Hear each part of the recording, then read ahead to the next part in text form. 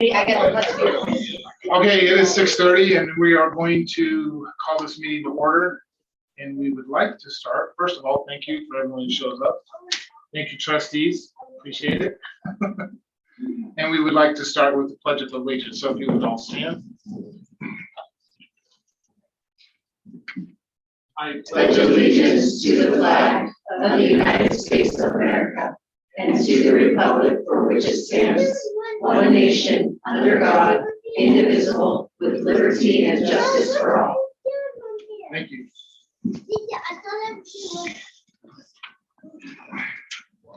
We have a couple of special guests here. Appreciate you taking time out of your busy day to come. Can't wait to hear from you. And to all the guests who come, thank you. And those that are online, we appreciate you tuning in. We do want, as a board, to recite the mission and vision. And so, Trustee Simpson, you want to lead us off on that? You didn't know I was going to call on you, You did didn't. you? I didn't. But I'm ready. The mission of the school district is to ensure high levels of achievement for every student.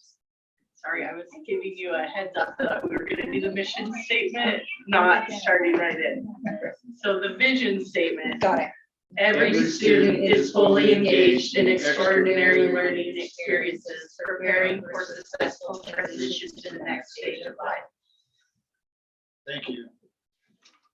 Our next item on the agenda is a Zone 2 trustee, Marco Valle. I say that right? You did it. Oath of office, and so we'll have the clerk of the board administer that oath of office. Yes, please.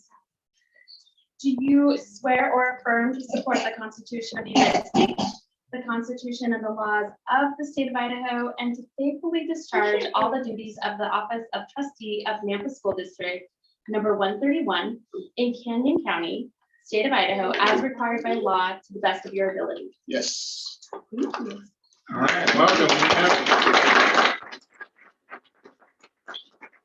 We have a full complement now of trustees. Awesome. Let's get to work. All right. Okay, then. Well, the next item on the agenda is approval of the agenda items. I move that we approve the agenda. A second. It's been made, the motion's been made and seconded. Any discussion or comment on that motion? Any, okay. All in favor? Aye. Any opposed to that? All right. Here's the best part of the whole, besides the Pledge of Allegiance, is the best part of the whole meeting, is student spotlight. There is a young man here, his name is Jude Kelso, and we, Superintendent Russell was at that, and I was fortunate and blessed to be able to go and watch him receive this award, and I thought it was appropriate for him to come, and so the rest of the board can meet this young man. Very, very incredible. So anyways, I'll leave it there. You guys do whatever presentation that you have. We have Ms. Tripp from Centennial. We're just bursting with pride now for Jude. Just wanted to introduce Jude and tell you a little bit about the honor that he's received. And he's going to just take over and talk your heart out, and it's going to make your heart, man, we've cried. So Jude is an amazing fourth grader who's been in our school since third grade. He started at the beginning of third grade. And he won a very special nationwide honor that he worked really hard to get. He's going to tell you more about that process. He's one of only 6 students nationwide that won this honor, with a lot of help from our community when it came time to do the community vote. So there's some special things about Jude that some of his teachers said about him that I wanted to share before he starts talking. The first one is from his music teacher. Jude is a diligent, creative student in music. He is quiet, but willing to try new things. He has been fun to get to know. And I'd say Jude is one of those really powerful introverts that change the world, that stop and think and then create in ways that are powerful and engaging in the world. Another compliment came from his PE teacher. He's always been respectful in class toward me and his peers in PE. He's an ideal classmate. And then last but not least, this is from his classroom teacher who's actually here to watch him today, Mrs. Gary. And Jude is a kind, thoughtful young man who is truly a star student. He is positive and can be positively funny also. He's always respectful, independent, and dedicated. Finally, through all that this fourth grader has done, he has stayed engaged in his work. I can hardly wait to see what Jude will do in the future. He's a shining star and an example of our mission and vision as a district of being prepared for the next things in life and engaging and learning meaningful learning experiences right now. Jude.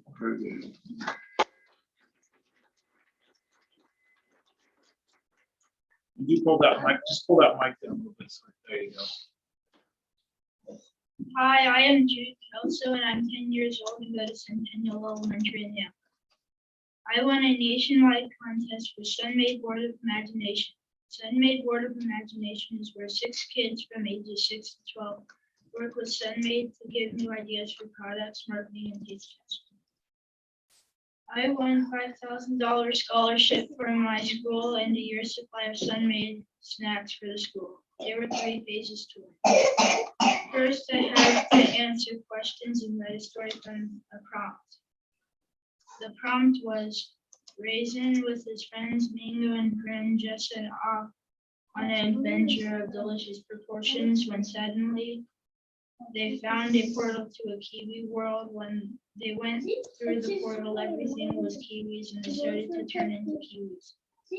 They had the kiwi virus. They went back to the portal to go home and there was a kiwi dragon guarding it.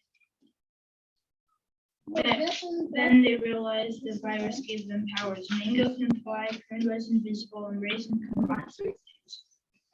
They went back to the portal while distracting the dragon. Raisin went in him and made him like that. They went back home through the portal and tried to find a cure for the virus. They made a kiwi vaccine, and after taking it, they lost their powers and went back to normal, living the rest of their lives in happiness.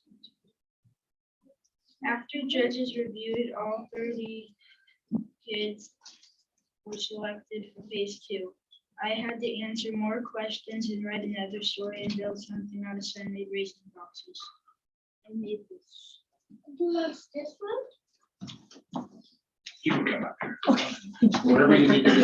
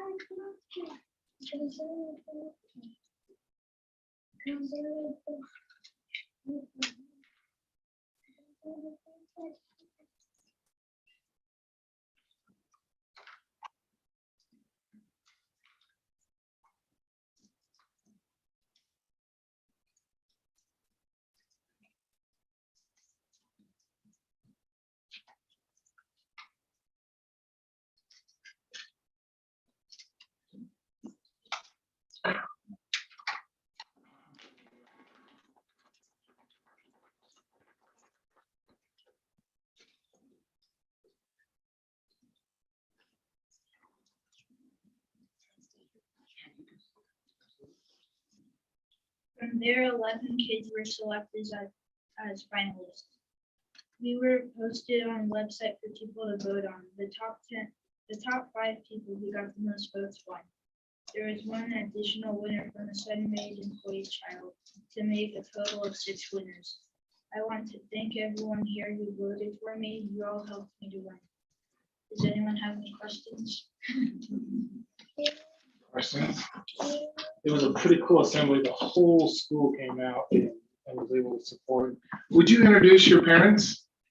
This is my dad. And I'm all. And your little brother, probably, right? This is little brother Henrik and little sister Kaylin, Grandma Linda, and then Papa Kevin. What a great support system. That's awesome. Thank you so much. Jude, after, where do you go? What happens next? You know? Have a Zoom meeting with the board and the other kids. He was supposed to travel to California to go to the board meeting there, but instead we are going to Disney World. Good choice. Good choice. They allowed us to do that. Good. Awesome. So, fantastic, though, $5,000 scholarship, and then it's a big deal.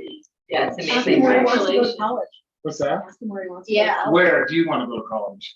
Vanderbilt, Tennessee. He's got dreams. Yeah. You know, you gotta give credit to the teachers, to the parents. I mean, amazing, good job. Yes, Thank you. Yeah. Thank you so much. Congratulations, Jude. Great job. Great, fine young man. Thank you, Jude, so much. Yeah, amazing. Thank you.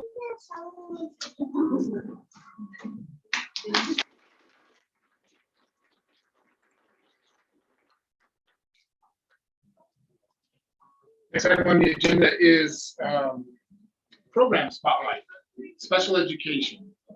I think Cindy Cook is going to take this, right? If you want to wait just a second, maybe we have some people that might be, if you guys.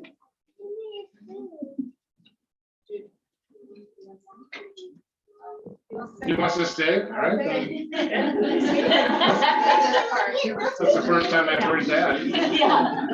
Vanderbilt, here you come. But feel free, if at any time you need to leave, that's fine too. Yeah, I'm gonna have to go.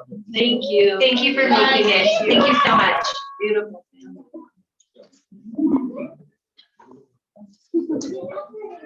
Hi.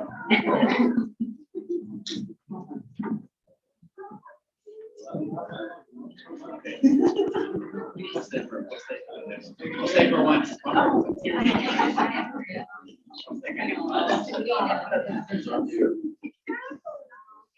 Okay, Cindy, please, yeah, absolutely. Good evening, Chairman Kirkman and members of the board. Dr. Russell, thank you for giving me a few moments. So in the special education world, things can get a little tense and a little troublesome sometimes. We've had a lot of staff absences due to a variety of reasons. So this year has been kind of wonky anyway. One of the things we really strive to do in our department is focus on climate and culture within our special ed teacher, student, everybody, our whole department, district-wide. And so one of the ideas we came up with this year is special education spotlight. And if you'll scroll to the next screen, I will let you go through all the slides on your own time. But what I wanted to point out is my department, the people here at the district office, we look at district-wide what's happening in our schools, and we try to highlight principals, teachers, paraprofessionals, nurses. Let's see who else I have on there. Even one of my consulting teachers that are really like going above and beyond, because we know that our kids deserve it, right? They deserve everything that we can give to them and more. And so this is the fourth rendition. And we'll have another one coming out here in a couple, well, probably about a month. And our goal again is just to take those people that are doing great things and just give them accolades. And as you go through the rest of the presentation, you'll see that we ask them some funky questions sometimes. And that's an opportunity for people outside of their building or outside of their school department to get to know each other and be like, oh, I have some similar interests, right? And then for you as a board to kind of see who's working with our kids and be like, oh, that makes sense, you know, why they're in certain spots. So again, it's just a great way to highlight our special education folks, the people who did the hard work every single day. And our own Michelle Tripp was one of the ones this month. So if you have questions about these folks, you're gonna go see these folks, let me know and I will take you out to see them. So any questions? I just want to say thank you. Having had kids in special ed, I know. Yeah. I know they're hard, difficult, right? No, my heart's out to you. Really, it's a lot of work. And you're not there to make money. You're there to make a difference, right? That's right, exactly. Yeah. All right, well, thank you again. Let me know if you want to take it. I actually just want to ask a question really quick on your spotlights. I know a lot of these people are great. I love it. I already had my meeting with you, which I love. When you choose these people and you're highlighting them as part of your program, is it the contribution like Ms. Tripp or like Mr. Gowan, where they're at different schools respectively? When we're highlighting them for SPED, is it just basically like when you're highlighting them, is it their contribution to what they're doing with your program? Just give me a little bit more understanding of like the connections with all these people to SPED, just so I understand. Yes. So, yeah, so it's about their contribution, their hard work, their innovation within their building. For Um, that particular really program. just- Got it. And we've had general ed teachers because our gen ed teachers are really hard too. So it's not just people within the special education department. The nurse, Rebecca Burley, she is awesome. She's really helped us during those hard COVID times, figuring out, okay, what do we do on campus to keep our kids safe and Yeah. things like that. Okay, got it. Just wanted to understand. Thank For you. sure. Thank you. All right, thank you. Thank you. You guys so much. Yeah.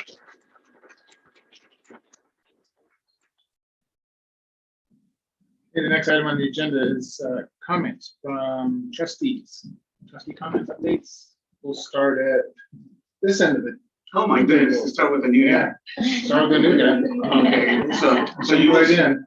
you will stop me if I say the wrong thing, because No, I'm we still trying won't. to get new to this. Okay, I've been trying to make my rounds and meeting people from the district, so. Highlights were in the intensive meeting with Director Dewey, who was kind to explain to me how he predicts the future and how plans are moved from and around the school district. I also met with Superintendent Dr. Russell twice. We discussed several items of what I hope are issues we discuss in the future or sooner rather than later. We talked about a video I saw that claimed critical race theory is being taught in the district. We spoke about policies and procedures and my hope of seeing everything read and updated.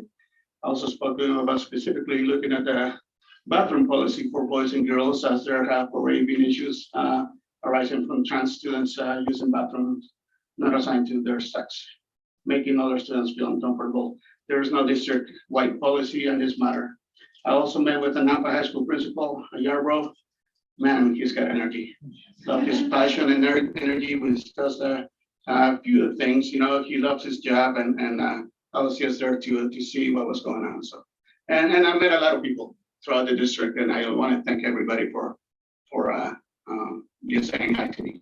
I'm not scary sometimes. Good, thank you. Trustee Taylor.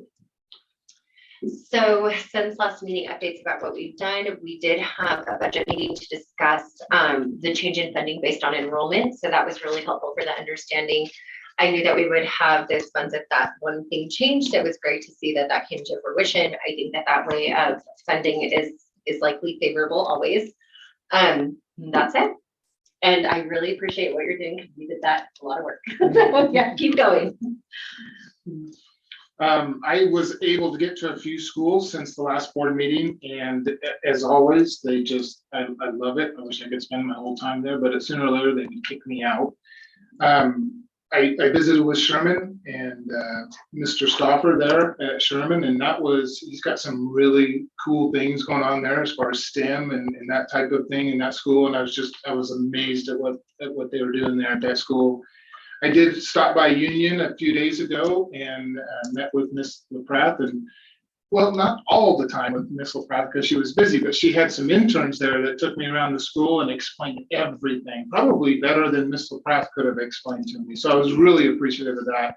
And it was interesting to me at Union because there were so few students there. There was probably, I don't know, a handful of students because all of them are out doing internships and working with what they're studying in school. So I think that is just awesome to be able to do that. I got talked to a lot of students about why they enjoyed going to Union and what it was about that. So, I mean, just extremely uplifting. I went to Iowa, and one thing that really struck me at Iowa was one in the resource room. And I can't remember her name, and I apologize, but the individual that takes care of that resource room, man, she is just on the ball with everything. And they have a room there too. And this is the only room that I have seen yet in the district. I don't know if there's any others in any other facilities, but it's a blue room.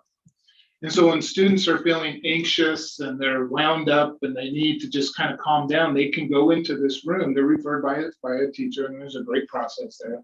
And it's a really cool way that they can just take a little card, it kind of explains how they're feeling and put it in there. And there's some activities in that room that help them kind of stabilize and kind of decompress. And we talked about an activity board that they're needing for that room. And so I thought that was really cool. I took I took advantage of that room myself because it was nice to go in there. It's a blue room. Go in there and just kind of decompress. And then this morning I met with some folks at Skyview High School. We were talking about facilities and the wrestling program and things like that. So just a great conversation. Love it. I love going to the facilities and talking to staff and talking to students too. Trustee Pearson. I don't have any comments. She talked about the one work session. Okay. And I met with TDLA, which we'll all be discussing that. Okay. later in the meeting, so. Great. Trustee Simpson. Thank you. I, comment on a lot of things. I appreciate getting out. We've got amazing employees in this district, and we've got amazing facilities and amazing things happening within those buildings every day, and it's super cool. And super exciting. I will be updating probably more so in the next few days as we have several negotiation meetings scheduled starting tomorrow. And so we'll be updating and letting you guys know that. I just want to let folks know, like, I'm really sorry, this was not my intent today. I'm going to stay for public comments if they're given now, but I got a kiddo at home that needs to know that they're the most important right now. So, but I do care, and I apologize for the public comments. I won't hear, but I will catch up and get those. So I'm sorry. I trust you guys. I do. I'm sorry on the first day we're all here that I'm going to cut out and leave, but I just think it's Totally. important. Yep. Yeah. So, Agreed. but thank you. But those that are talking first, if they're talking first, I'm happy to stay for a few more minutes to hear those comments to give time. Thank you. No, absolutely. Thank you. As far as trustee comments go, there is one. Well, I think it's on the agenda, so we'll wait till then. Okay. Any others on the trustee comments?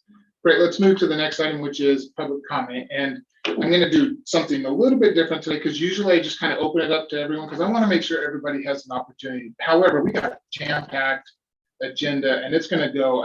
We're probably going to be here until midnight. But I do want to make sure that those who have signed up have that opportunity to talk. And so we do have 2 people signed up, not for any item in particular. They mentioned a couple of policies here, but Amy Barbieri, do you want to come up and you got 3 minutes. We got a timer. You timing it? Oh, there it is. Thanks, Peter. Hi there. So I'm going to speak on behalf of some students. If you could state your name. Oh, sorry, just Amy Barbieri, for the record. here Sky Ranch Trail. Okay. Yampa. So I have letters. We have a few. We might not get through them all. I'm going to try my best. These are from students. And this is addressing the standards-based grading. There's been a lot of talk about this year, a lot of struggles. And so I just want to share their opinions. I'm not the one in school. I'm not the one struggling on a daily basis. So I'll start with the first one. Standards-based grading is hard to understand. Some of the teachers don't even know how to accurately explain it to us so that we can work towards achieving a higher grade. Most of the quarter, I don't know exactly what grade I have because the grading is so vague. I'm never really sure if I have a high B so that I can work smarter to get in the A range. An example would be, do I have an 89% versus a 92% grade? We don't know what our grade is until the very end of the quarter when it is too late to make it up to achieve the higher percentage in grade. And whenever you turn in an assignment, sometimes the assignment is more weighted than the assignments before. So it is a higher percentage to change your grade, even if it's a smaller assignment. And the weighted and non-weighted means that one assignment is given more importance than the assignments before, so that it has a higher percentage to change your grade, even if it's a smaller assignment. So I do not like it, and most of my classmates and other students say they don't like it either. That's from a Skyview freshman. This one here is from a, I believe, junior. Standards-based grading is extremely hard to understand. Almost all the teachers don't know how to properly and accurately explain how the grading system works, so we can work to achieve a higher grade. For the entire quarter, up until about a week or a couple of days before the deadline, I don't even know what grade I have because it's so vague. And most teachers don't put the grades in until the end of the quarter, which makes it impossible to know if anything needs fixed or what grade I may have. With this grading system, it is also extremely hard to gauge whether I will have an A, B, or C, or any range of those grades, as they only give us a 1, 2, or 3, or very rarely a 4. I have experience within this grading system, as many of my classmates have also experienced, opinion grading by teachers, not grading by the facts and whether it's right or wrong, but grading how they feel it should be graded, which is not how right and wrong works. There is also a decaying average that makes even the smaller assignments mean more than a test, which makes no sense, as a test is a combination of all the information you have learned on a topic. Yet if you get a good grade on a test and then a horrible grade on the next small assignment, it drives your grade down to a point that is barely recoverable. All in all, the grading system is failing. Anyhow, there's more of it. Thank you. Thank you for listening. Can we get those? Do you have copies of those? Yeah, to you give can to have the these clerk? because there's one that we didn't get through. Very good. Amy, if you can, I'll make it part of the public record. Perfect. Thank you. Okay, thank you. Next one is signed up to speak is Kristen Young.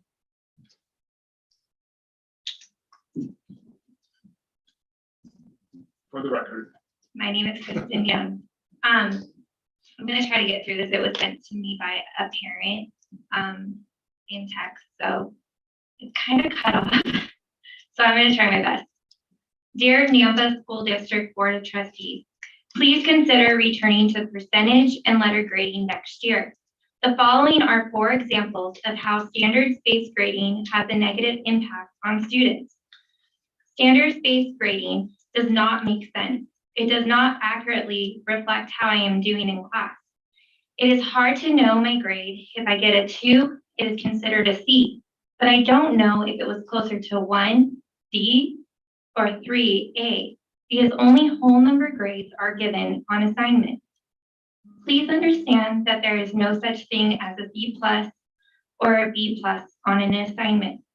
Standards-based grading does not seem accurate. I am taking a dual credit math class through CWI. Fall semester, I received a C for the school, but the college gave me a B for the, I'm so sorry, for the class.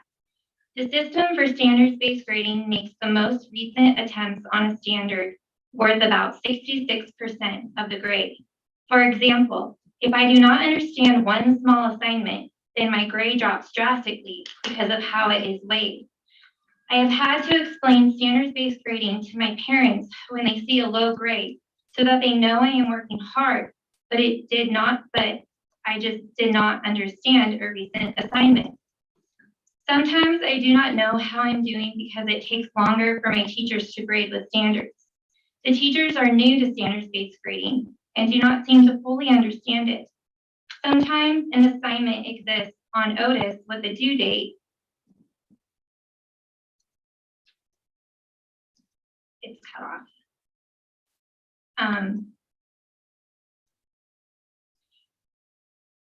And makes a 66% of grade because the teacher has not been able to grade my assignment. I feel stressed and confused by standards-based grading. I am a good student and want my grades to reflect what I have learned. School is supposed to be a place that helps students learn and succeed, which is what standards-based grading does not do. I want a normal senior year with traditional grading. Thank you. Liam Botch, class of 2023, Skyview High School. Thank you. Thank you. Thank you.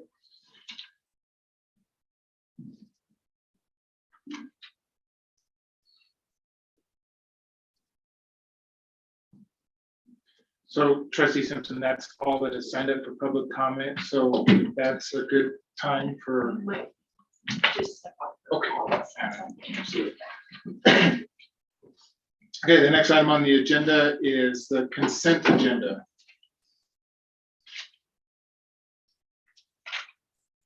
I'll entertain a motion. I move to approve the consent agenda. I second. Motion has been made and seconded. Any discussion on that motion? Okay, all in favor? I, I was gonna say I have a discussion. Oh, it's too late. Go Sorry. ahead. Let's go ahead. We'll give you, we'll give you some grace. Yeah, thank you for grace. I love grace. I do have questions on a few of them. Sure, absolutely. Do I right now? Yep. Okay. So, sorry, there's a lot to read in here. Okay, with regards to D, information services disposal, modification. I believe computers and keyboards and such, that they're thrown away. I understand why anything with a drive will be thrown away, but I don't understand why everything else can't be taken to action. I would like to know that. Do I ask anybody or can I keep going? Yeah, so through the chair, so I'm gonna ask Peter if you might stand up, and there's gotta be a controlling. The reality is that when we put that much stuff out to auction, we would flood the market and it becomes of zero value. It becomes essentially trash at the auction company and they get back to us. Is that what they told you?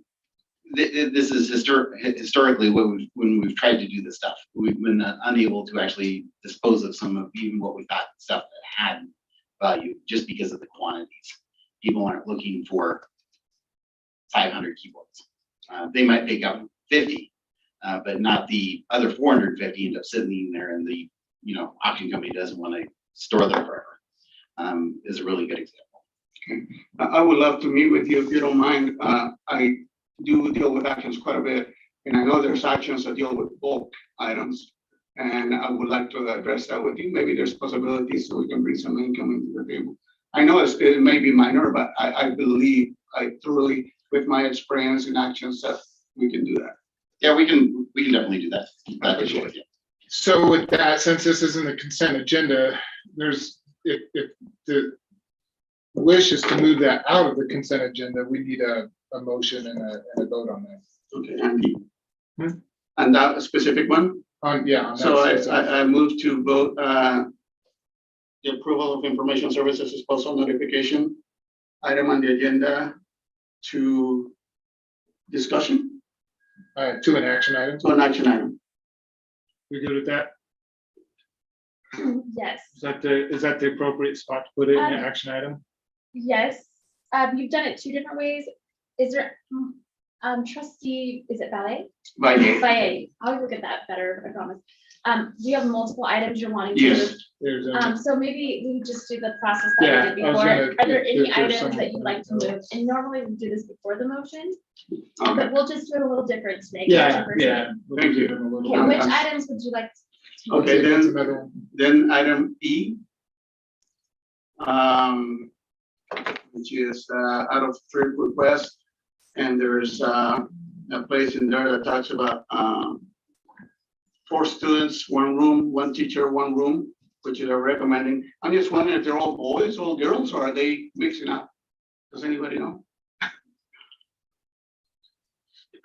Yes, so Chair Kirkman and Trustee Valle, yes, I can have Mr. Lebu, who oversees our trip requests. He can come and just share with you a little bit about that process and how those are approved, and we go with that. I don't have that information on this.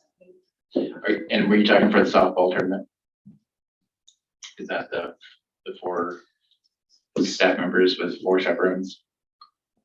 Students? So the question, Trustee Valle, is those students to a room, are they all girls or are they all boys? Yeah, or are they? How do we not have an answer like that to a question like this? Is my question. How do we, I guess, and I apologize for getting a little uptight about this, but this is a no-brainer for me. Do we not have a process in place that someone can just say, yeah, we don't do that. We don't put girls and boys in the same hotel room. That would be correct. Okay. Thank you. That's all I need to know, because I'm just reading it. Okay, so we'll move on. All right. F, when it talks about the Canyon County statement of receipts, and we look at it, there is a place in there that talks about us paying property tax penalties and interest for the last 4 years, or 3 years. And I understand this has been accrued and the interest has been accrued, so we're paying 5,000 1 year, 9,000 a year, 20,000 a year, or I'm trying to read it sideways here. Anyways, so is there anything we can do to not pay penalties and have it accrued year to year? Who can answer that question? Well, this sounds like Randy question. Superintendent Russell, I will defer to you though, as far as your staff. It would be Director Reddy Dewey. I don't know if you can answer that question or not. Mr. Dewey, are you able to? I'm talking about the penalties, the interest that we have to pay every year because we're not paying yearly, I guess, and the penalties that are accumulating when we pay our property tax. What specifically, So hold on. is that page 2? I think we're on page 2 of the taxes there is what We you don't have can do. any penalties on property tax. We don't pay property tax. People pay us penalties for property tax they haven't got turned in on That's what time. it is. That's a revenue, not an It's a revenue. expense. Okay. It's So I okay. read it wrong. That's what I It's okay. lost. I'm like, Yes. It's been asked before. We're That is not behind any awesome. bills by law. It's okay. Good. No, but we made it. So I'm not exactly sure what penalties you're talking Okay. about. So we get money from people who don't pay. on There. time. This is why I need you. Thank you. And then we talk about the enrollment report. Let's see, I'm gonna go straight to my question, hoping that you guys know what I'm talking about. Is there a way to also see in the enrollment report, a comparison report, how each school is doing with regards to capacity? With each grade, what each grade can hold as compared to what it currently has. I believe this will also give us a clearer view as to how enrollment is affecting class capacity. So Chair Kirkman, we do have that information. I don't know if that's something Mr. Valle or Trustee Valle would want to have every month, or is that something you'd just like to review in general? But we could show capacity versus where we are with enrollment. We do have that information. In this particular report, Not in this particular report, it would be more in our facilities, but we can add it to the board agenda if that would be something that the board would like to see. Thank you. okay, That's it. all right, so what do you want to do about so we have a motion on the table. Yeah, the motion, I guess, would apply to D because that's the only one that's really, in the motion, if I remember correctly. Well, permission, Chairman, permission. Please. The normal process that NAMA has always followed is to ask if there's anything to be removed. We can just remove D to action item at the last action item, and then everything else is okay to move forward in the consent agenda. Okay. So we'll move D to the last action item. On a motion, Yeah, I make a motion to move D to the last action item and to approve the rest of the agenda. I second. okay, the motion has been made, it's been seconded, any discussion? Okay, all approved, or all in favor? Aye. Any opposed? Okay, so D has been moved to the last action item on tonight's agenda. And the rest of those items have been approved in the consent agenda.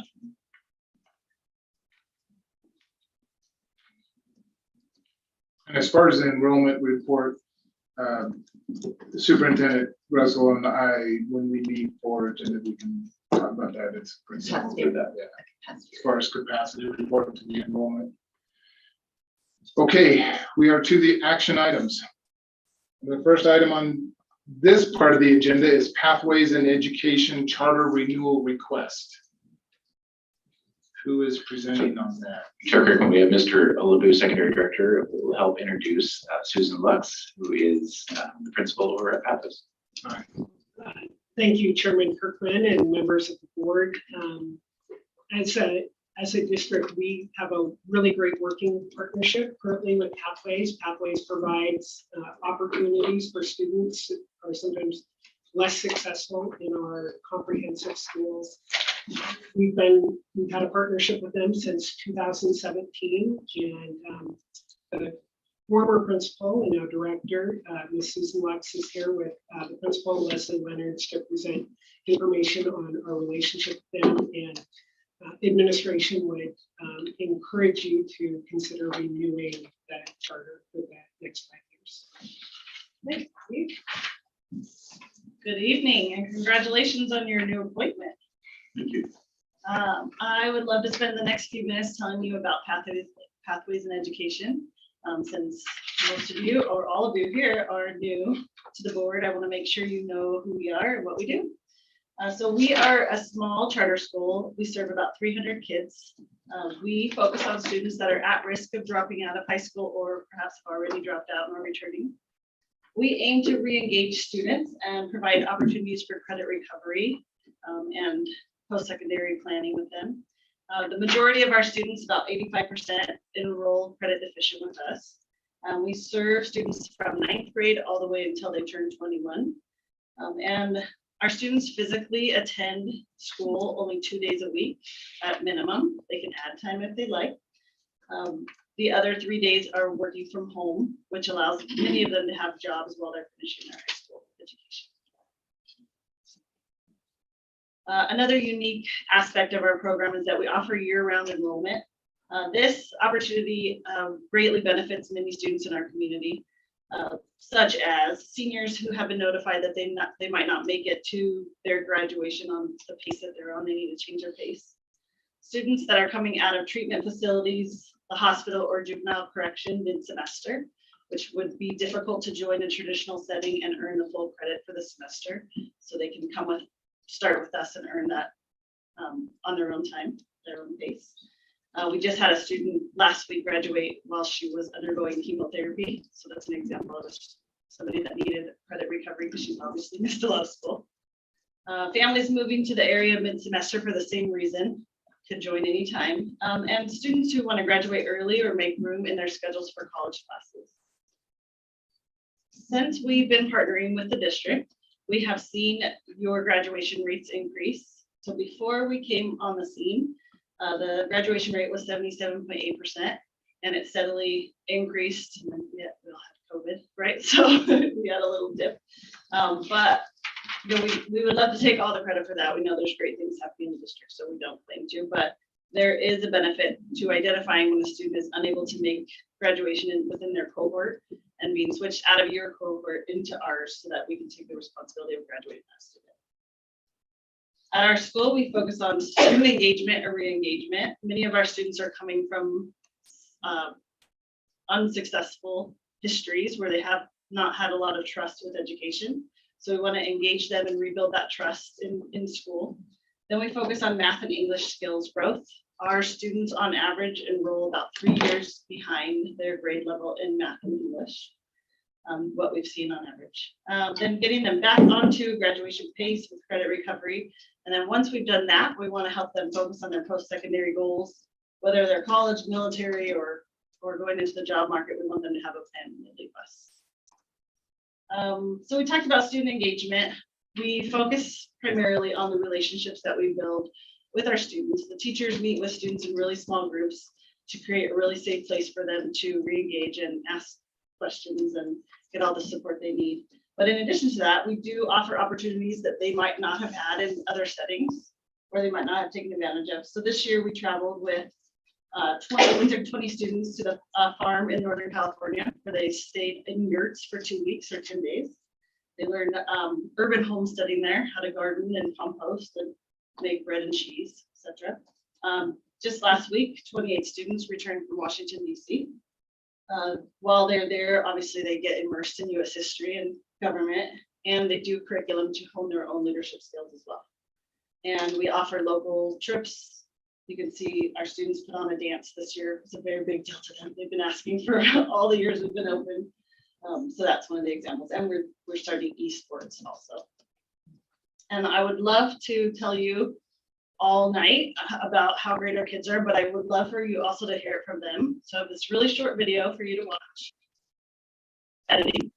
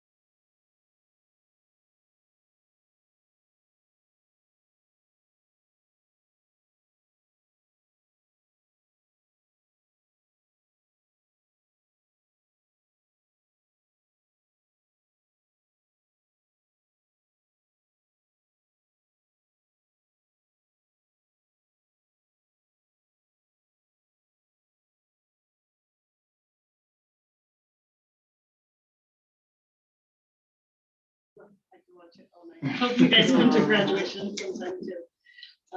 So the next 3 slides are just the score report, or scorecard from our performance metrics. So I just included these in case you had any specific questions that I could help you with. If you scroll down to the two more slides forward. Excuse me, Oh, could yeah. you just back up, could you explain that just a little bit, the data? Absolutely. The data and then the points and average Sure, points. sure. So during year 1, we set a performance metric for renewal. These are the things that we decided on with the district that we would measure ourselves on. And points were set for each item. And I think you guys were given a copy of that too. That better describes it, and I have it here and also describe it. So these are how we scored in each of those categories. So what is the 55%? So What for does that mean? star reading math, we measure our kids in their reading skills and math skills 3 times a year. And we are measuring to see if they are gaining a year's worth of school in 8 months. So in a traditional school, there's about 8 months, right? 10 months. But we are year round. So we want to see that they are making improvements. So we shoot for 50% of our students to achieve that pace of skills growth or greater with each measurement. So that's what that is. So for the first year, and I excluded the first year because it was a baseline. That's the year we created this. But you can see, so year 18, 19, 65% of our students met that growth goal, 67% in math, 63 in reading the following year, 54 in math, and so on. May I ask a question? Sure. So you're referring right to the final performance framework? That's what you sent us? Yes. And that's all the scores, right? I just wanted to make sure. Yes. Yes. Okay, thank you. Yeah, of course. Trustee Thurston. Just how many students do you have? We have 300 around. We have 289 right And today. it's all older, you said? It's Which 9th ages? grade until they're 20. 21. But some of our 9th graders might be 20. So Awesome, thank you. Okay, thank you. So at the last, our overall score is 426, which means expectations for renewal. Through the process, we had just opportunities to see where we could do better as we reflected through the process. So I've listed some of those that are going to be our focus for next year. Okay. Any other questions? Thank you for your time. Thank you. Thank you.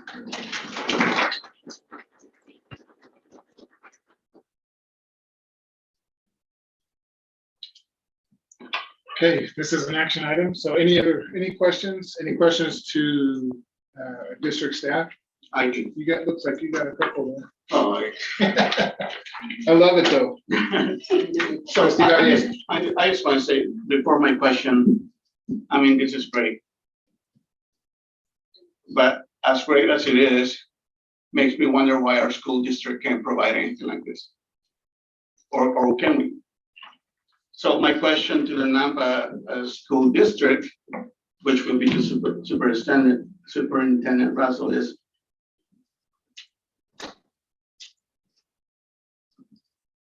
if you look at the school mission of Pathways, is this something that the Nampa school district can provide or can't provide, that we need a charter school to do this?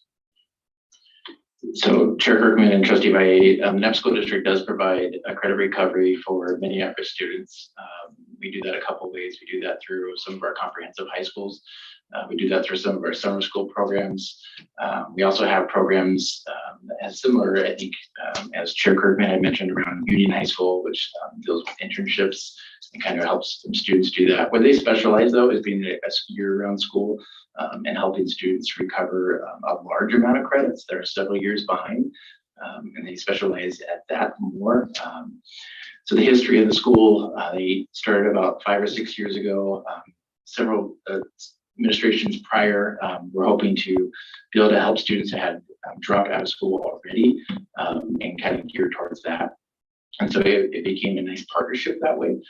Pathways has been a really effective partner to really help those students who have given up already or have not found success in some of those programs. So we do provide some of the very same services, but I think Pathways specializes in really helping those students gain those credits so that they have that opportunity. Okay, so the answer is okay. Yes and no. Yes and no. It's a little Okay. Okay. It depends on really how far behind the student really is. And no, because of the year-round aspect of your school. Correct. Which we can't provide others. Okay, do we have a system in place to provide follow-up and as written in the contract in section 4 that authorizes our role and responsibilities for us to check yearly on each charter school? Are we doing that right now with each charter school? And is that being provided to the school board or to the trustees, so that we can understand who is meeting their responsibilities and who's not? Chair Kirkman, Trustee Valle, we do have a report that we bring forth every year about the charter schools that we do authorize. We overlook their human resources departments and make sure that they're following the proper procedures around there. We overlook their finances to make sure that their finances are meeting federal and state guidelines. We overlook their achievement levels that they have written out within their charter, particularly when it comes time for them to authorize their charters. So we do, our federal programs is another one. Our director, Heidi Ron, goes out and visits systems with the schools and does that as well. So there is every year an annual check to make sure that they're following the necessary processes, and that report is brought forth to the board. Chairman, Kristen, speak. One of the things that we had also talked about that Chairman wanted me to remind the board of is we are scheduling a workshop with the Charter Commission Director and Michelle Clemente with the State Department School Choice about the board's role in authorizing, and then also setting meetings up with the charters that you do authorize to meet with them and also tour their schools. So it hasn't been brought up yet, but we are moving forward with that this summer. Yeah, and that's a training issue for this board, since there's so many new ones. I think it's a good idea to understand that a little bit more.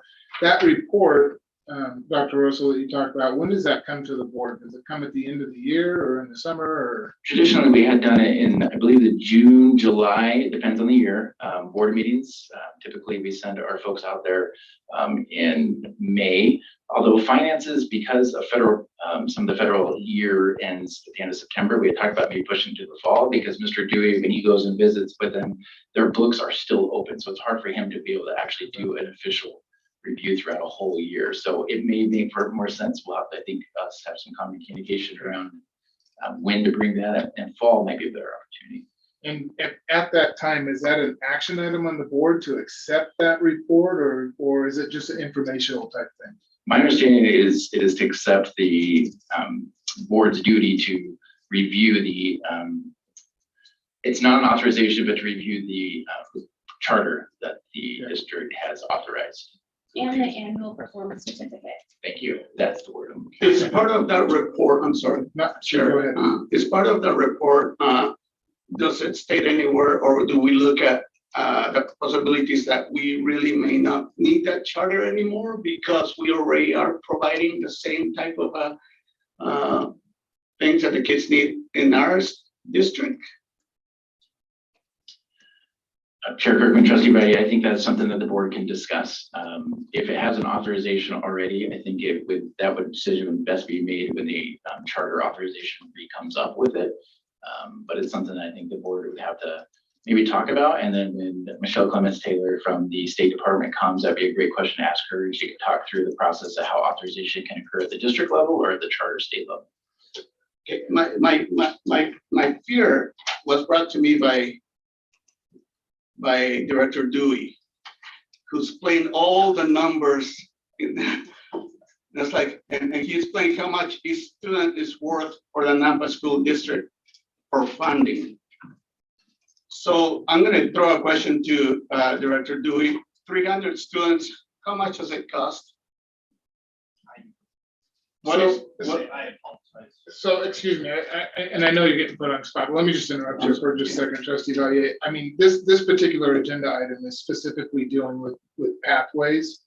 I think those are fantastic questions. They need to be asked and we need to do that. And I think probably the better time to do that was when we get that train, we meet with Michelle.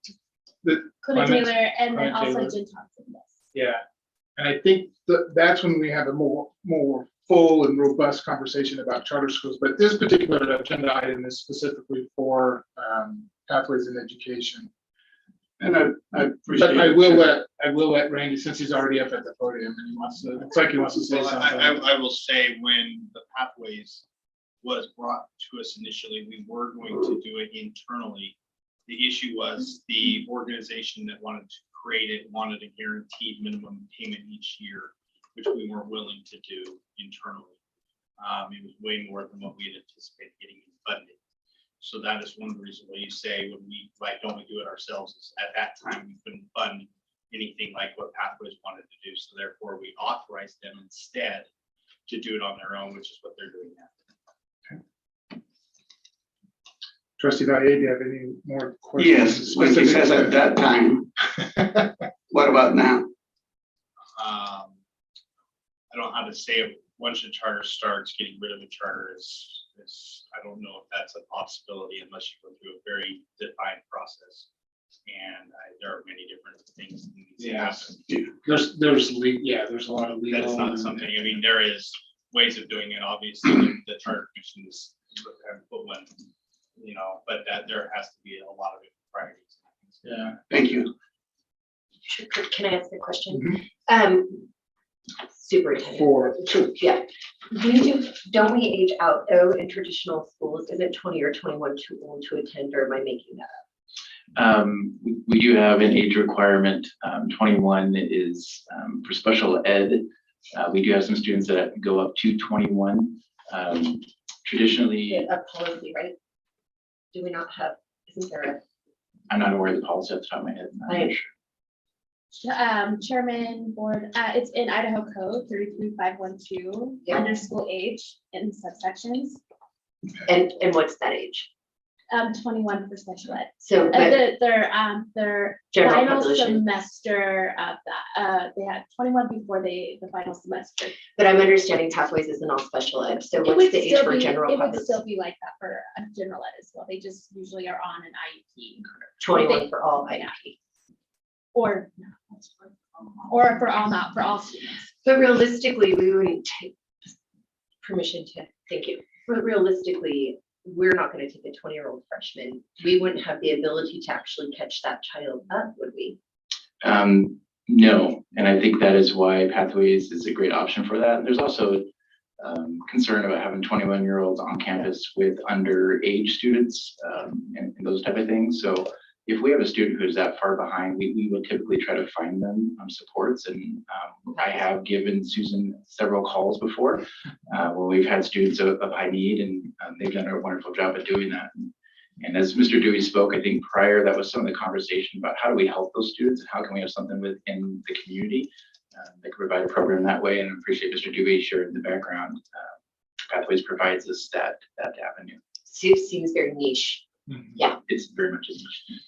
So on that note, Trustee Valier, would you mind remembering what that question, those questions are that you wanted to ask? There's a place in this agenda where we can talk about maybe future board meetings, things like that. I think that's a good time to discuss maybe some future discussions about that. Any other? Trustee Simpson, are you? Okay. Sorry. No worries. Yeah. No I'm worries. just sorry. Try not to. No more sorries. Yeah, sorry. Sorry. Everything is. All right. Okay, so this is an action item. Is there any more discussion? Any questions? Any questions to, how was that, public and education, pathways in education, pathways in education. Thank you for your presentation. Okay, so this is an action item. I'll entertain a motion. I move to approve Pathways charter renewal request. And there's a specific date on there, right? I think there was a specific date to, but we know that, need to know that since it's on there. it was like to 2027, I think. 5 years. Yeah, it's usually. It's a 5-year Yeah. agreement. Okay. Okay, there's been a motion made. Second, Okay, it's been motioned and seconded. Any discussion on that motion? Okay, all in favor? I, All opposed? I abstain. Abstain? Okay, we have 3 ayes and 1 abstain and 1 absent. I think that's the word for it. But that motion passes. Okay, the next item on the agenda is a student calendar.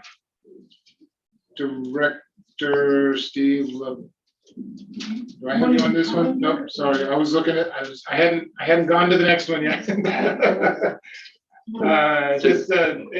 Superintendent Dr. Russell. Yeah, Chair Kirkman, trustees, just to remind, last month we had brought the calendar committee's recommendation to approve the 22-23, 23-24 calendar. There were some questions and information that the board had asked administration to go back and bring forth that dealt around getting some feedback from patrons, choosing the week of where spring break might like to be, whether third week of March or fourth week. And again, sometimes that matched with other districts, sometimes it didn't. And then some information around Easter and how staff, students, and parents would like that. So we sent out a survey. I think we had, you can see in your board packets, 3,100 responses overall. The majority of folks looks like they chose the last week of March. That was about 74%. When it came to choosing whether Easter, whether it's spring break fell on Easter or not, the majority of folks chose that was not a preference for them. And then it breaks it down. You can just see how the students, we had 512 students respond. Again, the majority chose the last week of March. Again, majority chose Easter was not a concern for them. Staff as well, we had about 799 responses, almost 800 responses there. Again, majority chose the last week of March, and a majority did not have a concern around Easter. And then parents, 1,800, a little over 1,800 responses there. And you'll see 77% chose the last week of March, and about 77% did not have any concerns around Easter. So just a little bit more information for the board. Administration would recommend the board to approve the 22, 23, 23, 24 calendars as presented. Any questions? Comments? I just have a comment. I just wanted to just mention that I would like to have a future calendar committee where maybe we'll make that more public of how we select and when you can have the opportunity to be on the committee, so that maybe more of the public can get involved, because I just think that would be good to get more people involved with calendars in the future. But as far as now. Okay. I, Trustee. I love that idea. I really wish that I could have gone back and watched something, just because when we're asked to make decisions, no matter how small or large, I really love to gather information. So I really echo that. I have a question just based on the stuff that I read. We had 10,482 surveys started, but they weren't finished. Is that right? And this is just like general information. When I was looking at this, it was an astounding number that we had. That's right. And so I just want to make sure that I'm reading that data correctly. That's correct. Yeah, that's a massive. So first I wanted to say, I really appreciated the way that the survey was done. It was just super straightforward, easy, quick. But it also says a lot to me that, right, like 10,000 people start but don't finish, the responses are there. So I love it. It just was a really clean survey. I loved it, but I just wondered if 10,000 opened it, didn't finish. But how do we really know? I mean, do they open it, look at it, and go, nah, I'm not an naturalist. Yeah, I got it. That's really what it comes down to, right? Yeah. I'm answering surveys. So Chair, my main concern wasn't really the calendar as much as the committee. So I'm glad Tracy brought this up. I'm not quite sure, and I still need to read up the guidelines, the procedures, but were there the right amount of people as we need to have the right amount of parents. And And another thing that I always wonder, are kids being included into this decision, the adult kids, the high schools? I know a lot of people think that kids, that's not for them. But I believe that sometimes they need to be part of the process. In the committees you're talking about? Yes. Okay. Yes, even if it's a student government or something, so that they can speak on behalf of the students. Because when I look at making decisions, I know we talk about the community and the district, but the community can be anybody. I would like to talk about the students, the parents, and the district. And we are in the middle trying to figure it all out and make sense of the information. But thank you.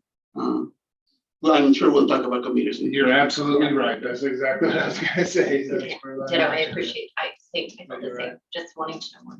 Just Chair Kirkman, trustees, just to clarify, it is in your board packet. Our master contract with our association does outline the school calendar and requirements of who is on that. It wouldn't be a negotiated item for us to kind of change that. It's something that we could bring forward, but it does clarify who's on there, how many members are on there, and then information is at 4.4 of the master contract. 4.4. Yep. Thank you. Okie dokie. We have any other questions or comments from the trustees? Okay, this is an action item. I'll entertain a motion. I move to approve the 2022-2023, I move to approve the school year 2022-2023 and 2023-2024 calendar. A second. Okay, it's been motioned and seconded. Any discussion on the motion? If none, all in favor? Aye. Any opposed? Okay, motion carries. Next item on the agenda is, I almost said next item up the bid. Next item on the agenda is the Treasure Valley Leadership Academy. Dr. Russell. Chair Kirkman, I have Mr. LeBou, secondary director, will come share some information similar. Last month, we shared some information around Treasure Valley Leadership Academy and the concerns the administration had around funding the school, and the board asked for some further information. So Mr. LeBou here tonight is going to share with us. Awesome. Thank you, Superintendent Russell, Chair Kirkman, and their trustees. We took the opportunity, took your feedback, and actually went back and re-looked at things, took a deeper dive into things, and also got some of the information that you had requested. As a part of that, I've kind of expanded the PowerPoint that I shared last time. We'll kind of go through it quickly. The history, once again, it started with Albertson's money, a little over $1 million. Planning began 16-17 year. You can see how we progressed. Once again, began with just 9th grade, even though the plan was to begin with more than that, and then progressed through first graduating class, of course, 2021. We'll have our second graduating class this year. As a cost savings measure, one of the things that we did was we moved TVLA into a better location. They're currently located in Park Ridge Elementary, otherwise known as The Ridge. Excuse me, where was it originally located? In a building that was really not fit for. But a separate building. A separate building. Okay. Chair Kirkman, it was located at a former preschool, the district, a building built in 1963. I think it's up on 3rd Street North. You would know. 4th Street North? Something like that. It's close to Idaho Arts. It's one of the buildings Oh, right okay. next to Lakeview. Yeah. Is it ours? Thank you. We sold it. Sorry about that. Took the money and went, so to speak. You can see our enrollment targets. We had really great ambitions around TVLA and hoping to meet these identified targets. And if we had done that, last year we would have seen 600 students at TVLA. The reality was we fell far short of that. And despite our efforts, and I'll be sharing some information around the efforts specifically that were made to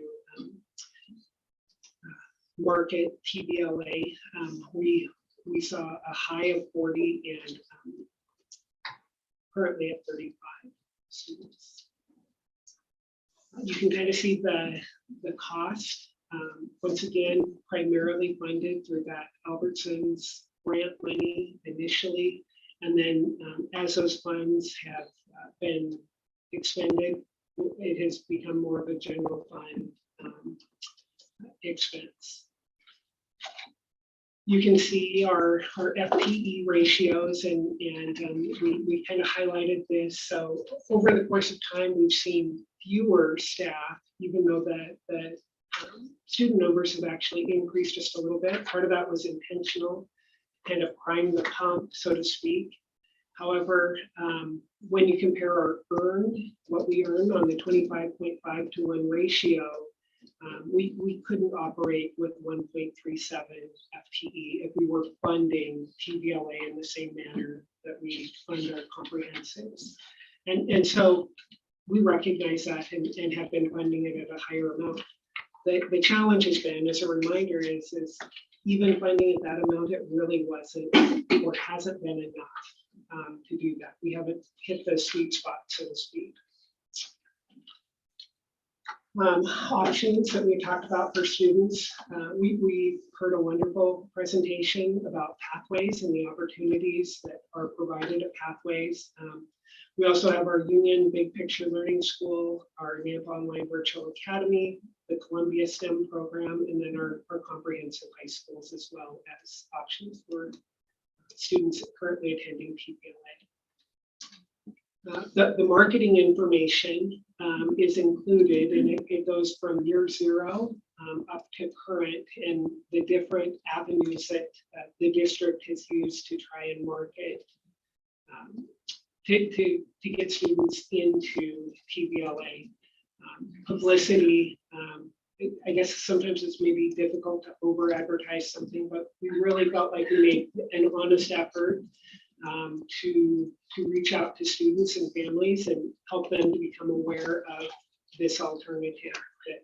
And when I say alternative, I don't mean an alternative school. I mean an alternative to our comprehensive schools.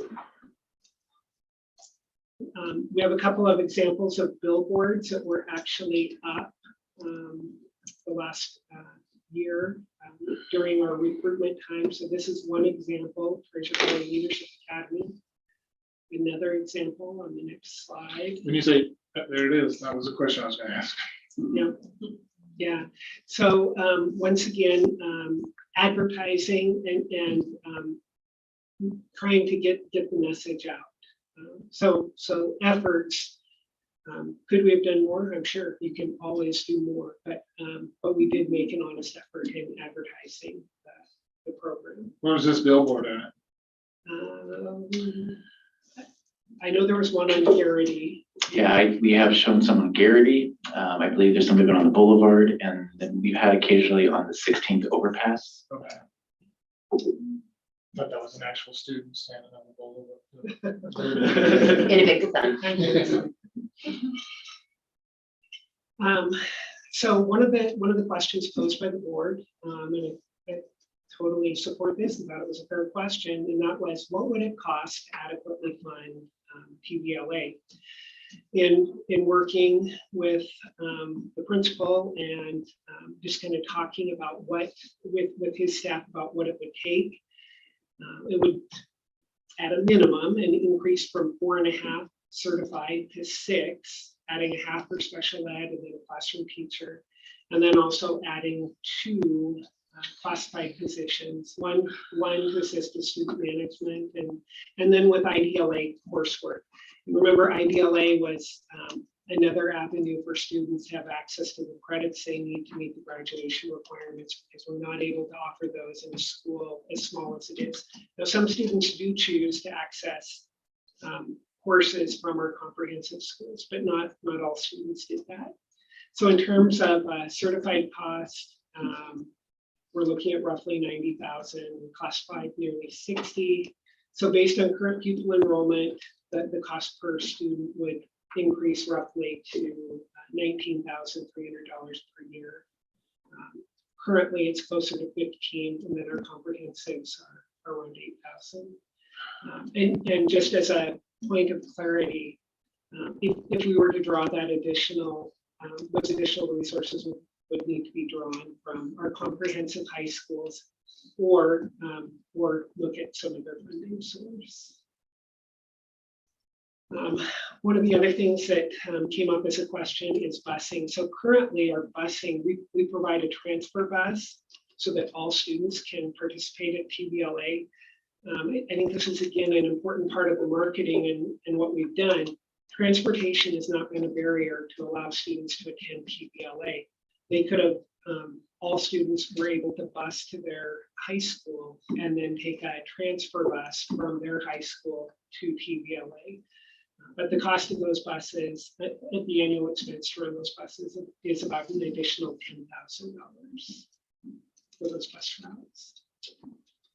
One of the other questions that was asked was whether or not we could repurpose as a school within a school. Parent input from the informational meeting was not supportive of this approach. The appeal of TVLA really is its size and the size that it's enjoyed. And in fact, Mr. Jordan actually talked to some staff today, and I'll invite him up in just 1 second because I'd like him to share a little bit about the current situation with his staff and students and the conversations that he's had. Can I ask a quick question while you change the slides? The $10,000 for the busing, is that included in the annual contract with Brown? Yes. Or is that just an additional expense that we find that we need to pay? That is part of what we do for our part of our annual contract. That's included in the, 600,000 or 700,000. Okay. Question, so did this school ever actually or actualize its vision? Did this school ever even come to full fruition? I'm trying to know. Okay, just because what I loved about Pathways, right, is everything, there was a metric, there was something there for me to read, there was something there for me to evaluate, there was a way in which it was measurable from beginning to end. But with this one, I see that we had high hopes for a large amount of students. So we wanted to have 600 students, which would change the very size of each of these. Like, I'm trying to really understand, because all of it seems to be just, the information all cancels out. Because we're like, here's what we wanted to do, but then we're like, but here's what happened, and here's what happened, and here's what happened. So it doesn't seem like what we wanted to ever happened, and that what we have is really different than what we intended. Am I understanding correctly? You're very accurate in that. The students who came, the intent once again was to be a college prep, really getting students ready, and the students who showed up were not, that was not in large part the students who came to TVLA. But to be fair, there were other benefits that were realized other than, Absolutely. yes, I just want to make sure that that's. Yep, you're spot on, Chairman. Our high school principals actually took an opportunity, and Mr. Jordan was part of this meeting, to talk about some pro cons around high school and a school within a school. You can see those pros and cons. Once again, the biggest challenge has been the size, and that has been the draw for TVLA. In speaking specifically to my observations and probably the things that you've experienced as you've been out visiting, when you see things like Union and you see that in a smaller setting, even though it's way larger than what a TVLA is, that is part of the draw.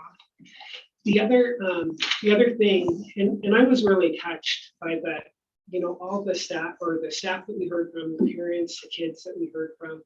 And I just wanted to share with you all a little bit about my experience around school closure. When Nampa went through the financial crisis, I was the principal at Sunny Ridge Elementary, and Sunny Ridge was closed. It was a financial decision to close Sunny Ridge, an aging building.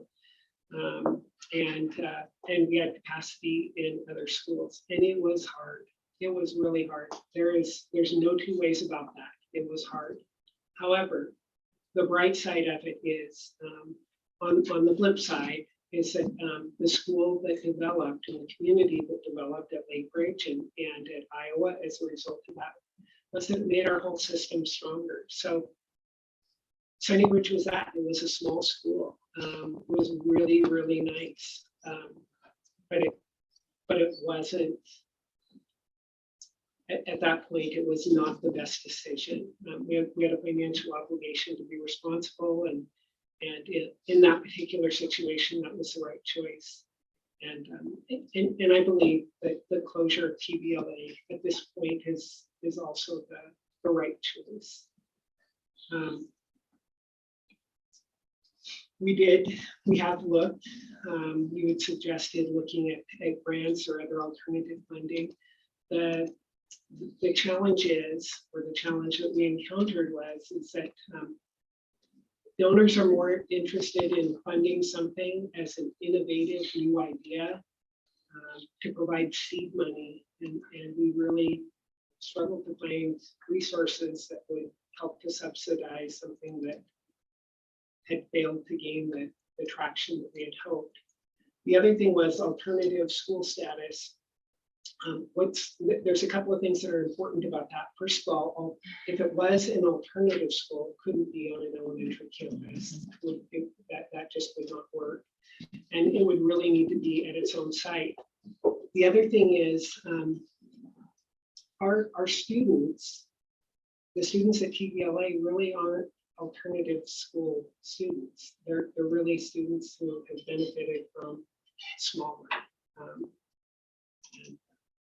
Alternative sometimes references something that may be a little bit more challenging, but I think it really comes down to the size has been the experience there. So our suggestion or recommendation, once again, and in my role as secondary director, would be to recommend closure of TBLA at the end of this school year. But I would like to give Mr. Jordan just a few moments to kind of speak about where his staff is at currently, unless there are questions that you'd like me to answer before. Yeah, just on this slide, possible actions, but recommendation from staff, just so I understand this clearly, is to close TBLA at the end of this school year, which would negate the second bullet on there, right? I mean, I'm looking for, I'm asking about your recommendation, not possible actions, but we know what the possible actions are. Yeah. My recommendation would be to close TBLA at the end of this year. And I think Mr. Jordan's going to give you a little bit more information About what might be next. Yeah, Okay. and I'm happy to come back and answer any other questions as well. Okay.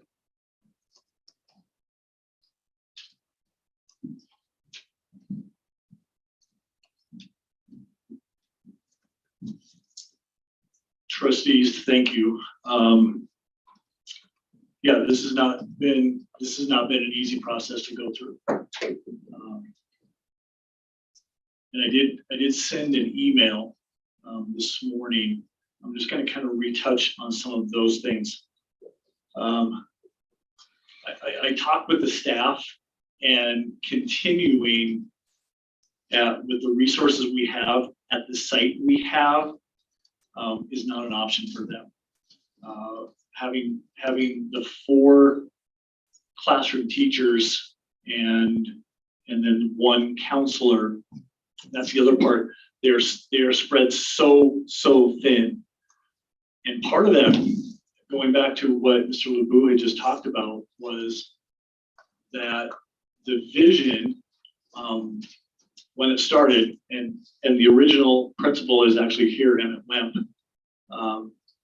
was more of a college prep, where then what would happen is, and one of my teachers is still a founding teacher, and she said what had happened was the vision was more to really be face-to-face teaching with those 9th and 10th graders, and then they would be independent enough to do their own thing on like IDLA courses through the rest of their career as juniors and seniors, with the teachers of touching base with them.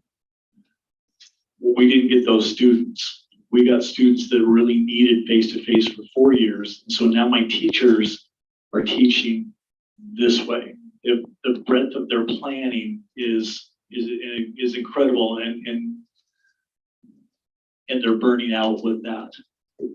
So with that FTE that we have right now, The staff's just like, it's not sustainable.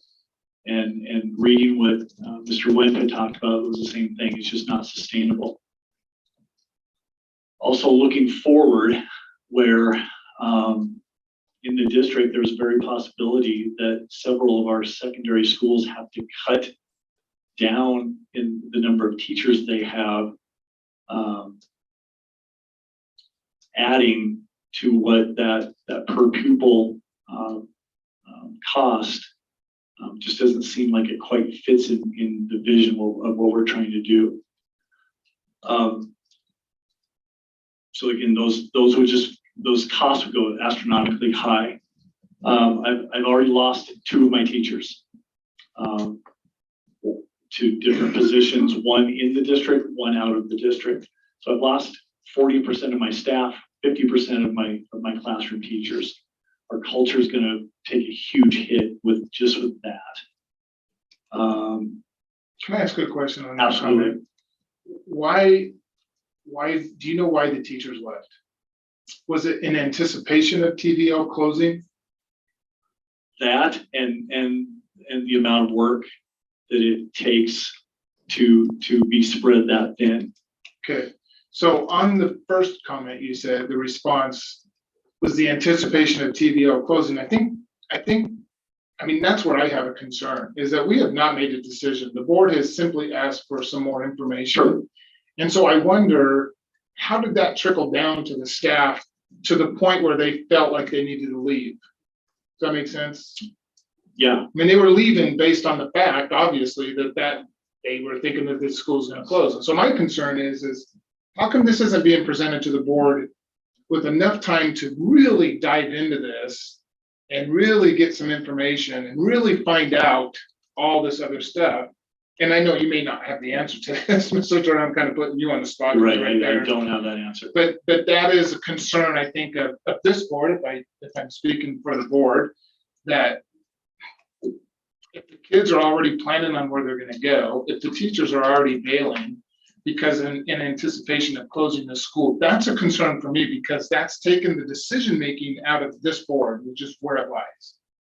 So anyone who would like to respond or speak to that, I would apologize that you're in my direct line of sight. Yep, absolutely. Yeah, Chair Kirkman, I'm happy to kind of address some of those questions and concerns. So as far as the staff, he would have to kind of recommend or suggest on how the communication went down. I know we have had several communications with the staff about that, and perceptions could be one of that. But as far as the timeline, some of this had to do with transition, clearly around administration and the changing of the board. We had been looking at TVLA for several years. We had been very concerned about it for several years and had tried our best to kind of keep the program going with the best hopes that we would get an influx of students. And we had seen 6 students be successful there. So it's, again, not an easy decision. I think it just came in the timing when we began to look at next school indicators about schools coming up, and when we began to look at FT throughout the district. It was natural to look at it again, and that we started that right when early March, and that's when it was brought forth. So understand the concern about the timing. You could have brought it sooner. Well, in all fairness, Dr. Russell and I did talk in a meeting that we had one-on-one, and he did bring up that there's going to be a decision that needs to be made on TVL, like full disclosure. We did that, and I think it was at the end of February or like early March. I can't remember exactly when we did that. However, still none of that information was provided to the whole board, so we could start making some of those decisions. And we're not at this point right now where we have teachers that are looking for another job because it's at the end of the school year. I guess that's the overriding issue for me is we can't, as a board, either indirectly or directly, let staff start making decisions for a decision that this board has to make. Does that, am I making myself, do I make any sense? Yeah. Okay. Clear? Can I ask a question? Yes. At what point did we find out this program was unsustainable? I don't know that What's that's, the curve in point where you went up or going downhill? Yeah, Chair Kirkman, Trustee Valle, it started out unsustainable. We did have seed money from the beginning, and that allowed us to, again, staff where we needed to. And slowly, as that seed money began to, that grant money began to go, we began to use general funds. And so we have always known it hasn't met its full earning, it hasn't earned the FTE that we have put into it. So I think it's from the beginning. I think when we started with 22 students, our initial hope was to get 100. The second year we had around 48. That was encouraging because it was more than the first year, but we're at that point, we're supposed to have 200. And we were living off of some grant funds. Mr. Wemp, you may be able to explain that a little bit more, but that's when we started having concerns. So it started unsustainable, and the way it was managed, we still added new grades every year. And for some reason, I feel like the focus was on the numbers so that it could fix itself. Would that be correct or not? I'm not sure. So I also don't know if you know, I took over TVLA in October of last year. So about a year and a half ago. So I'm actually pretty new in the whole process of TVLA. So when you came in, you already saw it was going downhill. Yes. Wow, what a place to come into. Why did you take the job? I mean, that's tough. That's a tough position to be. So I was asked to, because in our building, we have 3 schools. And at the time, I was the K-5 Park Ridge Elementary principal. TVLA was in one hallway of our building and principaled by Emmett Wemp. We also house Nova, which is our online school. Our online school exploded that first year. And the current principal there, Jason Hillman, was drowning in work. And so the district came in, asked Emmett to leave TVLA to go help with Nova in the same building, and asked me to take over TVLA, which I absolutely. Any other questions for Mr. Jordan? Trustee Pearson? I came and toured your facility, TVLA, and you said that there's different schools within the school, and part of the, there's 37 high school students that are going to be misplaced. You said there was 20, okay, some are just over graduating. 20, yes. Yeah, because you have a good graduation rate with the TVLA. That being said, you said there is other grades that are considered under the TVLA, right? What grades are those again? Those are my 6th and 8th grade in our middle school. And so are they counted in your expenses, and because they are officially part of TVLA? So when you're giving the financial figures, none of those numbers fall under that. They are officially TVLA because with the middle school grading and attendance, it's easier to work on the secondary model just for that reason than the elementary model, if that makes sense. But they don't weigh into the funding. They don't weigh into that funding. No. okay, and from what I understand from, coming to your school, the vision you had for TVLA was to have these high school students or students come in and actually be more independent. And it turns out you had students coming in who were needed more one-on-one. So that being said, when did you realize the students you were getting were not the students that you intended in the beginning? And maybe why didn't you switch your focus? Because the students that were coming in are now, becoming successful in this environment.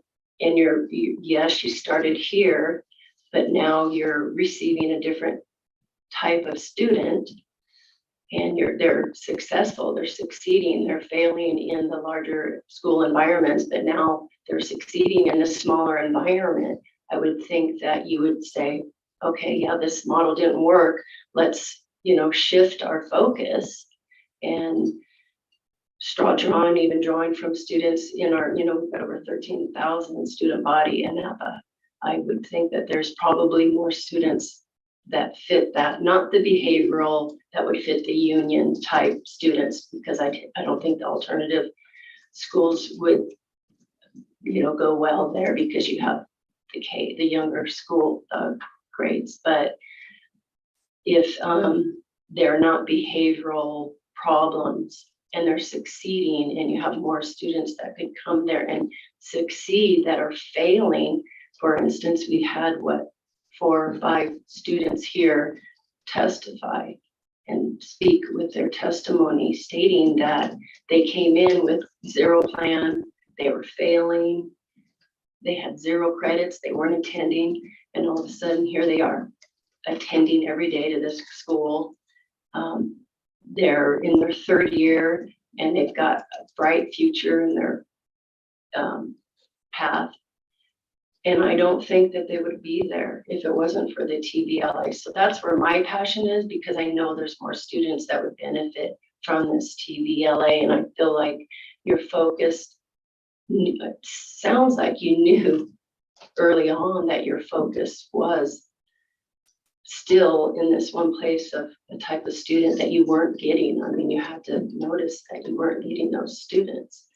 Maybe you could have sat down and reevaluated along, before.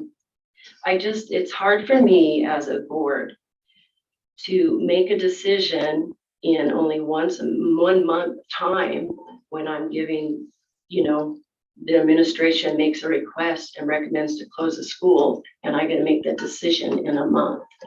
And when I'm seeing successful students, because that's our goal. That is our goal, period. And right now, every student, it sounds like, that has gone through that who was not doing well is doing well. So why not bring more? Because I know has to be some in the 13,000 plus student body in the Napa School District, especially because this is a vulnerable age that you're. Anyways, I have more to say. I want to make a comment that kind of was a long question. Well, you asked a question that I think warrants a response, and maybe not from you, Mr. Jordan, because You're right, you because came in late. I came in so late into that process. But I think that's a good question, and maybe Dr. Russell or even Emma, you don't mind speaking, do you? Why wasn't the focus changed? And I think that was your question, Trustee Pearson. Why wasn't the focus changed early on when we started to realize that maybe this wasn't what we thought it was going to be? Yeah, so thank you. If you could state your name just so that the clerk can make sure we get it on the record. Yes, thank you. Emmett Wimp, EMMETT, WEMP.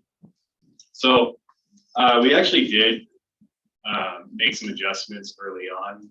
Like we said, students that came year 1, they, as a group, they were not what we expected. However, we did make shifts and changes, and so we were able to still keep working forward with our initial plan of what we call tight to loose. So you'd have a lot of tighter governances in that 1st and 2nd year, and then expanding into 3rd and 4th year, you start to loosen it out. So our first graduating class actually graduated last year. That would have been that first year of students coming through, and then had some more focused recruitment efforts, really making sure that our message around college career readiness was presented to students so that they knew a little better about what we were coming in with. The other thing to take into account is year 1 students, they leaped off the same proverbial cliff, so to speak, that we did as a school. So we all kind of went together into this experiment. So shifts and changes were made around the recruitment effort. I would offer up that there are a couple of key things that we we're working towards. One is you saw some pretty ambitious numbers around enrollment. Those we were looking at, what is the sustainable numbers, looking at what would make more sense as far as knowing that we were probably going to come in short, and so really being strategic there. And that's how we kind of developed our plan around loosening up as the students get older, so then you actually don't need quite as tight of interaction between the teachers and students. They become more guides rather than providers as the students get older. So if I understand the enrollment part of this, so the funding was seed money from Albertsons. And if we could get the we get a lot of white noise up here when people are talking, sorry, and it's hard to concentrate on the response here, but if the seed money came from Albertsons, it was, and so to make sure that that money was used most effectively, the numbers were set at 600, or were the numbers set based on, here's the funding, you have to have 600 in order to get the funding? Does that question make sense? I think I understand your question. The original enrollment numbers of 600 were part of the proposal that were presented to the J. Catherine Albertsons Foundation and through the Bloom Foundation. So there's a lot of different organizations that really dole the money out. But that number is the number that would make this work. That was what was in the proposal. Yes. Yeah, Chair Kirkman, we did meet with Bloom when we missed projections their first year. Terry, right, thank you, came and visited with us, and we sat down and we talked through about how we would try to meet the expectations, because clearly with that first year with only 22 students, it did not meet. There was concern right from the start. So the idea was that we would have a number that we had targets that we could build and hit to. And we didn't meet those. So we did have some conversations with the original funders. And if I may, I'd like to Absolutely. clarify one particular point. If you look at our academic measures that we were supposed to be meeting, we have met and in fact exceeded those numbers from year to year. I can't speak to last year. Obviously, Mr. Jordan kind of gave you how we separated ways. But prior to that, all of our academic measures had been met or exceeded. So really, when you're thinking through this, it really is a sustainability measure around the bodies or the people that are there. It's not necessarily a failure of the academic model. So I think. Well, isn't that the problem? Is that the academic model works? Like, do you see what I'm saying? That's the fallacy in this all, is exactly what you're saying. Yeah, the academic model works, but we can't afford it. Yeah. Is what it comes down to. So you made this arrangement with Albertsons, who funded the money, and if you would have met the 600 students or whatever, were they going to continue to fund, or were you going to get the funds from somewhere else after that, or? So there's a few different connections there, and essentially when you take the seed money, this is kind of layman's terms, real simplified. But you take the money, you build your school, you meet the enrollment numbers, and then that provides you the opportunity for continued funding. We decided not to pursue those avenues based on the enrollment numbers, knowing that is always the bottom line. At the end of the day, if your academic program sort of works, but you have the numbers, it's always about the numbers. And so we felt we had a really strong academic program, but our numbers didn't necessarily warrant going back to the organization. Because we didn't feel that what they were looking to fund would line up with what we had. And I noticed in the email, and I totally agree with this, is that trying to find a grant or some additional funding at this point right now, no one's going to touch us with a 10-foot pole, even a 2-foot pole, because it's not there. They're going to throw money at, and not throw money. They're going to be asked to fund this, but they're going to say, well, wait a second. This hasn't worked from day one. Why would we even fund this? We're going to go fund something else, a different program. I mean, that's just the reality. It really is a reality. It's a sad reality, but it is a reality nonetheless. So I'm going to bring up the fact that, again, yes, your vision was a certain group of students and type more independent. And when you saw that wasn't going to happen, you weren't getting those kind of students. And I know that we again have students that are special ed that would fit the students you guys were drawing that were succeeding. Why didn't we start addressing it and trying to, reorganize, remodel, and make it more of a special ed kind of? Because I believe there's other students that would benefit, because it is a successful model for the students that are there. They're succeeding. And I know that why would you not pursue that when you know there's students out there? And when you talk about marketing, you marketed the students that you weren't drawing in. We didn't change the model and start marketing what the school was drawing in, and we could have maybe received more students like that. That would have sustained the school because there would be more students who would benefit and succeed from the revised model. You know what I mean? So there was no advertisement with the revised model because there wasn't even a vision to even sit down and say these kids are succeeding. Let's revise the model and let's advertise that and change our focus because this is working for these students. Yeah, actually, if you look at the various billboards, those are years 2 and 3. In fact, I took the pictures that were up there. You saw Brian, I think he presented to you last time as well. So we did shift the model after year 1 and then continue to tweak and adjust. So I think that speaks volumes to the academic and the success of the students, especially the ones you saw.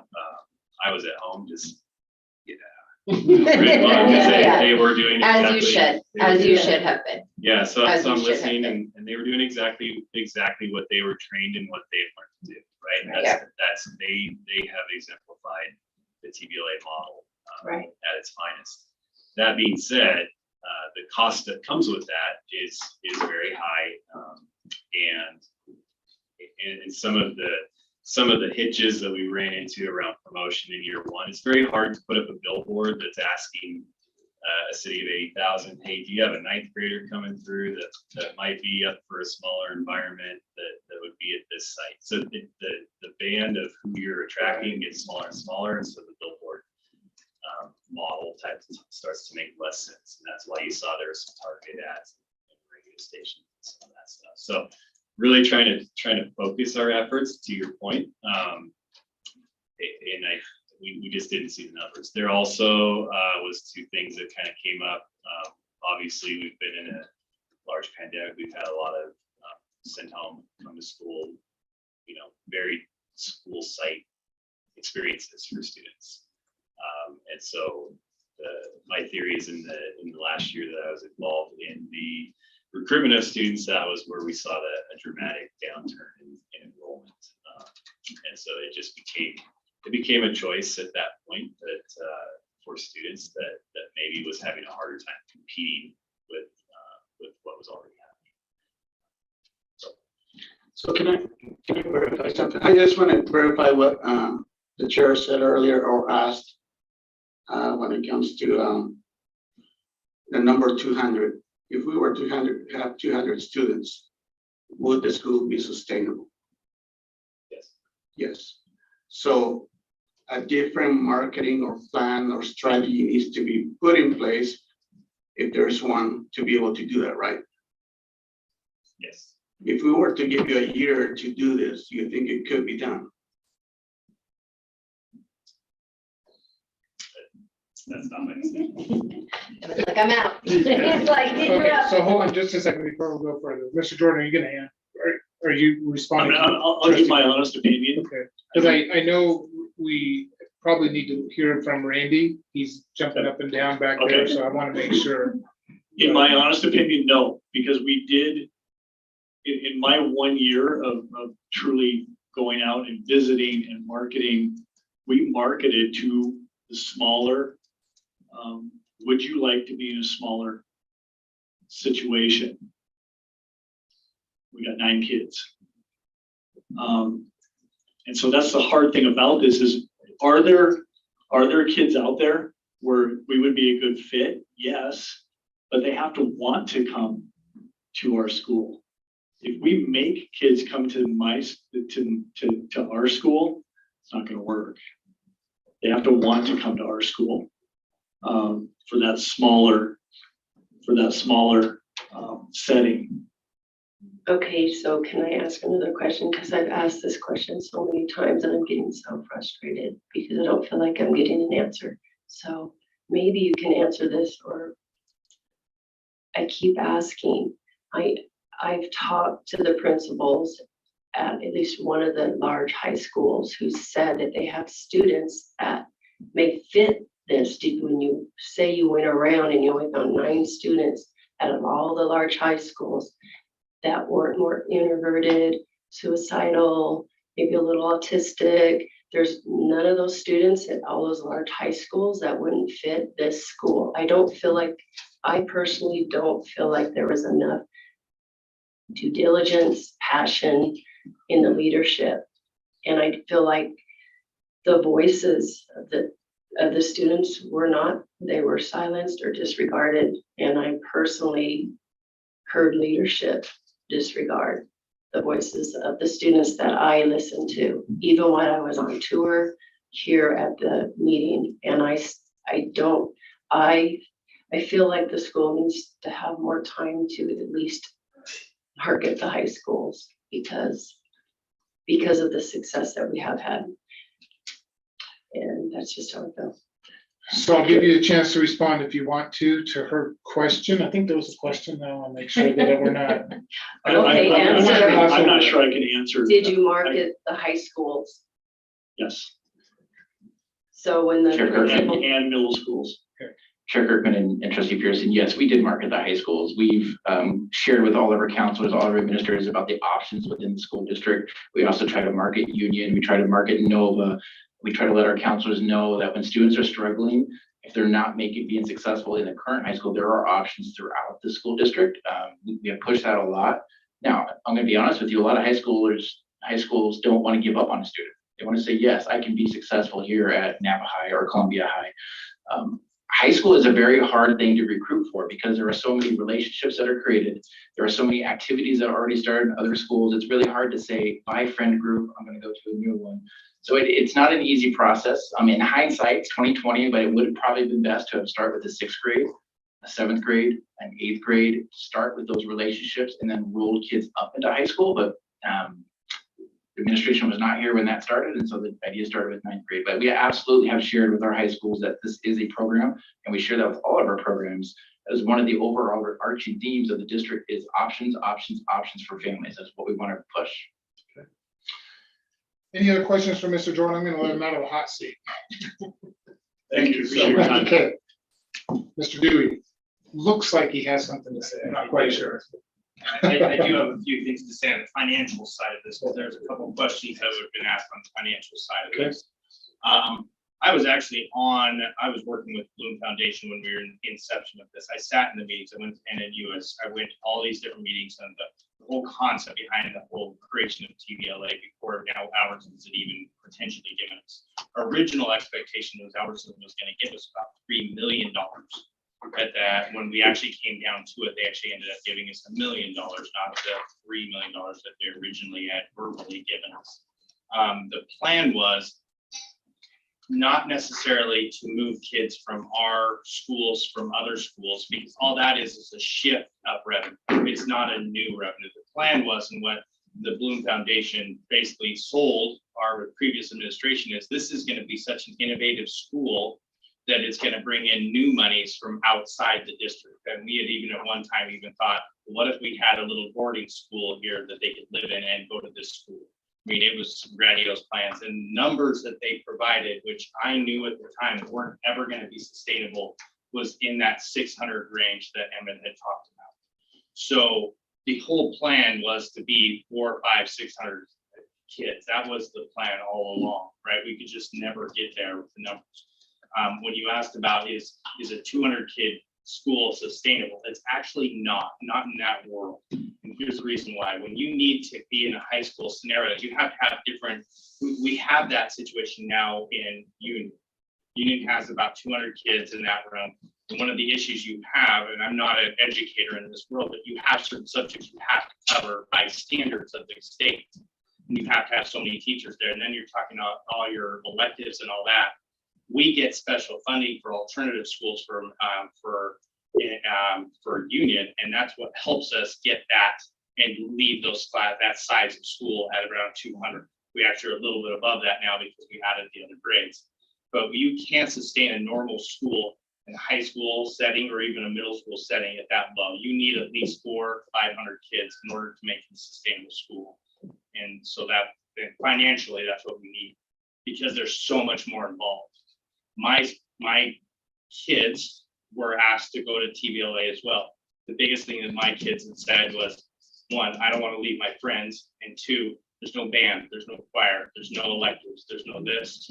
And there's a lot more to it than just, hey, it's a special school. So financially, it just never was going to work, and we knew it, that there was grant funding, there was a lot of promises made, and we couldn't get out of it at that point. Okay, so Mr. LeBoux, don't think I haven't forgotten about you. Have you finished your presentation? I just want to make sure that we're not ended on this. As far as PowerPoint, yes, there were a couple of points so that I thought were important to make. One of them being, and I appreciate that the question around making a decision, and so I wanted to speak to that. Whenever I used to think that I was pretty decent at communication, what I've learned in this role is that apparently I'm a project. I've got lots of work to do, so on being an effective communicator. However, as we have had conversations, we being those of us at the district level who have watched TBLA struggle enrollment-wise, we, very similar to many of you, have wanted to be like, oh, maybe this will be this little bit will get them over the hump, and we've come to a realization we didn't see it as being sustainable, viable, maybe a better term. And so we felt, and maybe we communicated this incorrectly, but working with Dr. Russell, we felt like it was important to share that information with you, but also to let those teachers know that it would be our recommendation. Not complete transparency, we were very clear that I don't get to make that decision. Very similar to an evidentiary hearing. I don't get to expel kids. You guys get to do that. But I get to have some conversation. And we felt like it was fair to have that conversation with teachers ahead of time. And then for them to be able to talk to students. Maybe we didn't communicate that in the best way. I don't know, hindsight, perhaps that should have looked different. And in hindsight, it probably would have been better had we started having these conversations maybe even a year ago. Amen. So hindsight always teaches us how to do better as we move forward. And that's what's so great about it. And I appreciate the input on that, because it is a fine line. It is, sometimes it's a catch-22. What do you do? I mean, you gotta let, and this board has asked the district staff to bring us recommendations. And I appreciate that. And letting your staff know that these are just going to be recommendations, but then it's their decision on what to do. So that makes sense to me. Again, hindsight always helps us to move into best practices moving forward. So I do appreciate that. Can I share one other nugget from one of the two staff members? One of the things that they shared is that the challenge also within a small school is not having a professional learning team to collaborate with. And they were drawn to the opportunity that having similar content teachers would provide in a comprehensive school. Professional learning teams is a big part of the work that we're doing, and the traction that I think we're gaining as we work to improve academically. So just another piece. So while you're standing there and this is still up, I want to ask you again, your recommendation from your point of view is to close TBLA at the end of the 21-22 school year. Other than that, where do the kids go? What is your recommendation, to move this into a comprehensive high school so that they have the access to the sports and the science and all that? So I would invite Mr. Jordan to come back and share a nugget on that. We do know that 5 students have been accepted with Elevate already. And Mr. Jordan, are you comfortable sharing your conversation with students? And I'll come back, Chairman, if you'd like to.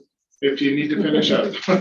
So I actually did talk to our kids. Okay. And again, because of the uncertainty of not knowing, and I sat down with them and I said, okay, and this is to the underclassmen, and asked them, do they have somewhere that they are planning to go in case TBLA closes down? And our counselor has been working with them, looking at different options. Because of that, because we are in April and those kids have to look to the possibilities.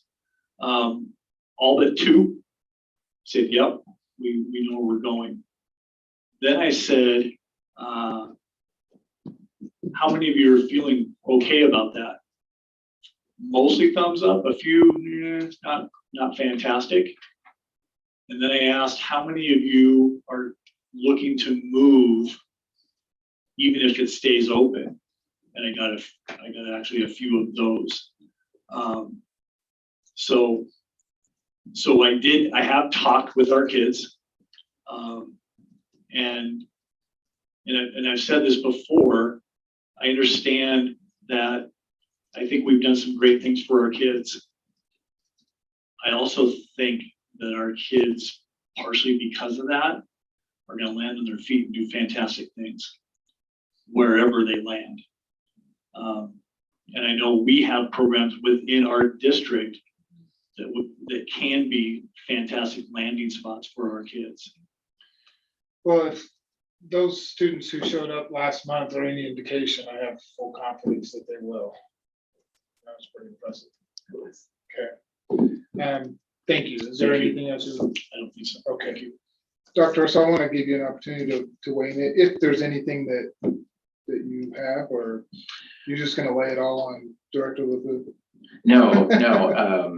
Chairman Kirkman and trustees, not an easy decision ever.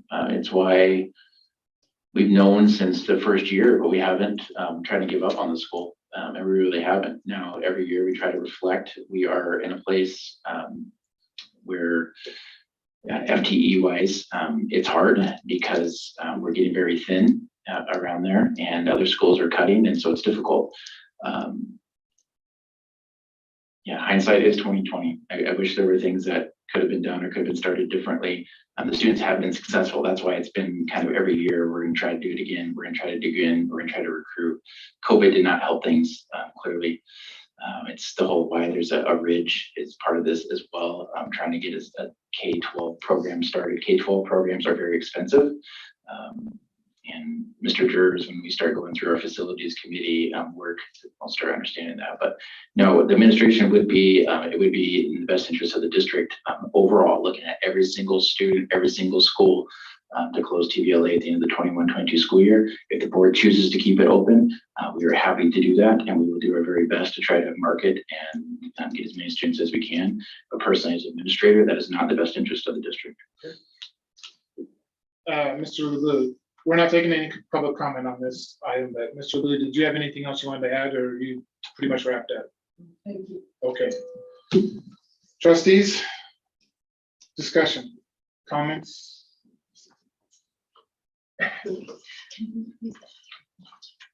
We need it now? Okay, so before the board goes into discussion on this particular topic, we're going to break for 5 minutes or so. And no, you know, she's going. I'm going right now, I'm going. So we're gonna break and she's already gone. So we'll come back at, well, when the big hand's on the 9th, 42.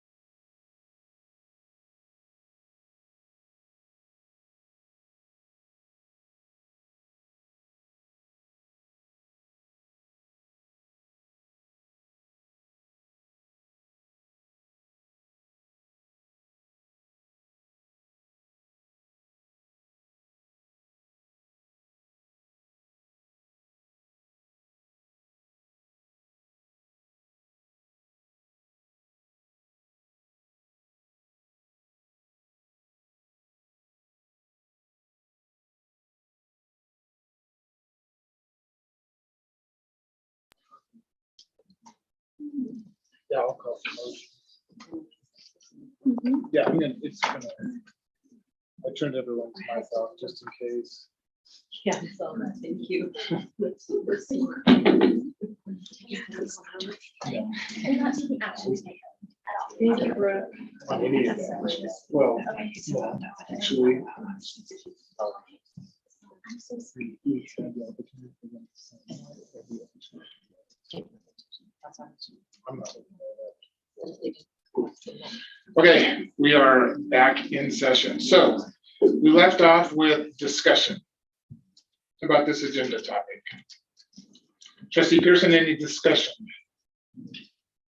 Comments?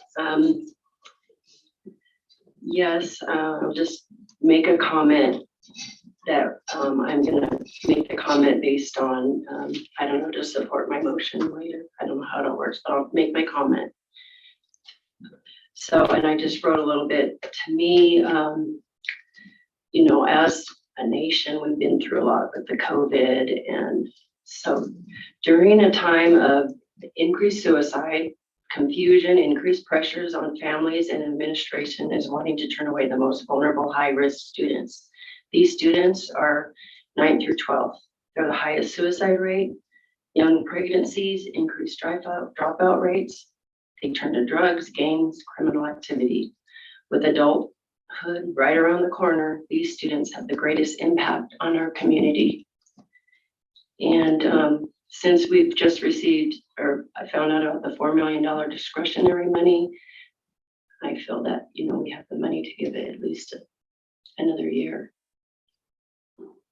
Okay. Trustee Valier? You don't have to comment if you don't want to. Oh, I do. I can move to trustee Taylor first. I'm sorry, it's cheese. Okay. Okay,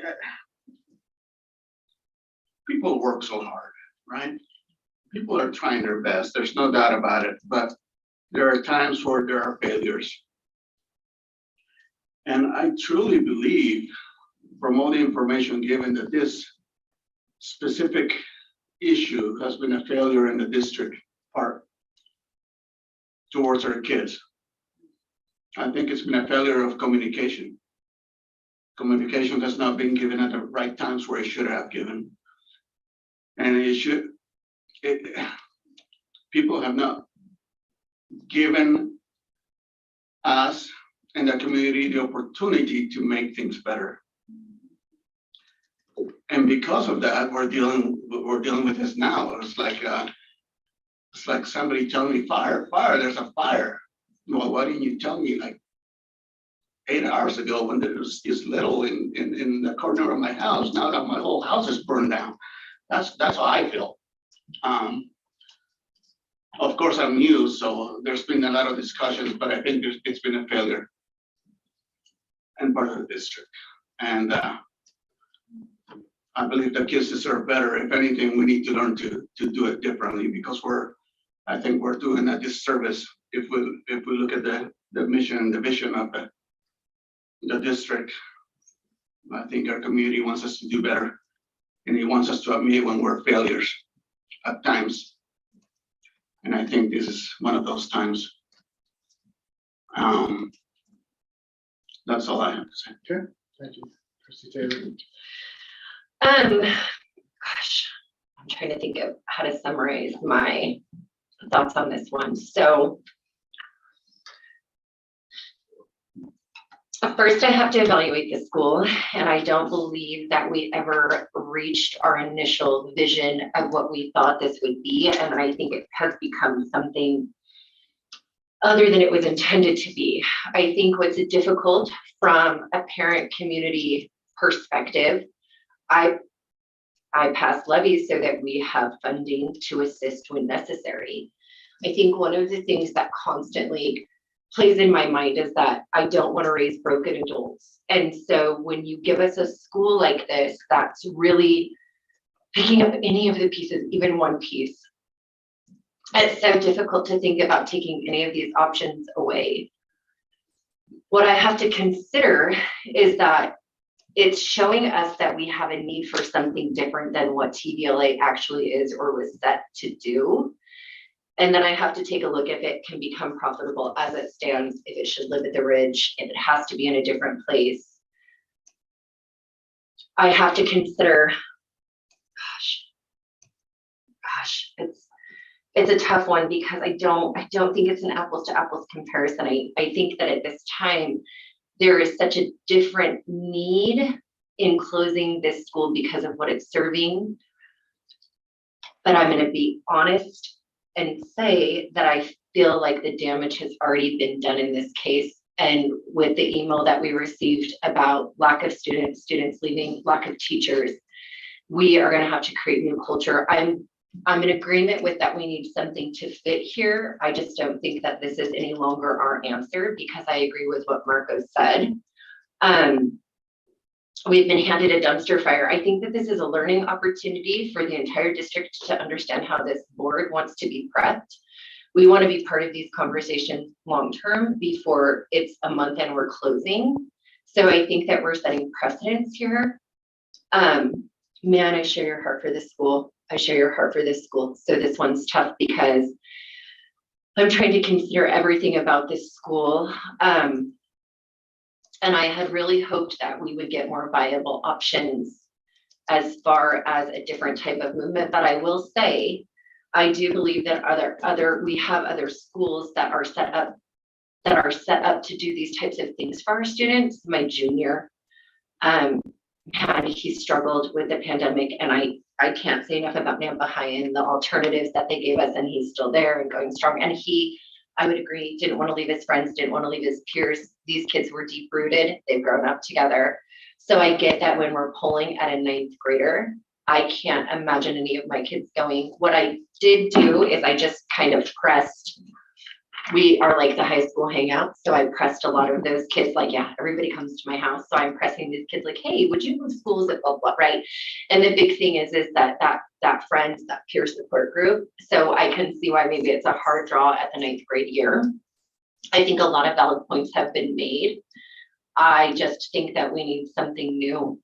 So it's a difficult choice either way. Did that help anybody? No, yeah, just all the pros and cons that we just heard. Yeah, no, it is. It's an absolutely difficult choice, especially since you got those kids that showed up last month and poured their heart out. I mean, that's what I love. But on that note, that's exactly what was being taught and learned at TVLA. So I do appreciate the success that's been seen at the school. Trustee Pearson had mentioned that, and she's right about this, that we have to consider each student, but we also have to consider all of the students. And I'm looking at the funding on this too. I don't think it was a failure because there's successes that we heard last month. So it's not a failure in that sense. It's a failure because it wasn't established and got off the ground like we wanted it to, like we thought it was going to be. And I don't think there's any blame to lay at anyone's feet for that. There's a lot of reasons why. We've heard a lot of those reasons why. I think the district could have done a little bit better, but I think they did I think they tried. They gave it an honest try to market this school. If my girls were approached about going to TVLA, they'd say, absolutely not. I'm not leaving the dance at Columbia, and I'm not leaving my friends there, and I'm not leaving, they even if mom and dad tried to kind of force them, and I'm using air quotes just in case nobody's, they're watching, force them into something like that, because we know it's good for them, but they would still say, no, I'm not going. So I'm looking at a financial perspective of this also. There's not going to be any funding coming from outside grants. We mentioned that because of where it's at now. And that's just a reality. It's a reality that we have to look at. The other reality is it's costing us twice as much, if not more than twice as much, for these students at TVLA. What that does, in my view, is it pulls funding away from other students in other schools. That's what we have to look at. As a board, it's hard to say this, but it's not always about just one student. We have to look at the whole district. And when you're pulling $10,000 away from students at other high schools or other schools for 30 students, 10,000 per student, $30,000 or whatever, or $300,000 for TVLA, that doesn't make sense to me. As a board, we have to consider taxpayer money and where that's best spent. And for me, since there are alternatives for these 34 or 20 plus students at TVLA, even though it's a difficult decision, I'm leaning towards closing TVLA, providing some viable options for these students to move to and staff, and moving that money into other areas of the district and using that money in more appropriate, I guess, ways. I'm thinking about the levy. Trustee Taylor brought up the levy. We advocated for the levy as a board. Why? To fund 2 teachers or 3 teachers or 4 teachers at TVLA? No, that money is to be used for the whole district as a whole. And again, it's a tough decision because you don't want to disrupt the education that these kids are getting at TVLA. I do think that the direct marketing was attempted, but again, when you direct market to high school kids, their decision is made. You're not going to move them to a different school, and if so, very, very, very few. So tough decision. If there was no other opportunity for these students, none whatsoever, I would be inclined to think otherwise, but there is, and we've seen them. It may not be exactly like TVLA, but there is nonetheless. Should we go another year? No, I don't think so. I don't think it's a good move for the district financially. It's not sustainable. We've done 4 or 5 years already. We haven't got above 50 students, no matter what the marketing might have been. We just haven't got to where we wanted to be from day one. And so, the definition of insanity is keep doing the same thing, hoping that the results are going to be different. It's just, the reality is it's just not there. So I don't think we should, we may have some extra funding. I think that funding should be spent district-wide, if that's the case, and not specifically on 30, 40 students, whatever it might be at one particular school. So. Chair, can I clarify something? Sure. Okay, just really quick, I just wanted to clarify that I did say it was a failure on the district, not on the students. We knew it. I don't We knew it. believe that it was, but yeah. And I actually want to clarify, I would fund it. I would fund it if I didn't think it was already gone. That's just the issue. When we talk about losing 2 teachers that are already gone, one leaving, the fact that they're spread thin. And I just don't know how many more high schoolers we're going to attract, because some of those things, dances and sports and some of those things are huge. My daughter lives for dances. That's all she's living for. That's all we're living for right now because prom's coming up. So I want to be cautious in that, because I believe that this has shown us a need. I really do. Mm-hmm. The one thing that sticks out in my mind all along is I do believe that we have an orphaned child at TVLA. Can somebody confirm that? I think I've heard that. Do we have an orphaned child? Yes. Yes. I think there's a couple. Yeah. So when I say, right, I don't want to raise broken adults, I think that mentorship and that one-on-one and that need, especially at such a impressionable time in one's life, is such a necessity. And as a parent, man, I would pay for that. How do we get people to give money? We show them these types of things and then you shell out money. That's just how it works. So I don't want that to come across in this way. I'm good with extra funding things like this, or I wouldn't push so hard for it. In this particular case, I don't think that I believe that what we're asking for would be something new from what they are. And I think that there's so much need for them to grow and become sustainable. I do think it would be insanity doing it this way again.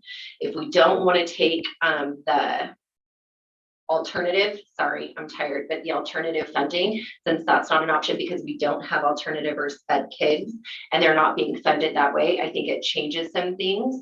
But I just want to be really clear in saying that I'm not against something like this coming our way again. And I would love to see the district, keep their eye out for something like this. Again, hindsight, we've learned our lesson, whatever lessons were there, and we can move forward whenever another opportunity comes forth with the knowledge that we have now. So any other comments or discussion? I would just say that I hope that the students that were mentioned by the principal at the larger high schools, who said that was one of his biggest concerns and needs for students that don't fit in his school. He had students. I just hope that we do maybe recognize that, address that, and maybe have a new plan for those students. Take the extra time for them. Yes, So that they can get and, around this, yeah. maybe a different vision. Agreed. Yeah, I think that's Because their suicide rates are high. I apologize. I need to ask just Go another ahead. clarifying question. I need to ask another clarifying question. Whoever knows this, just speak up. Did we establish that you're keeping your 6th and 7th graders, like, or 6th, 7th, and 8th? Somebody remind me, because we've gone over so much information, and I think this is you. You're keeping your 6th, 7th, and 8th. It's just our 9th, 10th, 11th, 12th, right? And so we'll have basically 10th, 11th, 12th, because you've got your graduating class right now that's leaving. And then your freshmen, you're not going to bring any of those up. Those freshmen will go somewhere else. And so basically we're saying 10th, 11th, 12th, like that 3-year period. And you're telling me that's roughly 20 kids. And out of all of those, how many do we not have? 2. Okay, thank you. I'm sorry. We just, so many numbers. 2. I would love some type of policy written with regards to situations like this. Something that we need to follow, that I know the district can follow, so that we can get the information.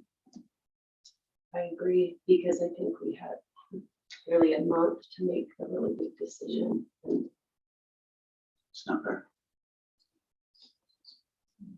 Well, you're absolutely right. It's not fair, and the district or the board does need that information to make informed decisions, especially one of this gravity. However, let me also say that, we were a brand new board coming on board. We have a brand new administration coming on board. Right. And so there are those things that are happening in the peripheral. I'm not making excuses. I'm just saying that for me, I have to look at the whole picture. I would we are going to make some progress about information coming to us in time on a number of issues. Right. So I appreciate those comments, absolutely. Thank you, Chair. Okay, and if there's no other comments or discussion, I'll entertain a motion for this item.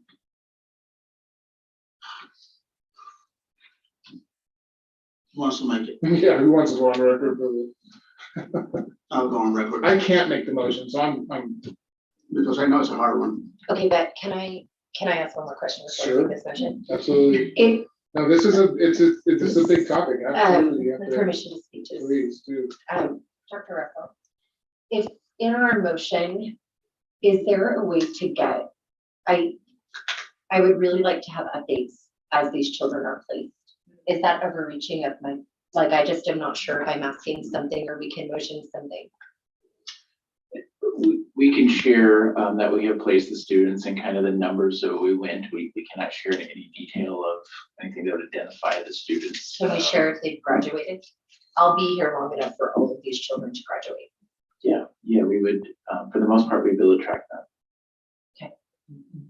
But just understanding though, that the information that can be shared will be shared. The information that can't be shared. Oh, about understood. students Yeah, will that's be why I was shared. asking. Okay, Yeah, that's why I was sure. asking if what could Okay, be shared. That's accurate, yeah.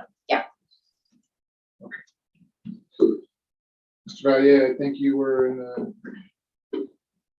Yeah. Beginning. Yeah, I moved that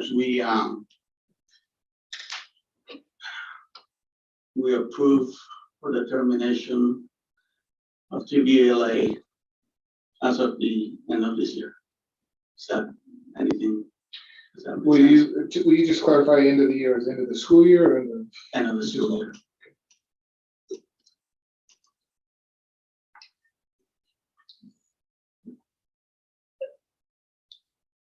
There's a motion on the table. Are you seconding or are you wanting to clarify? So I would like to second that, but Okay. I would really like to know that I'm gonna get updates about this situation. So I'm Well, wondering if let's- that's So something. there, that needs to be because there's a motioned. motion Okay. on the table, we need either a second and then we can vote that down. Okay. This is the process. And then you can re-motion with that information. I second. Okay, so there's a motion on the table to close TVLA at the end of this school year, and it's been seconded by Trustee Taylor.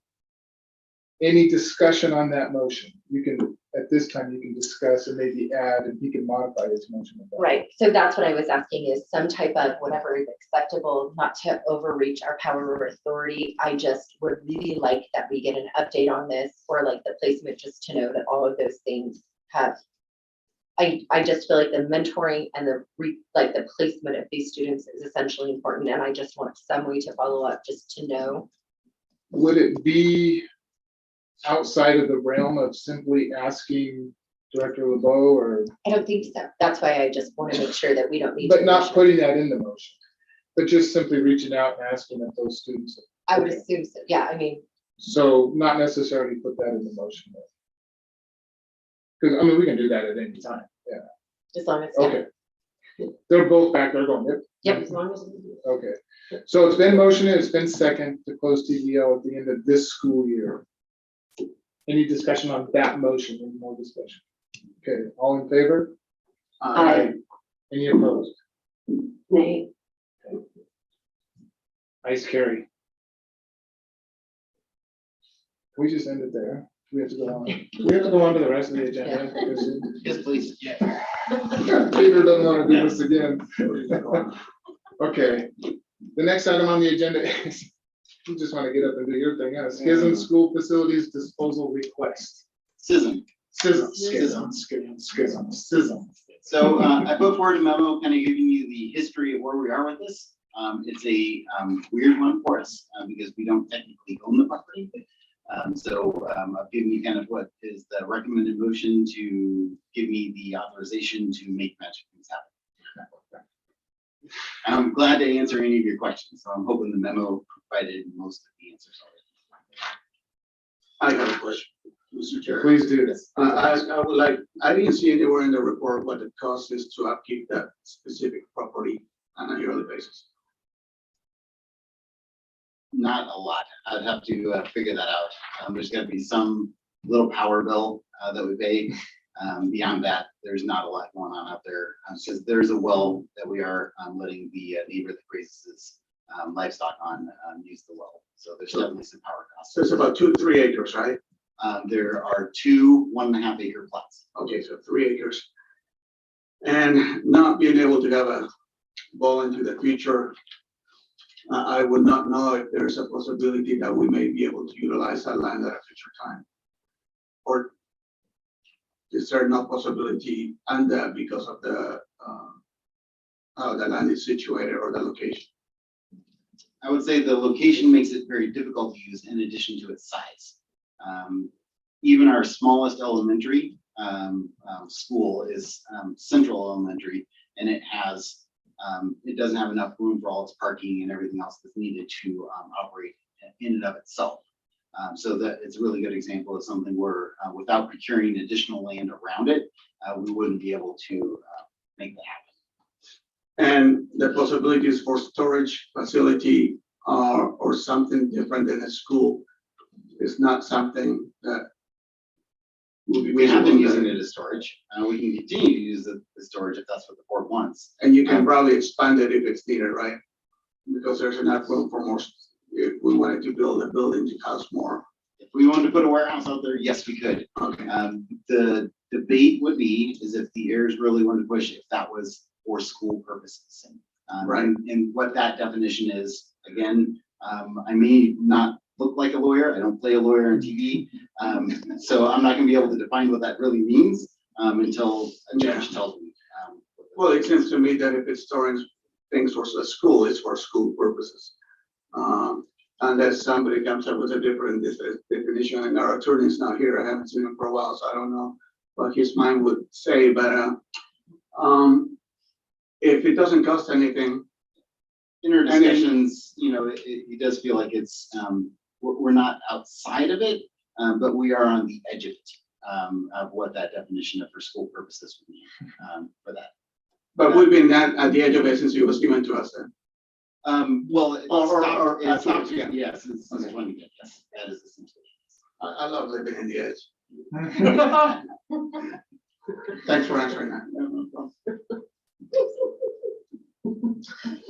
Still the song stuck in my head. Yeah. So this actually, we have property out there. This seems like a good time for you to see what the value is. I see because there's so much that we have to go through just to release the property. But it is 2 parcels, both have value. I think it has more value than just storage. It's fairly far out there. The proximity is small. I think what you said makes sense. How much is the property worth? The one property we could sell is $270,000 was the appraisal. If we sell both, will that pay for a new high school? No. But the issue is that we can't sell both. So the one property is encumbered with the deed. Yes, one of the buildings has some value to it, but via the appraisal. But the cost to attempt to not even maybe successfully attempt or succeed at it is out. The legal cost outweighs the amount that we gave back. So it's just not a risk worth. I understand. Viable option. Any questions, comments from anyone else? Sounded like it. Aren't you trying to get the second piece released to the publication? You have to get both released. So we'll be able to sell one and totally, just because maybe I skimmed it, didn't read all the way through, so you can sell one parcel. Yes, Got it. right now the conditional use permit lumps them together in the county's eyes. So we have to vacate the conditional use permit as a school. And then once that's done, they become separate parcels. And we can sell one. We can sell one of them. What's your plan for the other parcel? We have to walk through the process to do some legal notices. Once the legal notices have happened, we give that those names and stuff to probate. Probate figures out who should get it, and then it's theirs. Then from there. This is what happens when you involve lawyers. All right, any other questions, discussion? Okay, I'll entertain a motion. Let me read Peter's motion.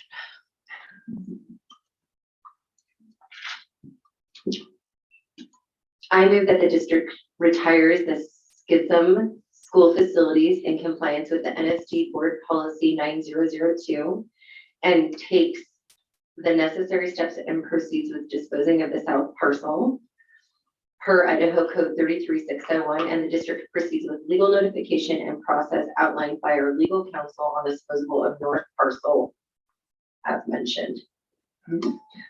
Okay, have a second? I second. All right, motion and seconded. Any discussion on that motion? I do. I believe On that the motion. on the motion itself. To change the motion. Change the motion. Sorry. There's a motion and a second made, so we need to vote on that if you want to. I don't know. All right, well, I'll call for a vote then. All in favor? Aye. Any opposed? Okay. Is that all you had, Peter? Or you have No, more? the next one. Okay. I gotta switch screens up. Air disinfection bid. Yes. What we've got here, we have to go over here, so next we've got it, is we went out and we've identified a solution that's relatively low cost. There's a lot of classrooms and places to put it, which increase the large cost. But it does provide us the additional ongoing air disinfection from airborne viruses, i.e. the stuff that we've just dealt with for the last 2 years, in addition to other stuff that happens, measles, mumps, those other things that do exist as airborne viruses. It provides us those protections for that. We've got Mr. Baumkamp here from Design West that helped us do all the bids. So if you have any questions about what we did or how that was bid or the questions, we'd be glad to answer those. But at this point, this is something that we recommend, and they left the phone. Just to clarify one thing is I worked with Mr. Dewey today to kind of nail down how we would fund this. Is the total project cost is $1,955,000 and $492.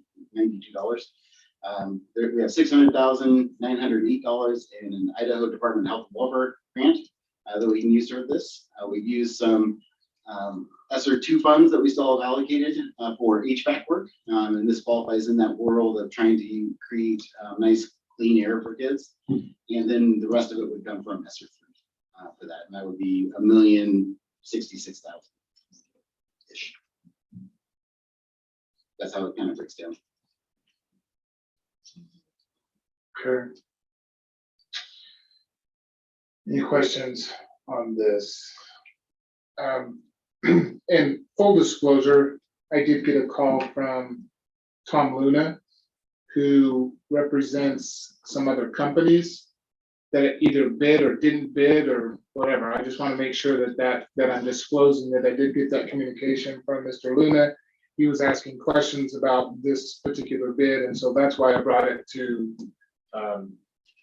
Dr. Russell and your attention. So just want to make sure that that's in the record.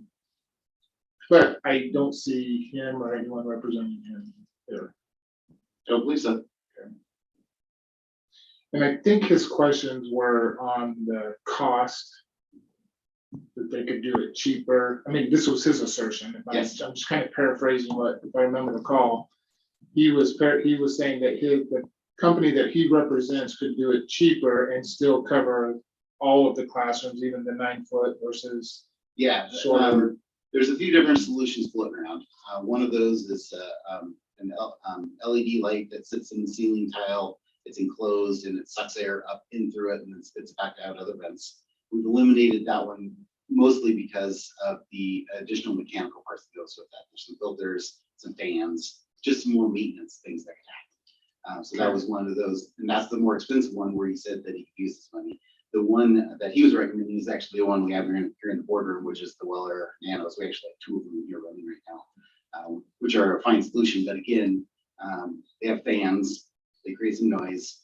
We were looking for something that was really as maintenance free as we can create it. Okay. And what's been proposed in this particular bid is there's less maintenance to that than there is to these. Correct. It's a ceiling mount light that comes on when the light switch is turned on or the occupancy sensor, so the motion sensors in the room say there's people in there, it comes on with the lights. When people aren't in there, it's turned off, and it's just another light in the room. Okay. And there's no, it doesn't matter about the height of the height of the room, the ceiling? This is where Mr. Bonneman comes in, because he dealt with all the specs for me and dealing with that. Okay. So the district has put forth a lot of time and effort to go through all the facilities and determine what will and won't work and comply with the manufacturing requirements for heights. Just all of the facilities except for gateways meet that. All the classrooms and admin areas and libraries that were intended to be put in meet that. So we've developed an alternative situation or a solution for gateways, which is included in here in the bidding. Do you put any of these in hallways and common areas like that? Is it just too big of a space to? There's a cafeterias, those kinds of areas. Students don't typically you want to put these where students congregate and spend time and breathe the air. Okay. You know, you come in and go out of a place of circulation pretty quick. And so these fixtures, as the air circulates in the room just through natural convection, deal with those particles by repeated passing over or passing through the UV lights. And so if you just come in and go out, they're less effective. Okay, so the elephant in the room type of a question, I guess, is if, and that's a huge if, I don't even want to say this, but if there were some COVID that came back into the schools, would this system, isn't that what this system is we're bringing this system in for, is basically to help us deal with that? This is designed to make things better. Better. Than they are. It's not It's not bulletproof? Nothing is bulletproof. What percentage? Again, that's a There's, varying degrees, based on what equipment you have. Also, the amount of air you're circulating through the room. Well, you've What you seen put what in we've and worked, take out. you probably already measured all that, right, with you, to see that they're gonna be working like they're supposed to, right? Simply Human. putting the equipment in the room makes it better. but how much better? That's what we want to know. That's- I mean, we're gonna spend $2 million on this thing and we want to know, is it gonna work? And so, again, that's a evaluation of metrics that hasn't been yet performed at this time, because you have to determine how much air you're putting in the room, how much air you're gonna take out. The longer you have air remain in the room, the more times it goes through all of the UV lights. I'm sorry, but I'm confused. Well, how do you because- measure the better? How are you measuring to say better? How do you get, what are you measuring to get better? Even one pass through your UV lights starts taking out the bugs that are in the air. How long has this company been in business? More that I would need to look up for you. 5 years, But 10 years? we specify in our bid package that the contractor needs to be in business for a specified number of years. Are these, Let's see if I can locate that. Do you remember what the requirement is in the bid? No, because the specs were super long. That's why we didn't. That's why we hired. Can we say 5 years, 10 years? So my question is, that I'm getting to, is if you've been in business for however X number of years, have you not measured the efficacy of this system when it comes to things like COVID or whatever else might be floating in the air? So Yeah, let me take a pass. I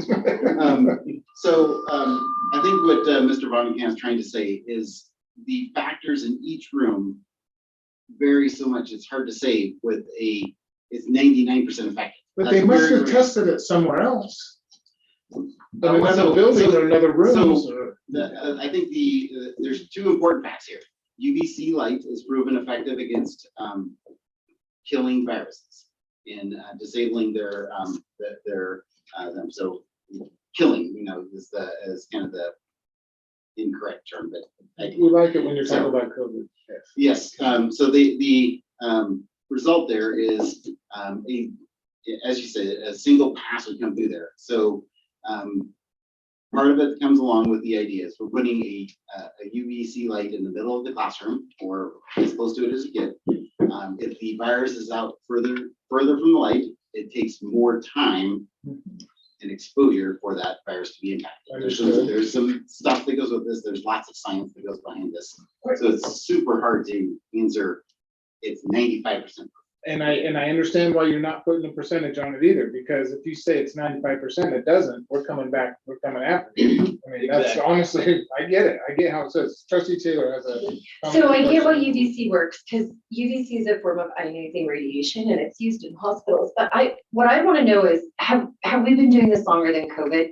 Like, is this all something that started in COVID? We're going to put UVC air filtration systems in, or like, is this just been done in hospitals? Like, that's my question. these systems have been in place far longer than COVID. They've utilized the medical field for sure. Medical field. Yeah, and they're also, you use UV lights Yep. for Yep. as long as we can remember to sterilize water, things like that. Yep. So it's just adapting with technology. Right, I guess I'm just trying to figure out, when did we start, like, prior to COVID, were these put into schools? Was that commonplace? That's what I'm trying to get at. I'm sorry, I might not be asking the questions No, correctly. that question is just fine. Around here, as far as school districts that we work with, and lots of them, this has not been a major consideration prior to COVID. Well, I think that Bishop Kelly did it, right? Isn't that what Bishop Kelly did? In their filtration? It's okay if you Well, don't it know. It's fine. may not be his. Not his, but I think that they did that. Okay, so just really, really quick, how are so the UVC light is in the middle of the classroom. there's some type of coating, I would suppose, like how exactly all does that work come down? Like if the light breaks, how expensive it is to replace, if there's a crack, because we can't be exposed to UVC, so how do, you know, like all the things, the safety that, So if the light breaks, enough bulbs are coming along with these fixtures to last for 25 years. of Okay. use. And that's on and off for 8 hours a day, you know, say I don't have them, what's the cost of a bulb?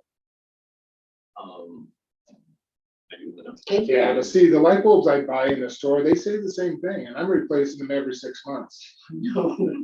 sorry. I don't, so I honestly, I don't know. This is a concern because the maintenance of these things they can get pretty expensive pretty quick. And then I know that if we're exposed to UVC, it burns on contact. UVC light just does because it's ionizing radiation. So what is the safety metric? So if something breaks, does the light go off, or can kids even be exposed to it? Just a question.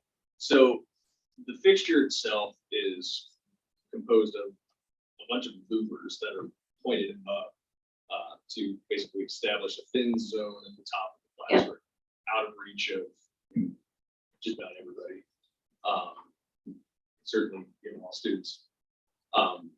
And so because of those louvers, you know, wherever you get in the classroom, you're not able to have direct visual contact. And they with can't that. break, like there's like a filter glass or a protective. Well, the louvers are what The is protective. the issue. So if a student throws something, you know, ostensibly, if a student throws something in the light fixture, it will break. Okay. But in that event, you run and turn off. So I got a quick question. What are the dangers of UV air purifiers? Well, UVC purifiers. What are the dangers of these UV purifiers we're trying to get?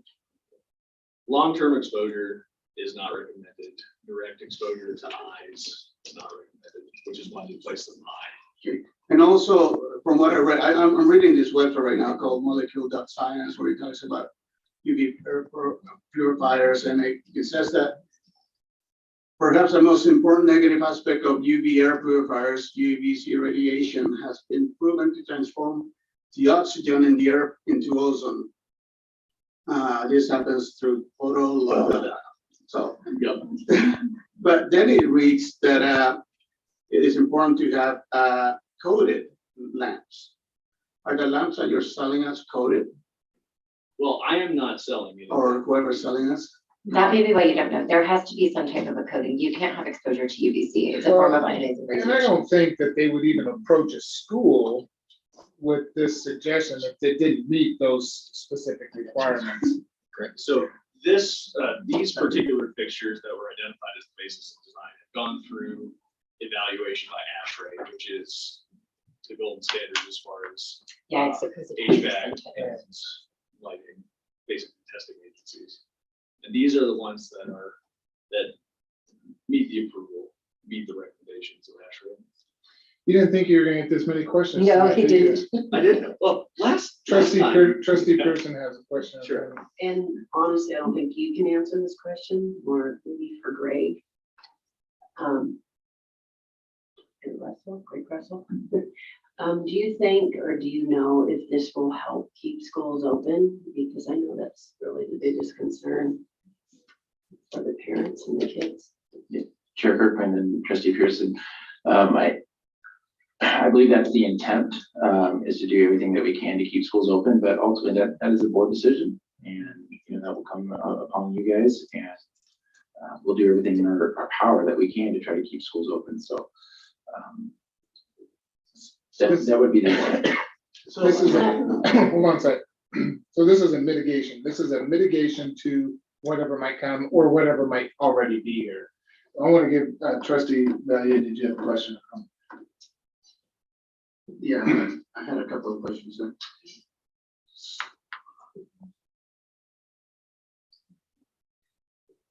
I don't know if you can answer it.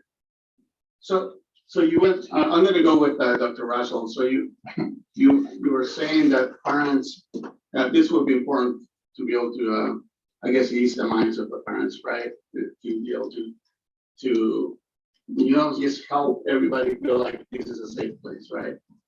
But I'm wondering if right now, have we seen any downturn because we don't have any air purification system in the schools?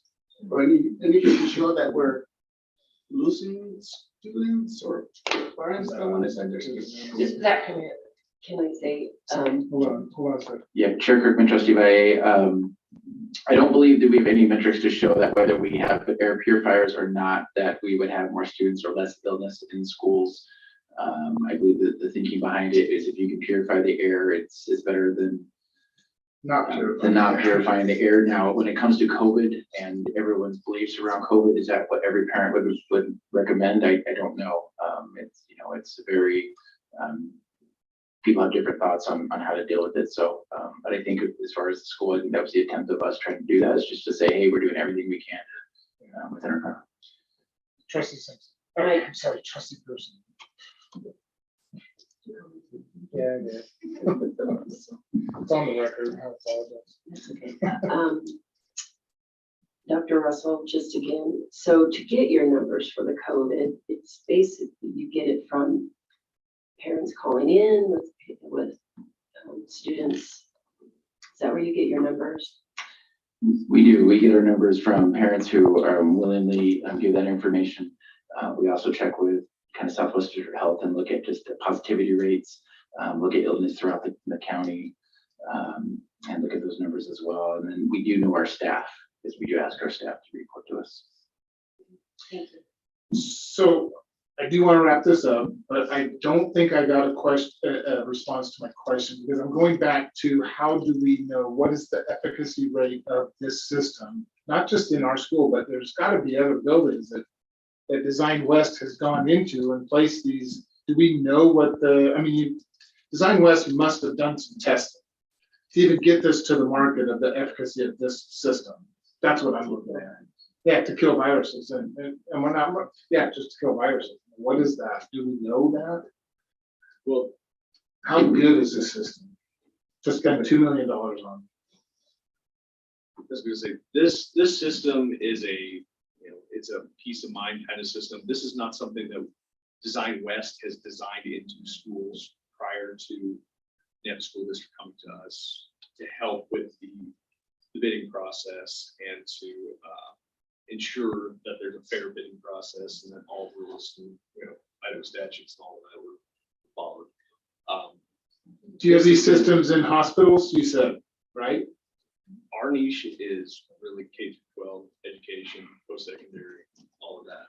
So we rely on the engineers that we've coordinated with to give us their best advisement, and they're the ones that are looking at this information and saying, yeah, they're giving their advice, saying this one that was identified by the school district is the one that they would advise. This one is the one that's analyzed by ASHRAE. This one's the one that meets certain criteria for evaluation. Now, in terms of efficacy, the conditions under which Cooper Lighting Systems has tested their system are different than your classrooms based on size of the room, quantity of air entering and exiting. That's determined by the district's DDC system and the established standards of how maintenance works around here. So evaluating the efficacy of the entire district is a monumental challenge. I understand that. What's the timeline? What's the timeline on this, Peter? So the one Department of Health and Welfare grant does expire in July that we'd like to use to pay for a portion of this. It does. I do believe they recently opened up an ability to carry forward. We have to look if that's an option for us and what we'd like to do. Do we know that now? Does Randy have that information? I remember seeing it. I'd have to just double check to make sure that what I recollect is actually correct with that one. But I believe they have opened that up instead of letting those expire. We can roll those forward and continue to use them for things for Yeah. such as this. The rest of it is, the other programs don't have any immediate term, expiration that we have to worry about. So we definitely can't take longer on those. You know, the picture here, the idea is the thing in the middle on the ceiling and the ceiling tile, that's what it is. Chair Kirkman, maybe what I'm hearing is you would like the administration maybe to come back and just have a little bit more answers. Here's what I would like to see. I would like to see some comparisons of the results of this system in other classrooms. I know you're not gonna find the exact same square footage and airflow and all that, but it would be really nice, I think, at least for me, probably some other members of the board, before we spend $2 million, since it looks like we have a little bit of time to see what some of those, and I don't know if that was included in the technical parts of the bid from all of the bidders. But I think it's incumbent upon us to make sure that when we spend the $2 million on a system like this, that it's gonna work, and it's not just that we hope it'll be better. So just an item for. Or peace of mind. We can spend $2 million on other things that will bring us peace of mind, so. So for an item of consideration for you is that the bid that was received, the bids that were received in low bid, they expire within about 30 days of the bid opening, which was the 14th of last month. The bids that you submitted expire in 30 days, is that what I'm hearing, Peter? The bids that were submitted by the contractors who were bidding on this, the ones that were. So they would be expired by the next board. So, Which would mean we open up the bid process again. so Right? Is that what, okay. That's what I mean. it's additional time. It potentially exposes the district to elevated costs as well. Did you have a question, Trustee Taylor? I just want to know for the health and welfare grant, how long do you need to write that, like a month? Like, We already have the funds. so the funds are there, we just have to use them, like, oh, got It's, the question is, it. Are we gonna use? by what day do we have to spend? Yeah. You don't have that answer on top of your head, do you? Okay. And the grant would pay for the whole thing. The grant pays for a chunk of it. It's 600,000 is what's left in the grant. The rest of it would be out of ESSER 2 and ESSER 3. How much is that? 15, 1.5. ESSER 2 is two, there's 287 left in the HVAC budgets for that one. And then there's, the rest of it would be 1,066,000 out of ESSER 3. Okay. Thank you so much. I appreciate it. Thank you. Please come back. Discussion or questions? I truly believe that we need more data. That's a lot of money. And data has to drive decisions, not peace of mind. So I'll also look at the percentages. I was reading here some of the some things to consider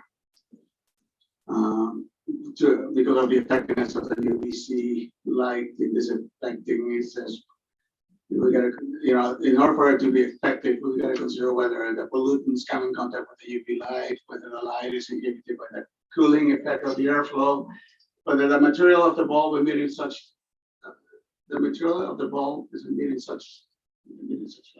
Like missing something there. The high dosage of the light required and how long the pollutant is exposed to that light. There's so many variables when you put something in the middle of a school classroom. Even somebody walking creates airflow. Somebody leaving the windows open creates that cooling effect, or maybe a warming effect where it doesn't work like it needs to work. And I just question all of that. It's like, man, I mean, so I have a difficult time without the data to even want to move forward with this. Well, I get that a lot of this technical data, it's going to be difficult to come by. I do understand that. I recognize that. There's no absolute type of thing. Totally understand that.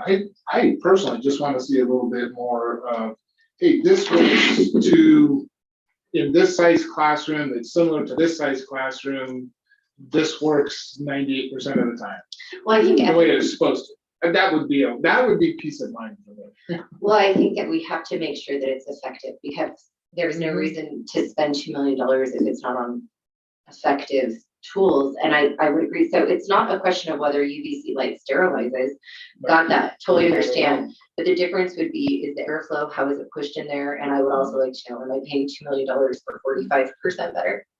Well, and that because, full disclosure, I was contacted by a representative of some other companies who claim that theirs does better. And I don't know, that's why I threw it out to the administration to look at. So. May I ask a couple of more questions? Sure. Peter? Peter, in this statement, after electing to cancel the previous bid to prevent additional bid objections to the board, did the old board object? No, it was, so as you remember with the wireless, we had an objection. You guys had to hear all these technical details that you didn't really understand and then make a decision. Again, we were trying to prevent that from happening there because that's, in my opinion, the people and the rhetoric that I was getting from those, that's where it was headed. It was better to start over and prevent that from going through that process with you guys again. Okay. And then, Much appreciated, too. I understand that. yeah, and then I had one more question. I'm so sorry, it was on the bid. So how are they posted? When we post it out to the community, I appreciate that we're getting phone calls, but why aren't we getting those calls when we post it? So when it was posted to the community, how was it posted?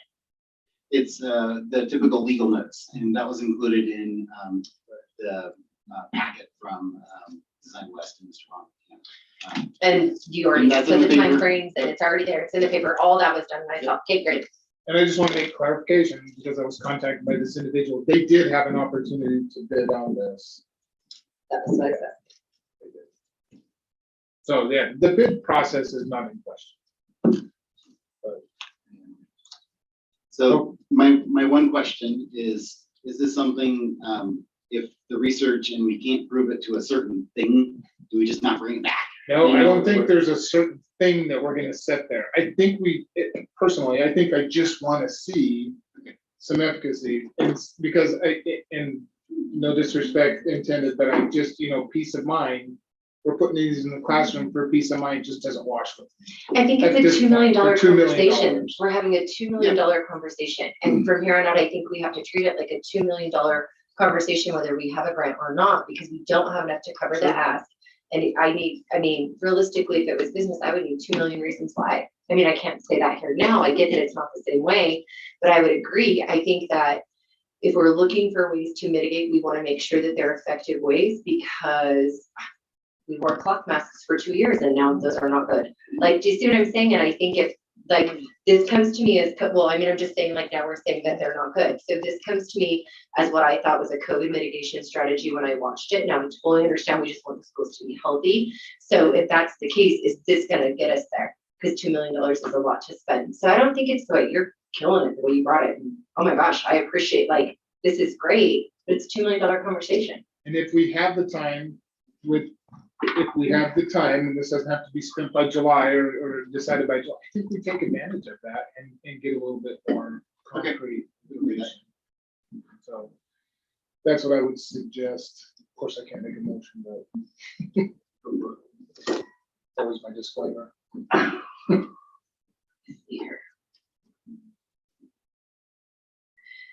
guess I want to have a really specific understanding of what we're asking for.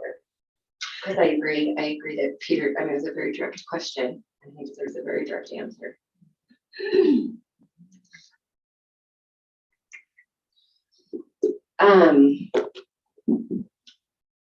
I move that we move, what's this? Table. I know, but I've got to, what do I need to say it as? Sorry. Oh, the agenda item. Yeah. Air disinfection bid. Thank you. I move that we table the air disinfection bid to next month's meeting, pending an efficacy evaluation. What would the time frame be for getting a little bit more information? I guess that's the one question we didn't ask. We're all about help the district in whatever way, so That's this is what I'd the like to hear. immediate thing we would address. Perfect. Is that word, I think the month is. is that the word? I just more information maybe regarding that because they have the system in our classrooms, a little bit comparison. Okay, so I move that we table the air disinfection bid to next month's meeting pending more information regarding the efficacy and long-term use of this system. I second that motion. All right, it's been motioned and seconded. Any discussion on the motion? Hearing none, all in favor? I, Any opposed? That was 4 yeses. Okay. Randy, is this in yours, the fiscal 22 or Dr. Russell? I can't. Okay. Chair Kirkman, it is Randy Dewey who will be speaking with us about one-time federal funds.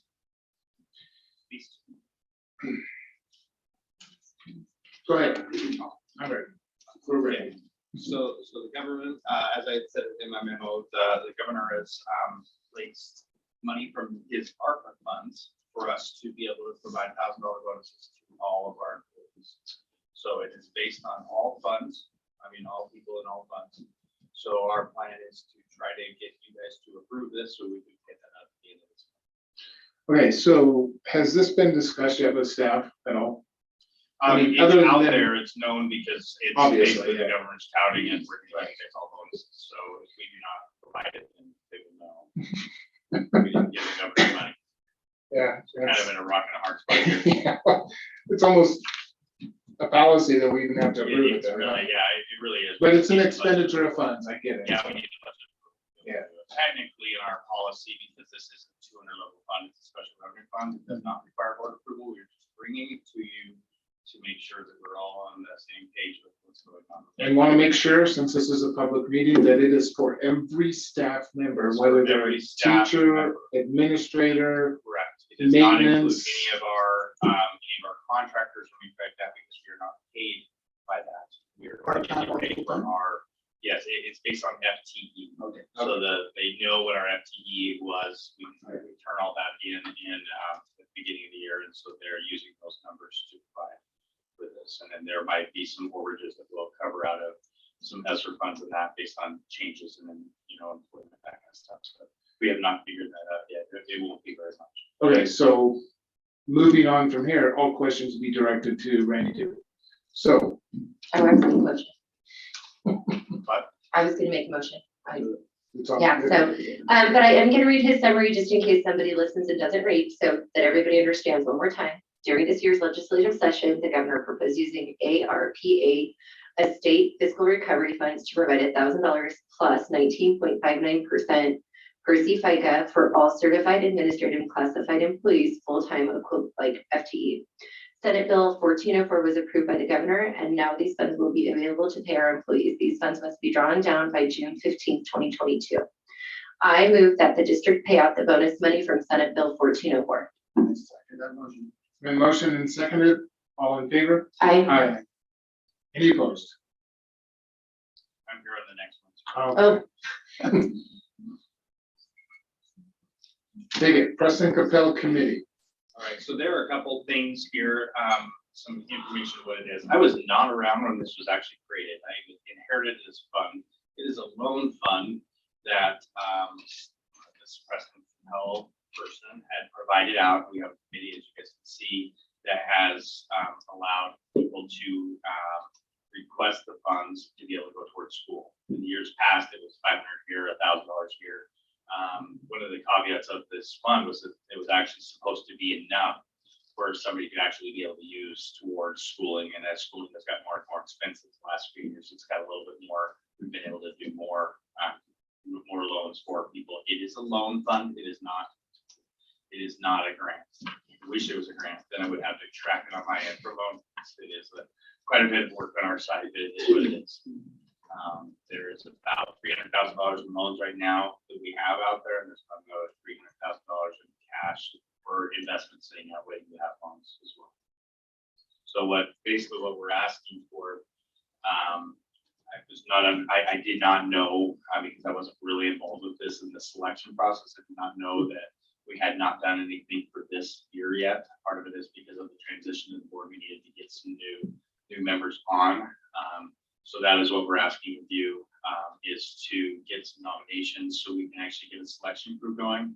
What I can do is I can actually at least get the application out for this year so that some people know. We do have people that are in school already that know they can come back and get like year 2 and year 3. So we need to get that going as quick as we can. But really more than anything, it's really just you helping us grab a couple people from your, or one person from each of your zones to be a part of it. And if you want to be a part of it, then they're more welcome to be a part of it. But it's really, it's just a selection of loans. So you're asking for to approve the committee members? You know, I don't know why it's on an action item more than it is. We just need you to provide names of people who would be willing to be on the committee.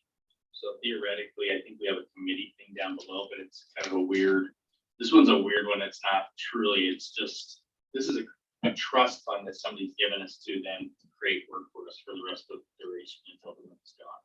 So, Kirkman, I believe it was requested prior to the committees being on the agenda, and the board is being requested to take action to nominate or put someone on there. So Well, who's the someone though? I mean, is Not that the board or from Trustee. It's with the- Okay, hold on, one second. Go ahead, Brandon. So I believe, if you'd open up that committee members right now. Some of these terms don't expire until. You're correct.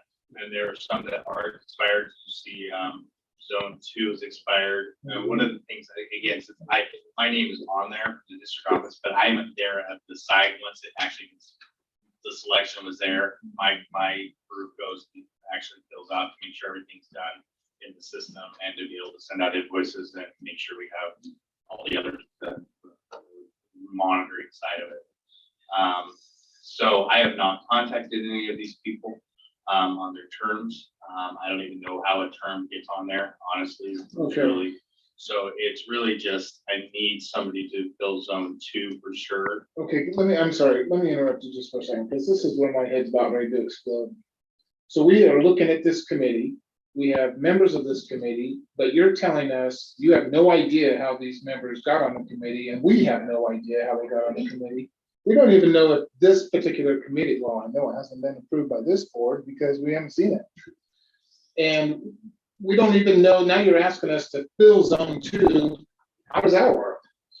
Your zone 2, you get to pull a name out of your hat. I guess, I mean, honestly, I hate to sound facetious, but It this is what what's it is. frustrating. It is what it is, doesn't wash with me, and I apologize for that. But this is what's frustrating for me, and I imagine for this board, is that we're being asked, especially with these committees like this, to just take it and go. That doesn't work. It's not going to work anymore. We need to make sure as a board that we're approving what needs to be approved without just being handed it. Does that make, and I apologize for being passionate about this, but this is. I think the situation here is this, that this committee isn't even ours per se. It is a trustee that, it's a trust fund that isn't necessarily, we administer it, right? Well, it's ours because And we the only appoint the reason- members. Yeah, well, yeah, so the only reason it's here is because somebody gave us money and said, here, administer this right here.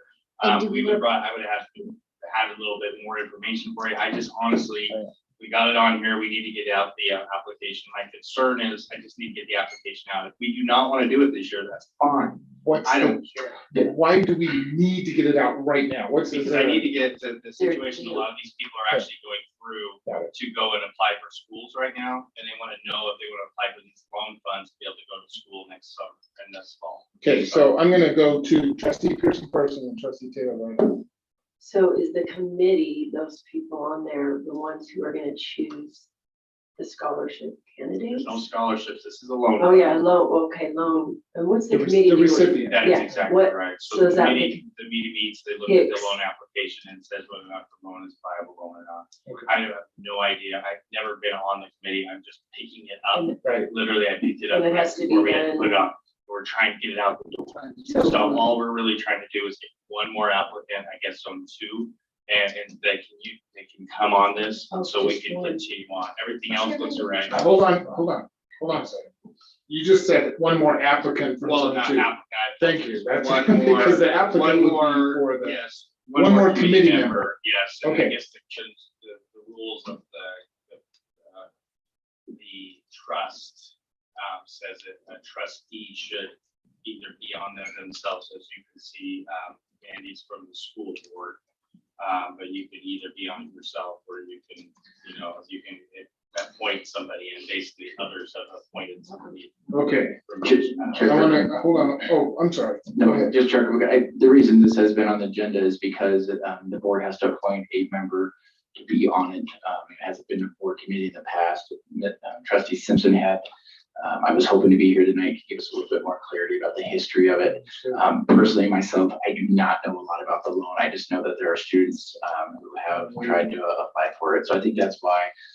But if we need more clarification, I would love Trustee Simpson to kind of share who's sat on it. She's been on it for a couple of years, to my understanding. Trustee Taylor, go ahead. I move that we appoint Marco Valle Well, for zone 2, so that this committee can move forward. just hold on a second. No, I'm not gonna let this go. Okay. Sorry. Because this is a bigger issue. It's not just about Preston Capel Committee. How do we know that the people on this committee are still willing to do that? This was 2021. Do we know that the members of this committee are still willing to do that? No, because they haven't been contacted, have they? No, I haven't. That's what I'm saying. We're picking it up to make sure that we Okay. have So we actually do have a. I can get hold of each one of these. So who did that prior? Was that Mandy, or is that what you needed? Actually, Tammy Long. Oh, the clerk did it prior. Well, and it wasn't necessarily her role as clerk, it was just Tammy was helping because she had worked with Josh Jensen in the past, I think worked on it, and it kind of just down the road, it just happened to be Tammy's. So when all the change happened, this kind of got moved on, and then all the other stuff, we've been without trying to get this committee together for like 3 or 4 months. I was not aware the committee hadn't gotten formed and the decisions hadn't been made. That's why I said we will bring it this meeting and at least get somebody so we can get the committee going. If we don't choose a committee member this month, it's probably not the end of the world. I still need to get the applications out, but I do need to get somebody, and I'll try to check possibility that we might, if some of these people can't continue to do it, might need somebody from another zone. So this could potentially be just a moot point, and you guys, we move it to next meeting with more information, which I'm totally okay with. I just need to get the meeting out, and you guys just need to know, that's where it might be more of an informational, hey, we're gonna ask you for this, that's fine. I don't care. I just know that there are students that are wanting these loans, there's zero interest loans, there's no risk to us, it's not our money. It's really for the students, it's not about anything else but that. So that could be something that we decide, I'm just throwing this out there, if I understand right, we can do this in 2 parts, really. Get the application out to these students who want to apply for it. When the applications come in at the next board meeting, you should have reached out to these people. I don't even know the process with the application. Well, we'll figure that out. Join the committee together, but just We'll figure know- that out, but next Yes. month, You we guys will will know who is gonna be on this committee and who is not. who's gonna continue on the committee. And if we need to put Marco in his zone 2, that's. That's what's about to happen. No, yes, and I know it's a joke, the more you. No, I really think Marco would be great. I just want to say. Hold on, whoa. I can Hold say- hold on just a sec. All right, Marco. Trustee Valier. Yeah, if I can say something, thank you. It's Chair. getting late, I apologize. No, I truly believe that if this is money that gets needed, we need to move forward. And I would love to be on it just so that I can help it move forward until we are able to make sense of this. Because like you say, this is a bigger issue of maybe more things that we're gonna find out that are not working correctly. Well, this was working correctly prior. At one point. The transition honestly Yeah. has messed up a lot of things, and this one kind of fell through the cracks with a lot of different things because it wasn't the most highest priority. We are picking it up now to make sure it becomes a high priority for the students to make sure we get the information out. This has never had an issue in the past. All we've done in my department is just to get checks out the door. We're not gonna hold up the application. That needs to go out to the students. I don't think that's a. That was my biggest thing is like, do we not have this and then hold off a whole year? That was my risk. Hold I on, didn't want to just- send out an application to find out we're not even. Okay, hold on just a second. Board clerk. Yes, I think it's more than that, just like what we're talking about, because in the board policy, when it comes to committees, it says the board will instruct each committee as to length of time each member is invited to service that the board wishes the committee to render, resources the board will provide, the appropriate dates. None of the stuff that's provided to us has Right. any of these things in this policy.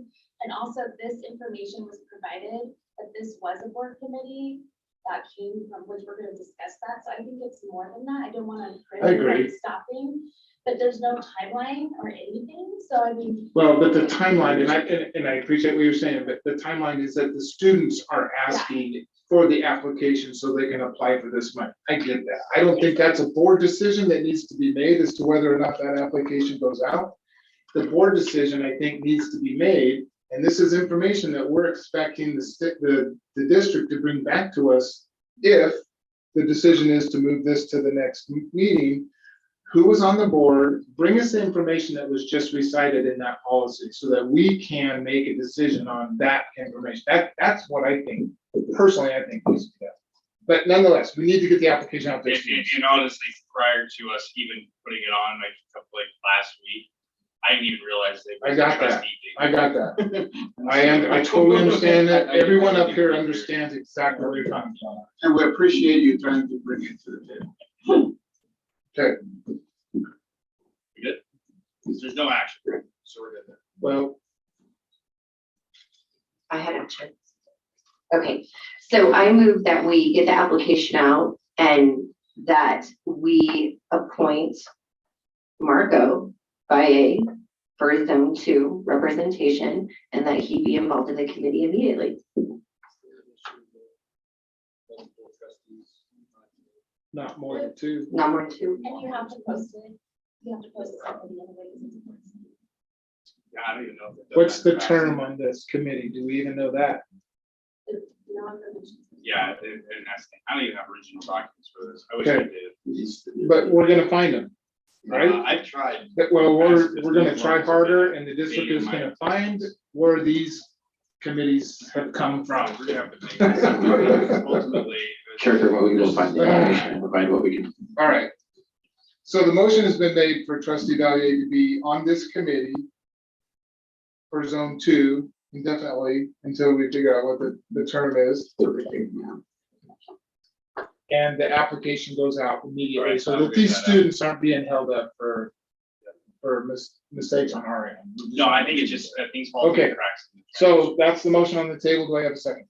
I second. All right, it's been motion, it's been seconded. Any discussion on that motion? Hearing none, all in favor? Aye. Any opposed? These are just gonna fly through, didn't you? Oh, no, this one worried me all the start because I hated it anyway. All right. Chairman. Yes. Is where we move the consent agenda item. Oh, okay, yeah, so we did have a motion and a decision to move the consent agenda item D to the end of the action items. And so that's where we're at. What was the, I can't remember, approval of information services disposal notification.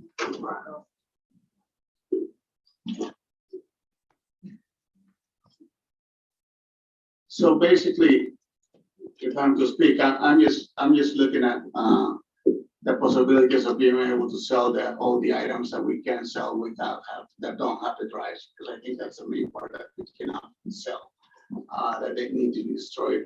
And I know that there's places that do auction in bulk.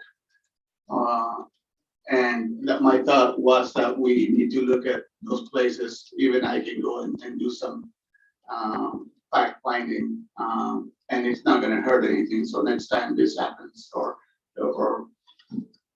we can actually bring some more pennies. We can do that. The you know, whoever the provider is that we want to send them out to auction, we'll still bring memos forward, all that stuff. We'll just change it to be auction like you saw for the cars. The trick is for us, it has to be government auction. It requires 2 legal notices in the paper, all of those things. Yes. So there's some stuff that goes along behind it.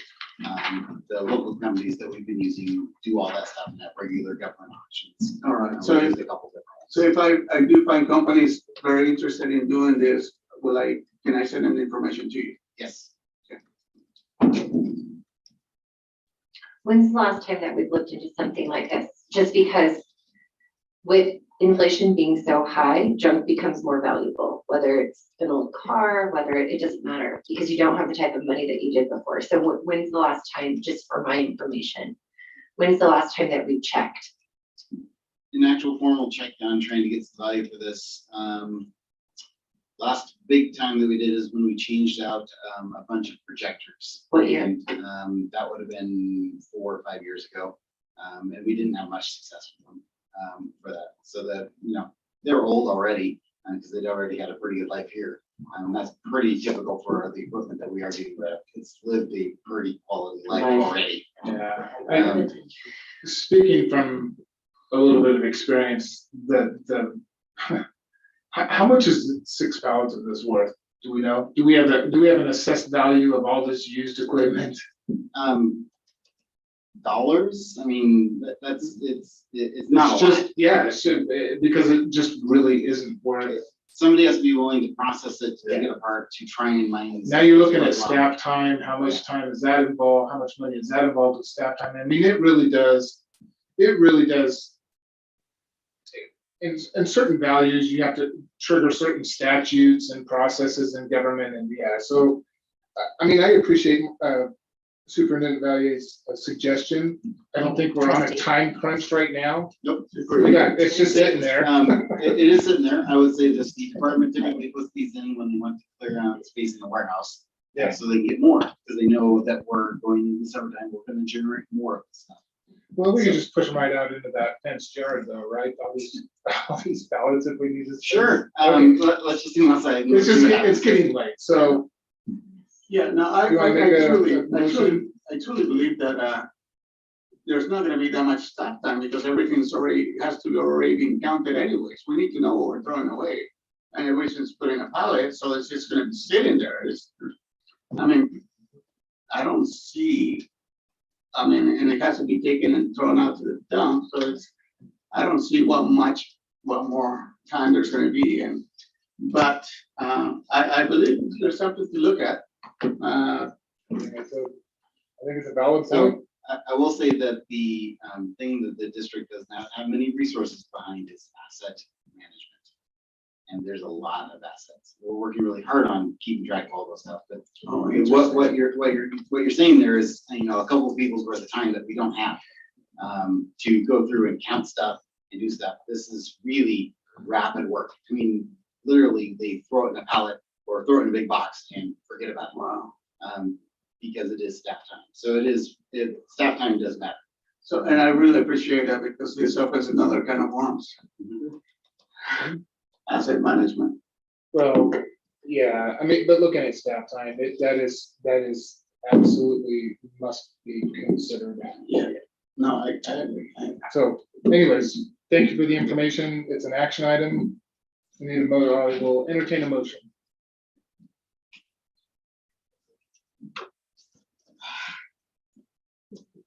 I move that we move forward with the sale of the items in question. The information services disposal of surplus equipment. As presented by As staff. presented, but surely love to review for next time. We need to look at. So your motion is? My motion is to move forward with, I'm tired, or I can't read.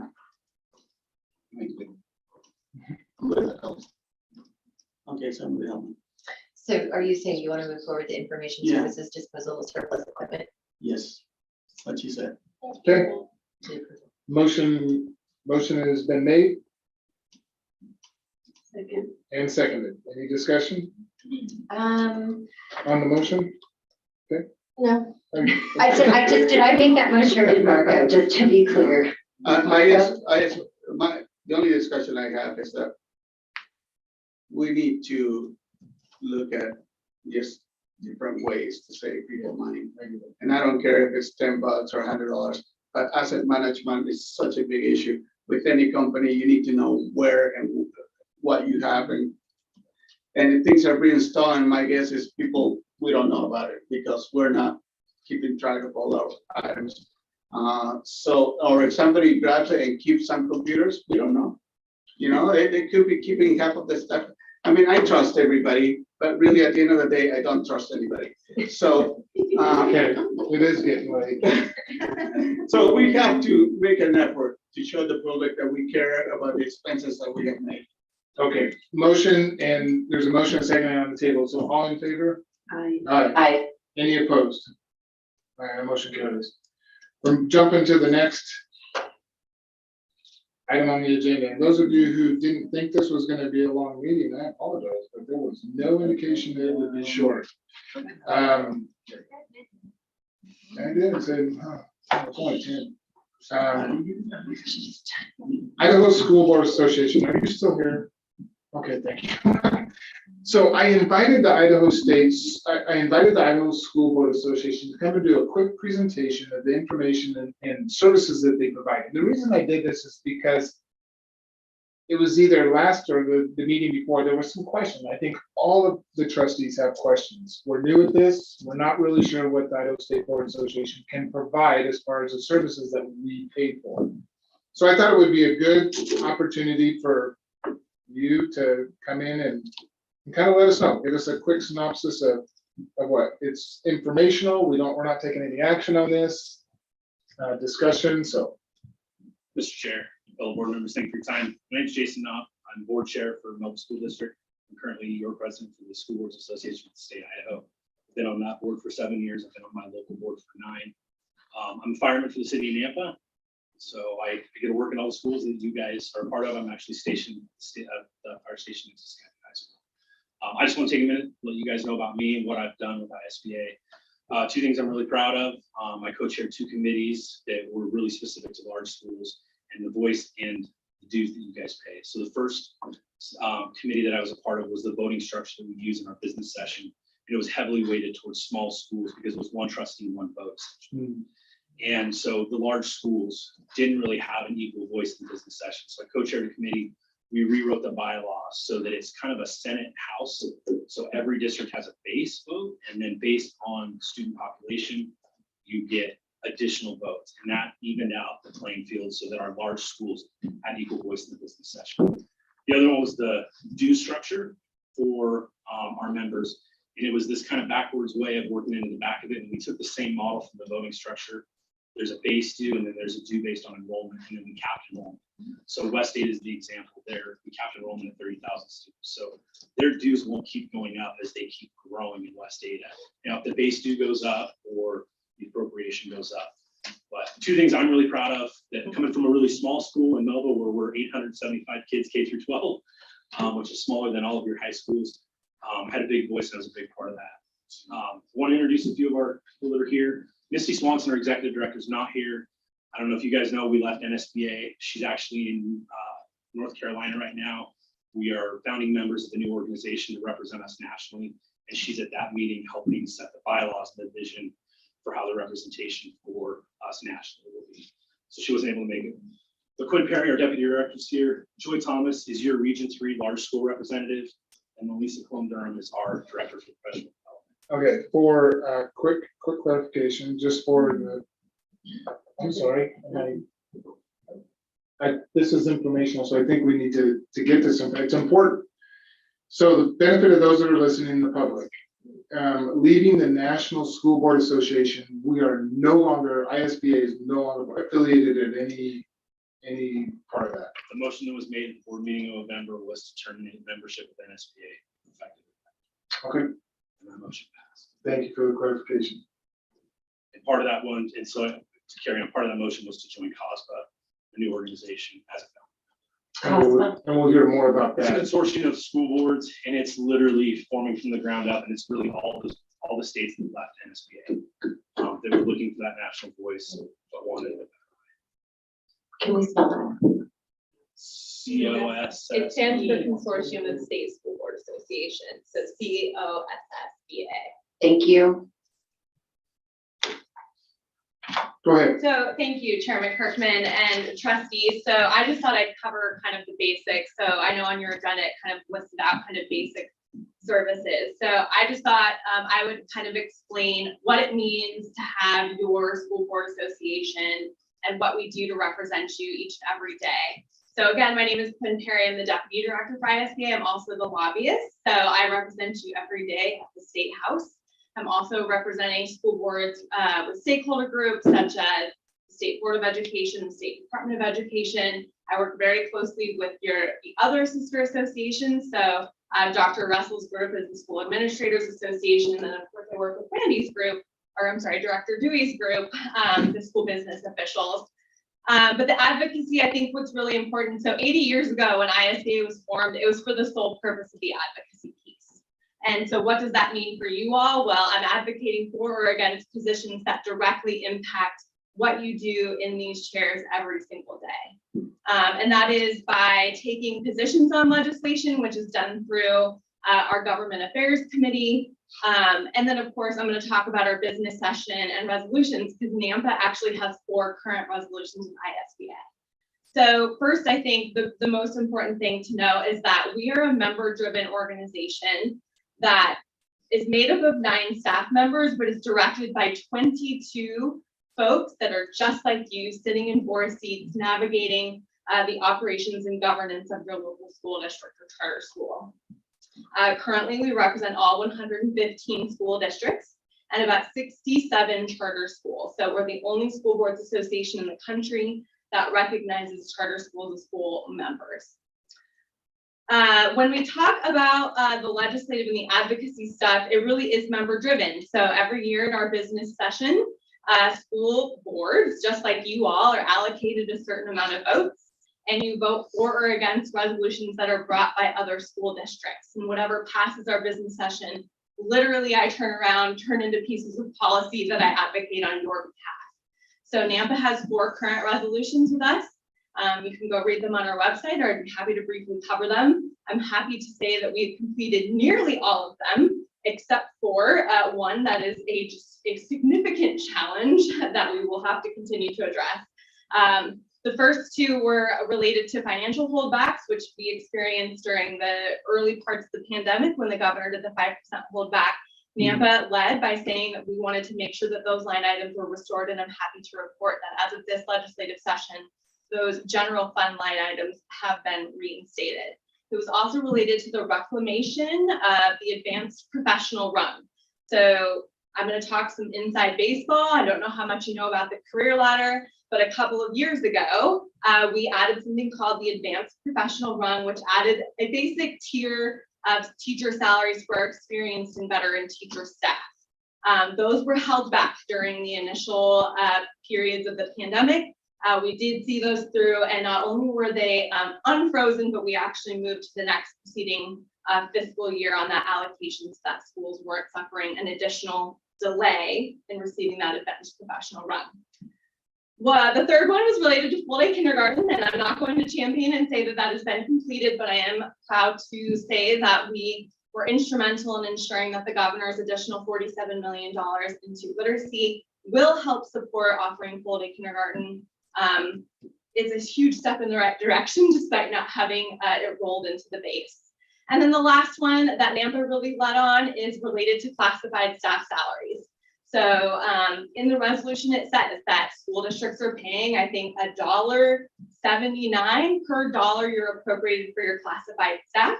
And NAMPA has led by stating we have to get closer to that, because otherwise you all are having to find additional fund sources to help attract and retain those classified staff, which are just as essential, of course, as educators and operations of your districts. So you have till the 31st of July. If you have a legislative proposal that you want to bring to ISBA, those are due at the end of July. We tour them around the state. I go to every school district region and charter school region, talk about their impact, boards deliberate them, and then they come to our business session and they debate and vote on them. And whatever passes, of course, becomes our legislative platform. The other piece that we offer as far as services, I'll briefly cover it because I know it's late and you guys are all tired and you still have stuff on your agenda. Model policy. So NAMPA participated in a partial rewrite a couple of years ago where we helped kind of blend your existing model policy into what we call as our model policy. You also have been a member of the rewrite as far back as I can track, which is 2011 is when you all joined the ISBA update service. So the whole point of the update service is to help you make sure that your policies are in line with state and federal law. It's an extremely nuanced and daunting process to keep up with everything, which is why you have dedicated staff that are every day reviewing rules, laws, statute changes, case law, and then of course, just helping model policy with something that fits your individual needs. So for example, if you wanted to have a therapy jog at the NAMPA school district, you could contact ISBA and we'd help, of course, implement that policy into a ready adopt format. So policy is a huge part of what we offer. Policy is extremely important. I'm grateful to see that you have policy on your agenda. It should be something you review at every board meeting because it's one of the most important governance tools that you offer. We do have a training department. So Lisa Cologne Durham is our professional development director. Training is huge for us. We have consultants of many kinds and sizes. Of course, we have Lisa as well. Every school district in the state is allocated $6,600 to get professional development done. We do think that's important, not only for new boards, but for existing boards too, because your staff is receiving professional development. You expect them to receive professional development, and leadership from the top down really should model that as well. Of course, we have our events. So our annual convention is always held in November. That is when trustees come together all across the state. We have many workshops that we are providing to that, but it's also where we have our business sessions. So it's where we vote on officers of the association, as well as our legislative platform. We have many publications. Again, I'm just giving you a high level overview. A lot of them are related to labor negotiations. So we collect every school district salary schedules in the state for your certificated, classified, and then of course for charter school staff as well, so that you can see what other school district salary schedules are like. And then we also collect every master agreement in the state so that you can compare as you begin your negotiations and start finalizing your master agreement with your teachers, what that looks like and what other districts are doing. We also upkeep a clerk's manual. So that usually is to help upkeep with the changes in on levy disclosure, help a clerk with minutes or agenda postings. And it just has many different references like hearing all about your disposal. We have a sample notice of how to dispose of property, go out for bids, you name it, it's in the clerk's manual. Lastly, of course, is the Morton Insurance Company program. And I do have a handout. So I will hand it here. And then if it's okay, Chairman, I can cross the dais and I'll pass it out. So ISBA is the plan sponsor for the Morton Company property and liability insurance. So you do have to be members of ISBA to participate in the program. It does produce a dividend every year so far. I say that so far because dividends are dependent on any plan where there's no claims that year, or not a significant amount of claims. So of course, that is a huge component of ISBA, and we're grateful for the partnership with Morton. I just want to close by saying this. I know that you're a new board. You're not the only new board. There's lots of, there's been a ton of trustee turnover, of course, throughout the pandemic and through the last year.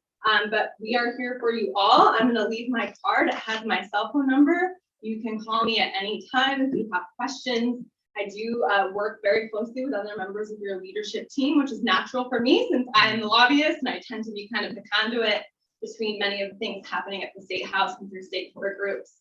But I do just want to offer us as a resource to you all for whatever you need. And I'm happy to stand for any questions that you have about ISBA, the participation in any of our services, and of course, President Knob is here as well. Thank you. I think, does anyone have any questions by ISBA? I just had one question, but this is more, and it's just to know the resolutions that you were working on our behalf. How did you determine those, or how are those determined? When we give you a resolution, like, do we decide those as a board? Or? Okay. That's a great question, Trustee Taylor. So yes, boards decide together how you submit a resolution. So back in the day, NAMPA talked about, hey, we really care about funding a full day kindergarten so that we don't have to charge our parents tuition or rely on supplemental levies. So you guys came together, they wrote a resolution, you adopted it to your board, and then that goes, of course, to the formal process. But yes, that's exactly how that works. Thank you. I had a question. You mentioned helping clerks with the minutes. So does that mean that they could come to the conferences that you have at the Capitol? You talked about a recent conference.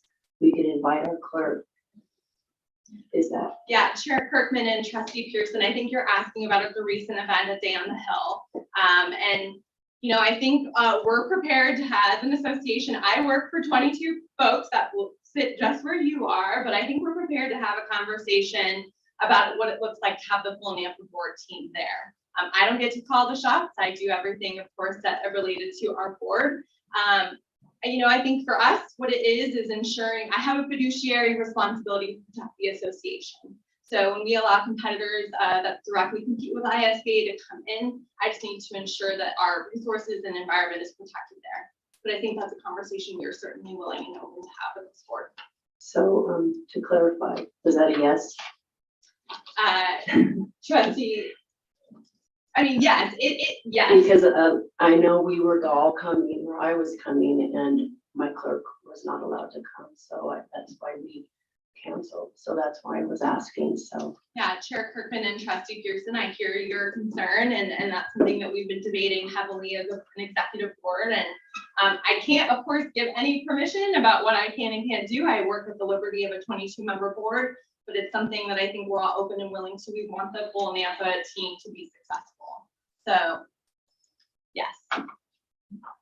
Did you have a comment on that? I was just gonna say, all I can do as president is put it on the agenda and bring it for board action. And it's up to the other 21 members and make the decision. whether your clerk can come, I mean, is that? I think it's more about allowing a direct competitor of our services to attend our event. So you're saying that you thought that our clerk was that? Chair Kirkman and Trustee Pearson, yes. Okay, thank you. That's what I needed to be clarified for public record. Thank you. Thank you. Any other questions?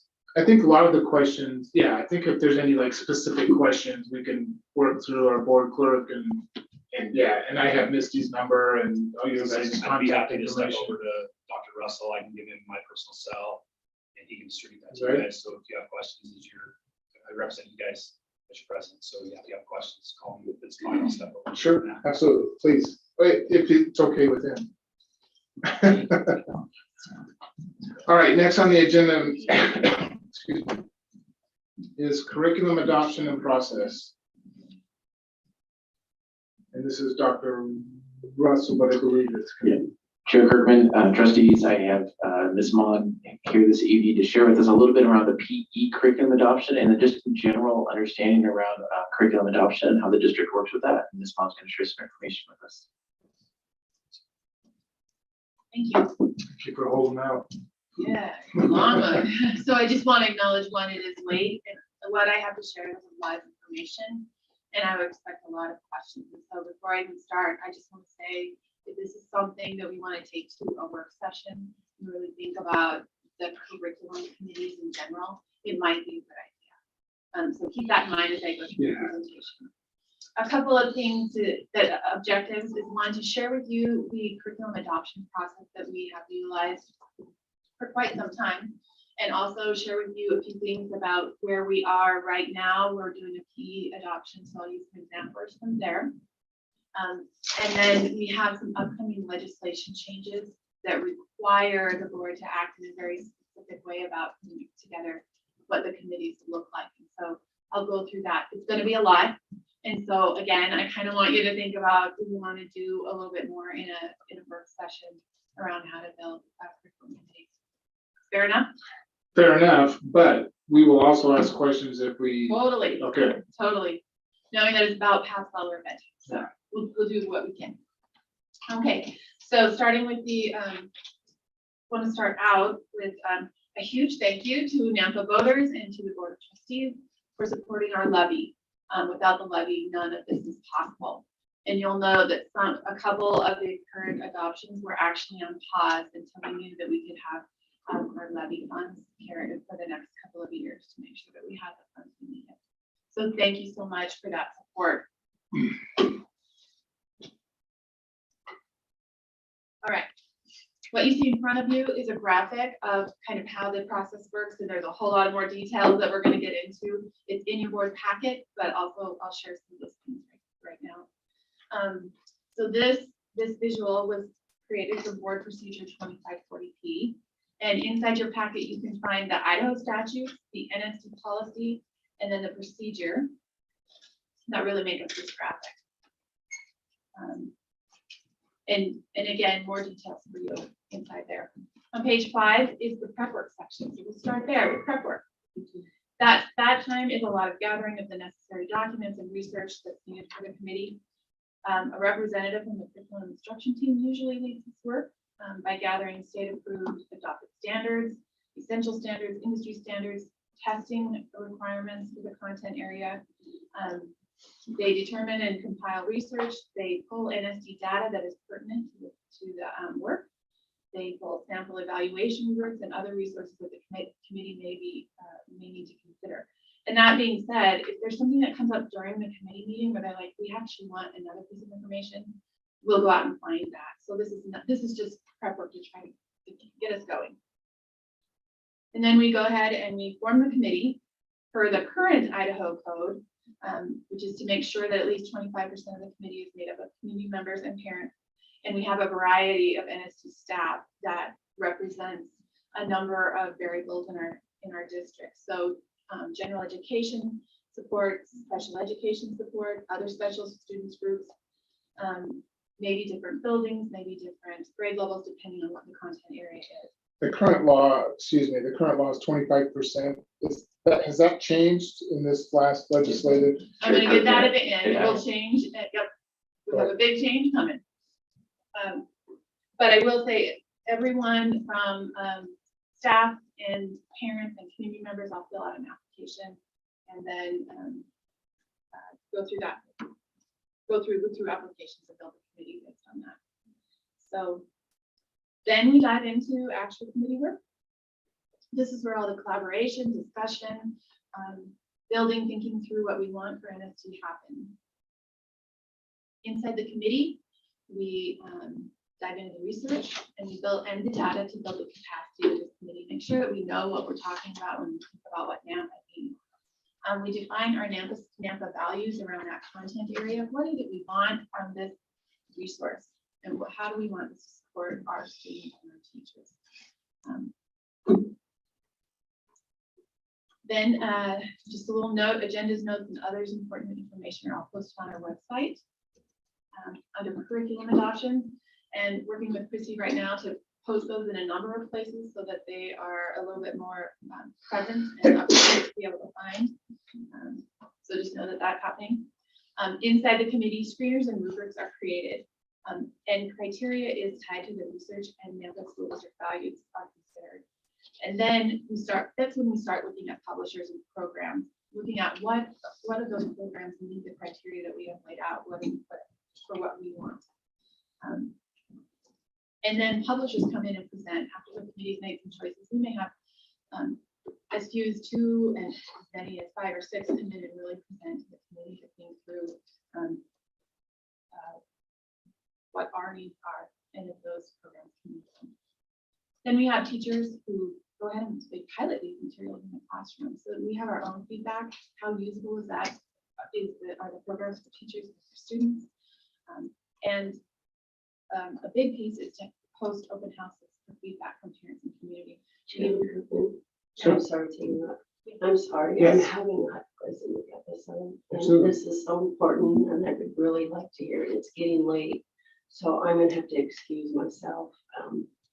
Absolutely. I apologize. I'm sorry because I think this is so important to be happening. You're gonna love it when we can get it. So. Yeah, absolutely. Do you need Okay. yeah, absolutely.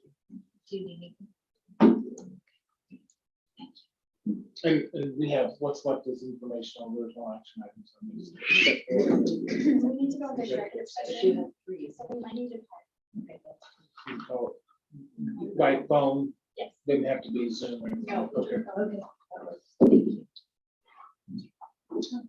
Sorry. We can pause, we can do whatever. Sorry about that. No, we need to make sure that that's. Yeah, and we need to go into executive session. Yes. Yes. And maybe if, I'll take care of all of that. you might reach out to Mandy, or Trustee Simpson, just in case if her situation is such that, can you still call? We just want to make sure we have at least 4 hours. Okay, okay. Marco has some cheap, I don't hear it all. I'm always ready. Okay, we can run and find what is needed. No, thank you. Do you need anything to eat right now, though? Do you want them to do that? We're- Randy is all here. No worries. All right, thank you. Okay, are you good? Please do, thank you. Okay, open houses are hosted for parents, community members, and board members to come and check out the different programs that we're looking at, give their feedback. And then after all of this happens, the committee takes all of that back, the pilot information, the parent and community feedback, and then they work on what is going to be the best option to bring a recommendation to the board. Quickly, from the process of prep work to recommending to the board, about how long on the average timeframe might that be? That's a super great question, and it's gonna vary a little bit Sure. based on the size of the content area. Sure. For instance, Or how many are presenting Yes. and all that? yeah, when we do like a full reading adoption, that's gonna take us a full year Oh, okay, to go through that process. that's good to know. There are some smaller ones, and we'll get to those, where a lot of the prep work's been done, and we're really just looking at one program if it's something that we should continue to work with, where this can be done in a meeting or two. Okay. Does that make sense? So it really is dependent on the situation. Thank you. You're gonna want to hold on to that idea when you think about who's gonna have to be on the committee. Yeah, so we'll get to that, On page 8 of your board packet, the post-work is defined. So you guys have adopted a curriculum, and then there's a lot of background district work again, where we are contacting publishers about the decision. We are meeting with finance, and we're scouring contracts to make sure that they meet our needs. We're working with lawyers and their lawyers and asking for things to be added and taken away from contracts. And then planning for distribution. Planning for distribution can be a 3-month process, depending on how big and how many materials have to go out for 25 schools. Again, reading materials, that's going to take a long time to inventory and get those things out. Other adoptions are getting information to teachers is literally their online password to get in. So it really varies on what is needed as far as distribution. And then part of adopting is also unadopting or disposal, which we've talked a little bit about already tonight. There has to be a plan for disposing of the old textbooks or whatever is still in use. And so often we will contact the book buyer. If the book has value, and they will tell us, they will buy from us. And then we have some money to put towards, when books get lost and those kinds of things. Often though, those things are out of date and there's no value left in them. But that's part of the research, the process that will come to you. And then, of course, the big piece is planning for implementation and professional development. All of those things have to be done when we bring in a new program. So we can use the current health committee as an example of how this comes together for real adoption. And currently we're working on looking at PE materials for PE class. So a little bit of history, and you can stay on this side of the room before. This PE is part of a bigger health adoption. We formed the initial committee to look at health curriculum in 2019, 2020 winter. So we didn't get very far before the world shut down. Yeah. We had sent forms and applications out to the example school district staff, parents, and community members and public committee. And the committee consisted of 25% of parents and community members. And we did bring the committee to the board for approval. Once that committee met, they looked at a lot of research about comprehensive health and the demographics of Napa, Canyon County, and the needs of NSD. Have we adopted, so was curriculum adopted in 2020, 2021? Yes. Yes. And I'll get to that in just a minute.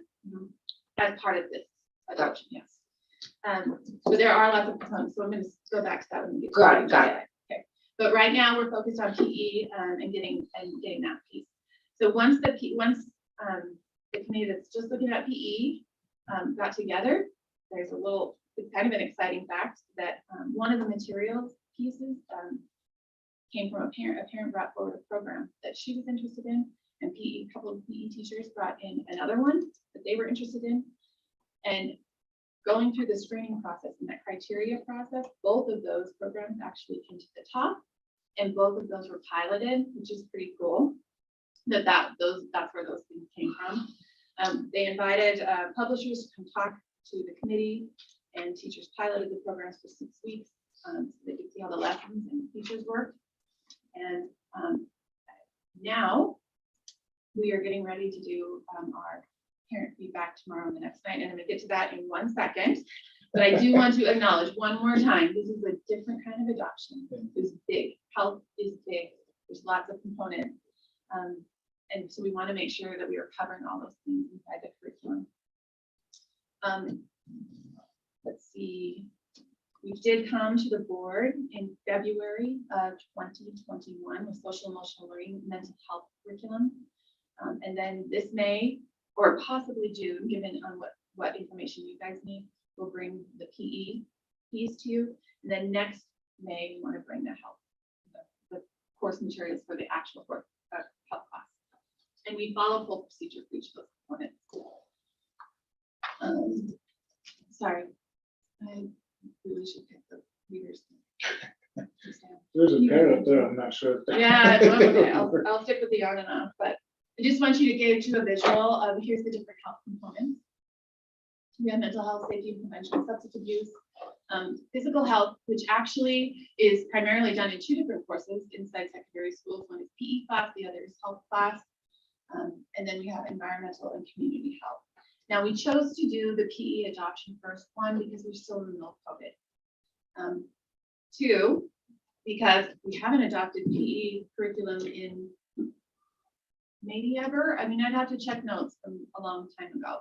That's concerning to me, that comment right there. It's been a long time.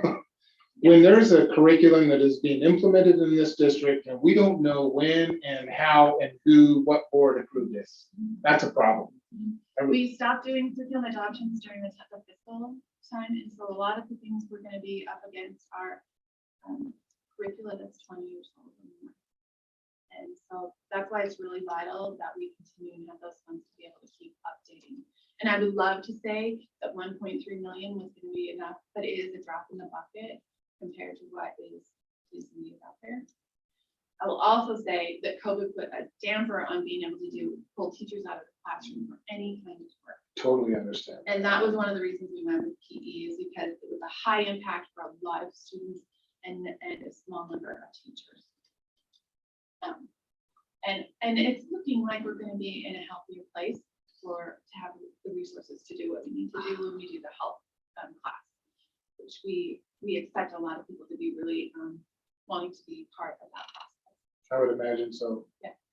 Another thing to think about is as we look at the health class next year, it is possible that we pick a program that includes safety and prevention or substance abuse and or environmental community health. So we may get some of those pieces wrapped up in the health class, but we may not. We'll have to see what kind of programs come to the top. So we may, that will determine the rest of this adoption. Does that make sense? Okay. Yes. Okay, next slide.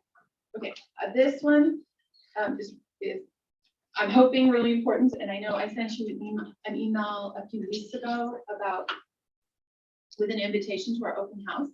This is tomorrow night, and then the next night there'll be 2 on Wednesday. You just have to choose one. Each are the same. Yeah, well, kind of. Inside your invitation, you'll see this in the board packet. It outlines tomorrow night from 5 to 7. The vendors will actually do a full presentation on the different curricula. We'll have Spanish translators, and we'll move from I think it's Focus Fitness, and then we'll move to Spark. And then on Wednesday, the 12 to 2, and then the 6 to 8, the vendors will be there to answer questions, but they're not giving their full presentation. And I invite you please to come to that. What I do ask is if you just communicate with Chrissy when you're going, so we make sure that, We just did. I'm gonna, oh, good, everyone's emails, wow, you guys got it, okay, great. We have sent flyers out to parents via email, Peach Jar, Facebook, as many ways as we could possibly get the word out. We are hoping for a good turnout from parents to come and look at this material and give us some feedback. Questions on that invitation?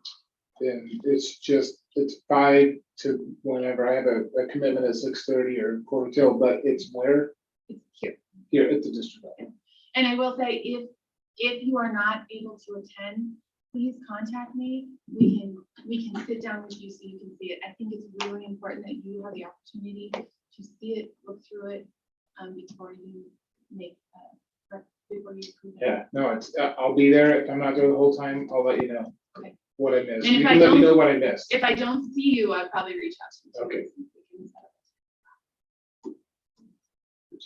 Okay, next slide.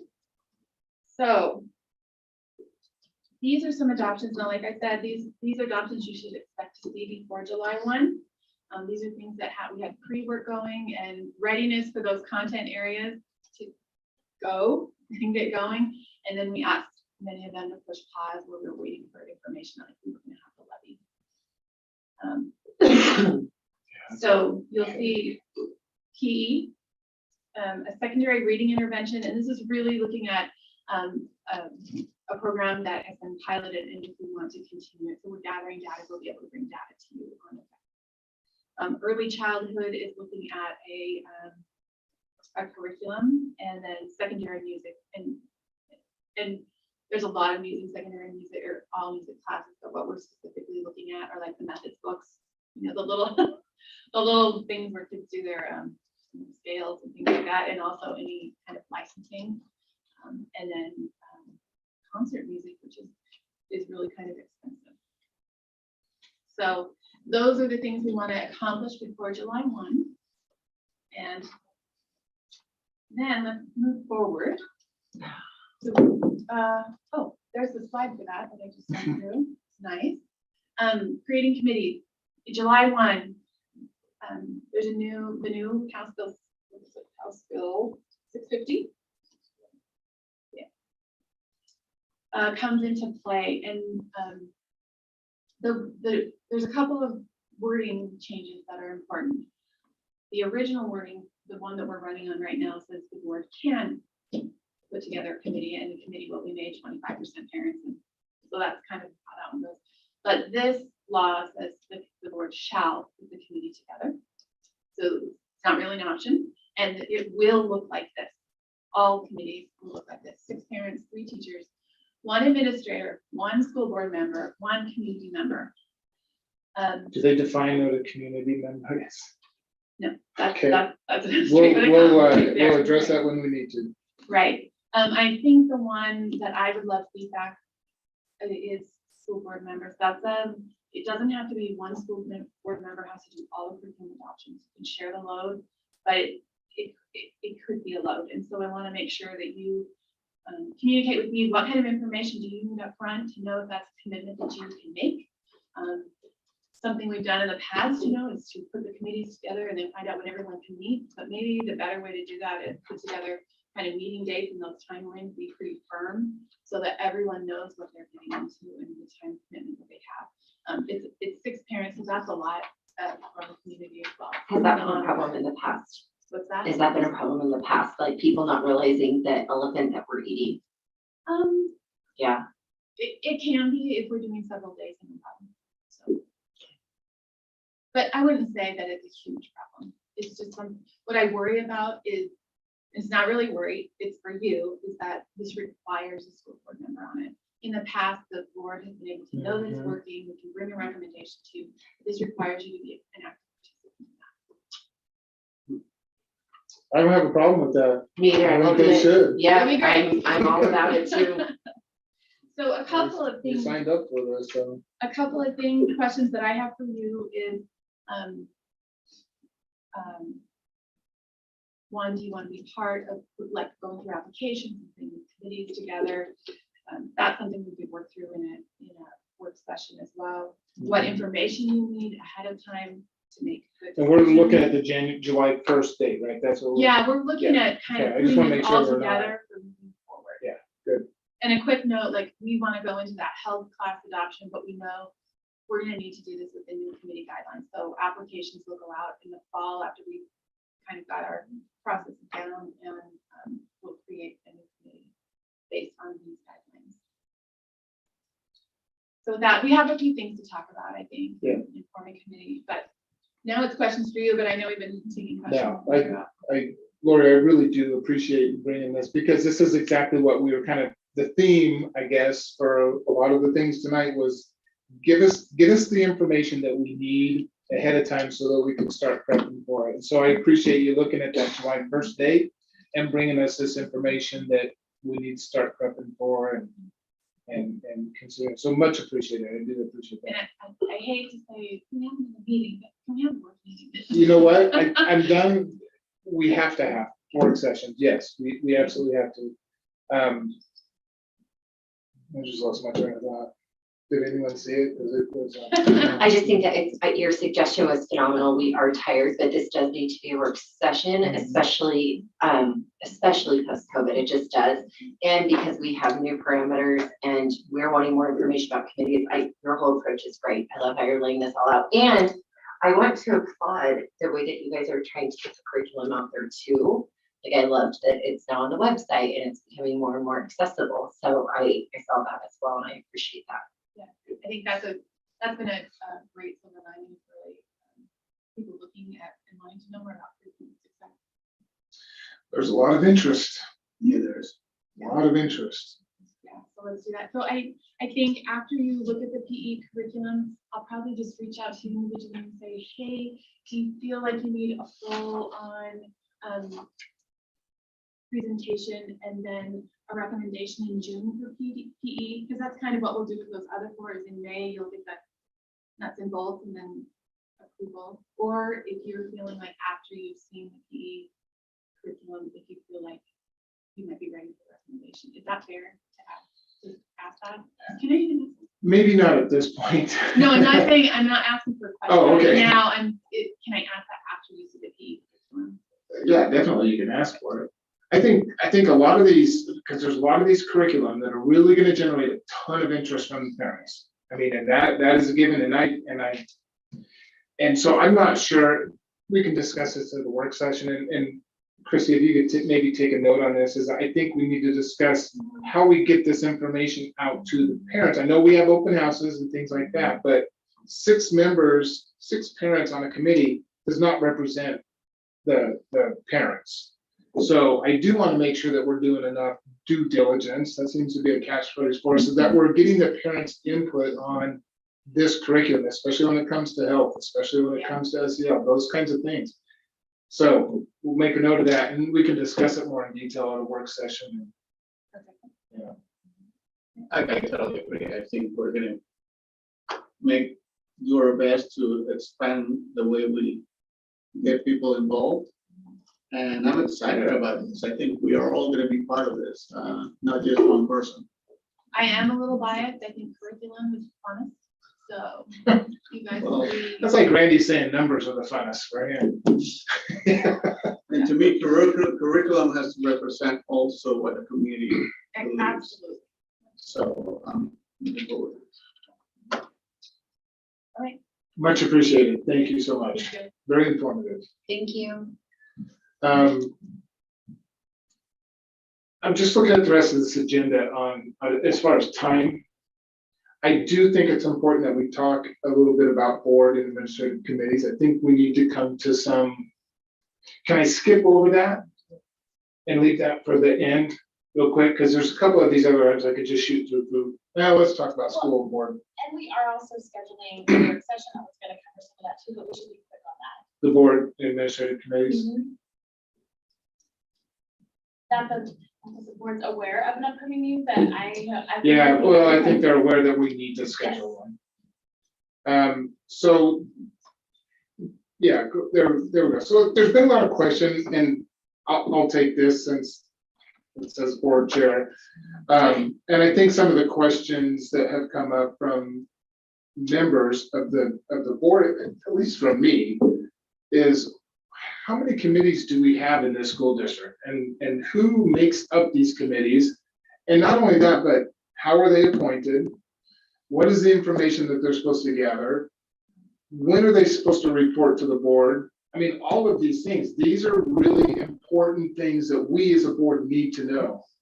And this is one of those things that my head just kind of explodes, and I almost think we just need to start from scratch. I know that's not feasible, but we just don't know. How do we get to a point where we know what committees are out there?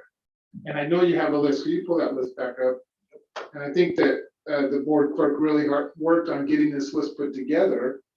And I think the question comes up, what is a board committee? What is an administrative committee? And how do we nail down those definitions? But we got a lot of, just scrolling down there, these are board committees. So go back up just a hair, just as an example, the negotiations.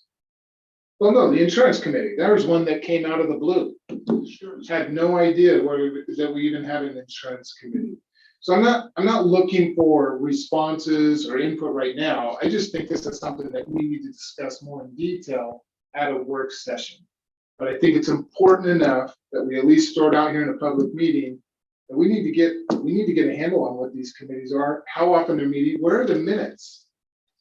That's what I'd like to know. Have we found those minutes? Chrissy, have you been able to find some of those minutes? No, but I think, no, I have not. Okay, so that's a concern, and I think for the public, we need to know, and they could be buried in the website somewhere. I'm not saying that they're being, stashed behind a desk, but they need to be out there. The public needs to see what is going on with these committees. And so I think it's incumbent upon us, the board, at a work session, to really start diving deep into these things. So all these committees report to us, are supposed to. Well, that's one of the questions. There are some board committees and there are some administrative committees. Chair Kirkman and Chair Trustee, in the past, there were several administrative committees that would report to the superintendent, and the superintendent would bring information back to the board.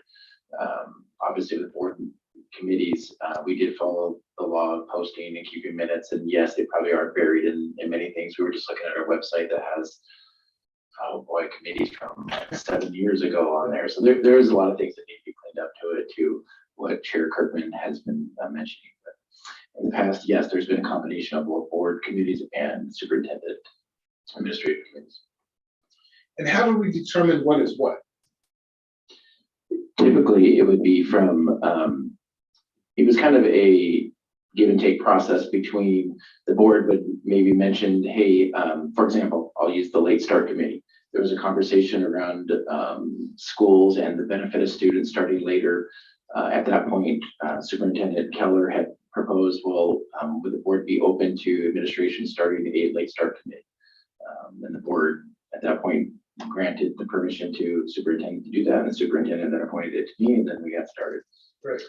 So at this point, since you brought that up, the late start committee, is that no longer a viable committee? The late start committee, Chair Kirkman, the late start committee is on halt from COVID. We had 4 scheduled meetings. We had 3 right when we were about to move into the finances. It was literally March of 2020.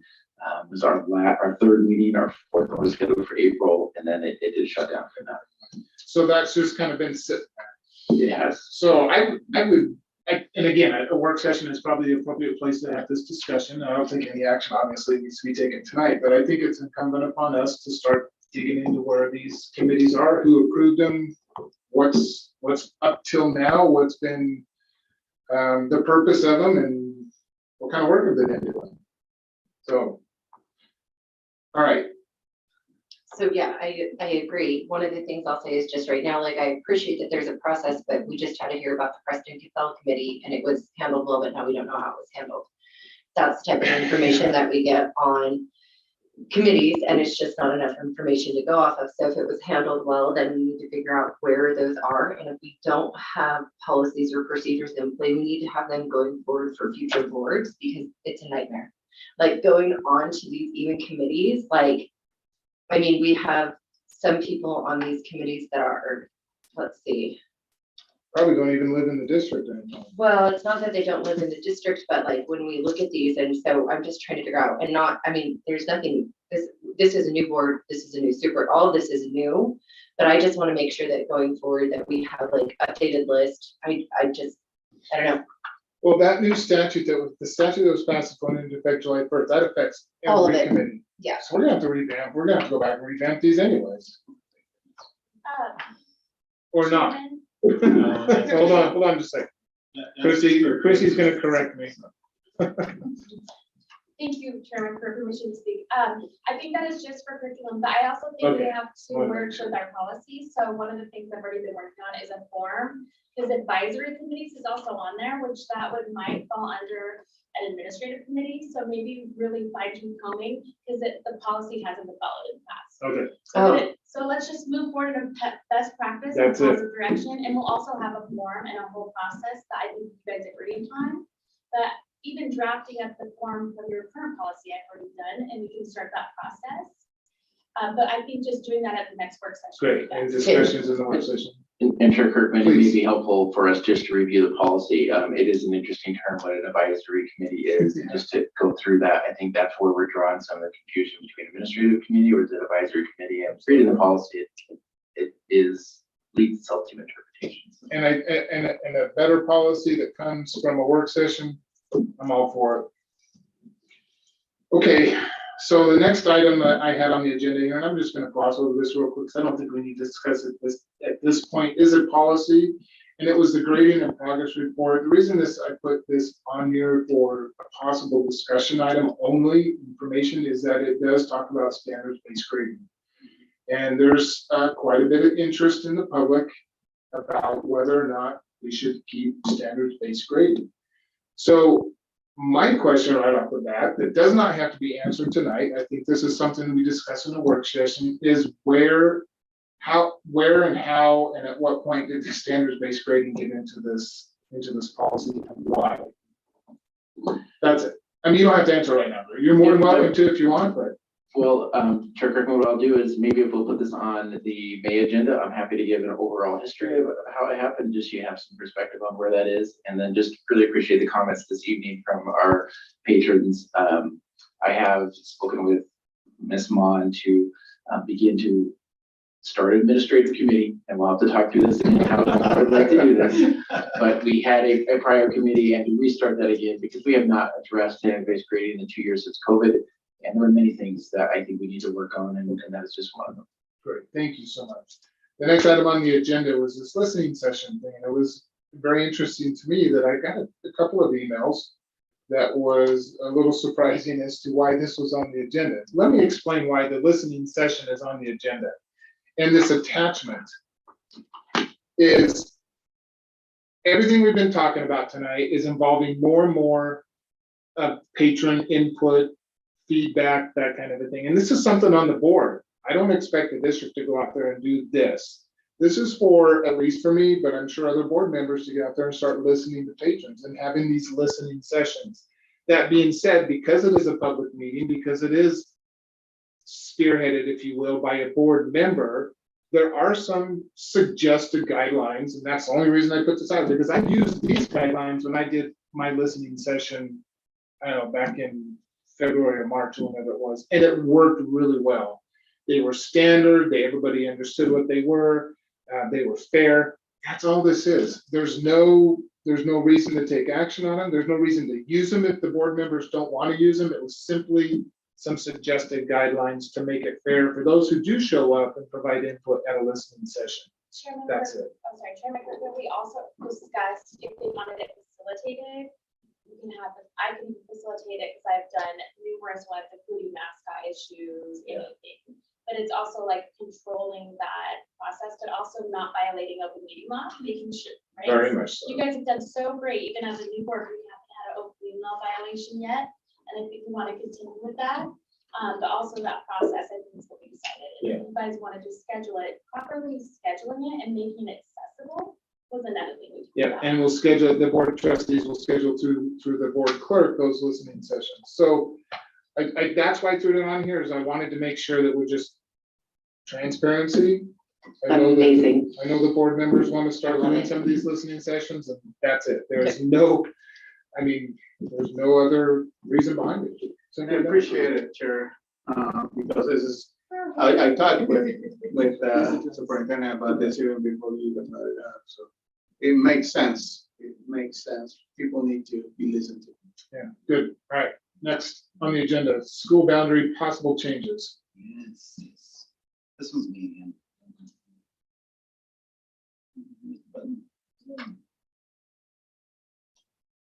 Okay, so just a quick update of what we're looking at is there's a couple things going on. A couple of these, Chairman Kirkman, you've seen at Planning and Zoning.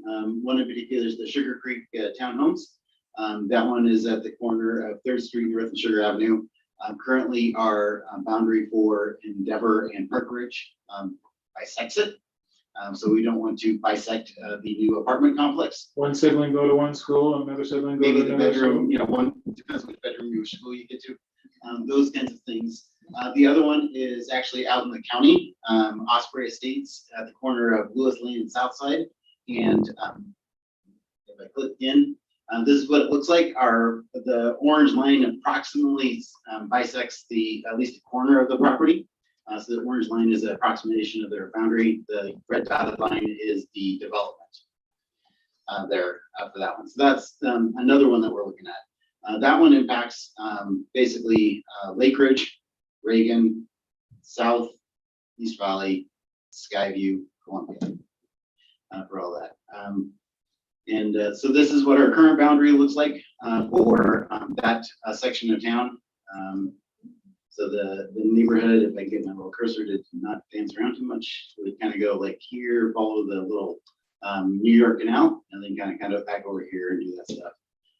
Kind of in that area for where it is. So you can see where there's a problem. Again, we're going to bisect, maybe one side of a house would go to one school, one the other, those kinds of issues. So we want to get ahead of those before that. And in fact, my comments to the county actually made them put a stipulation on the developer that they needed to work with me to fix this before they could kind of keep going through doing that. So That's a county development. that's a county I was development. gonna say, Yeah, that's doesn't ring a bell. this one's outside the impact zone for city. And then here's the other one that we're looking at is the Sugar Creek is this area kind of right here. And that's, you can see that it's bisected by that one line. So those are the two that we're looking at updating. The nice thing here is I have a nice presentation that includes what I would recommend as a change. And no kids that are currently enrolled are impacted by the change. Everybody stays where they're at.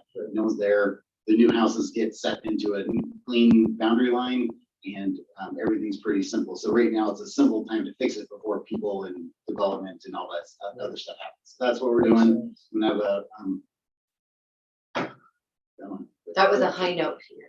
That was a high note. That was our side to say high note. We're good. So I worked already to get some principal input. Now we're gonna have a couple of community meetings later this month to get input. We're gonna get those out to the schools, and we'll have post them at the schools that are kind of impacted. And then try and get some communication out from the schools to those families so they at least know what's going on there, and then have some information to contact me. So hopefully I have a whole bunch of stuff to say, here's what the community said. Yeah. For you guys at the next meeting when we say this is what we should do with the legal descriptions and all of this stuff along with those boundaries. Does the school send out notices to the affected parents in that area or the affected households in that area? I know some aren't even there yet, but obviously the ones that are there, are there like direct mailings to those folks? So let's see. If any of the houses that are close, I could identify with the tools. I could actually pull up the addresses and provide those, and we could do a direct mailing. If that's Or even something you want. a sign. I know the city posts signs, like there's an upcoming city council meeting on this particular issue, and they have little flyers in there, and so you see them all over town when you're driving around. You stop, grab one of those. I think just the more that we make an effort, because this is going to impact, and there's probably going to be a few people that are less than happy about this. But I think the more that we make that effort to to get that information I out. wanna listen However to that them. might be. Yeah, I wanna listen to them. I wanna get their input. You know, I think that there's opportunity to do stuff that's not negative at this point. Good. Because we're following when you look at the map, you're like, why does the line go straight through here Yeah, instead of, absolutely. I know it's kind of preliminary right now too. So but- some logical things that really do that stuff. So, Great. What I've termed is it's my, the classic Harmon, it goes over land from here to there. And it just kind of says, you go, straight line Right. here to there instead of, and now here to there is getting developed. It doesn't follow like the actual border, which would be helpful. Okay, yeah, much appreciated. Thank you, Peter. Public school finance enrollment-based funding. That was Randy's wake-up call. Finance. Oh, please. Absolutely.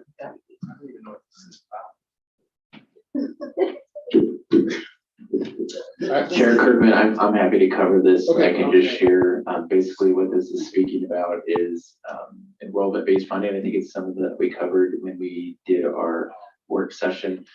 Just talking about the $4 million swing that enrollment funding has to do for the district. Actually, 8 million total. Thank you, Mr. Dewey. 4 million for the good, 4 million for the negative if it's through ADA. And again, it was vetoed at the governor level. I think I updated the board with that. However, the governor has, the legislature has passed the JFAC bill that has the funding for enrollment within it. Therefore, the state board, we were told today by the State Department of Ed that the state board will do a temporary rule for next year. And so that is positive news. And essentially that's what this is covering. Yes. That's great. Good. That just came in today. It did. Oh, very good. Now, I would say There's a cap. Julia Oberle from the State Department was very tentative to say what the state board is going to do prior to they do it. Yeah. But they understood that all the school districts are waiting to see if it's been approved or not, but that was the information we Okay. received. Very good. There's actually two parts to that as well, because whenever state board does a temporary rule, it actually sunsets on the signing day of the legislature. So they actually have to do another rule to make it for the end of this year and all of next year, so signing day of next year as well. So if they don't, then our discretionary gets hit back down to the 604.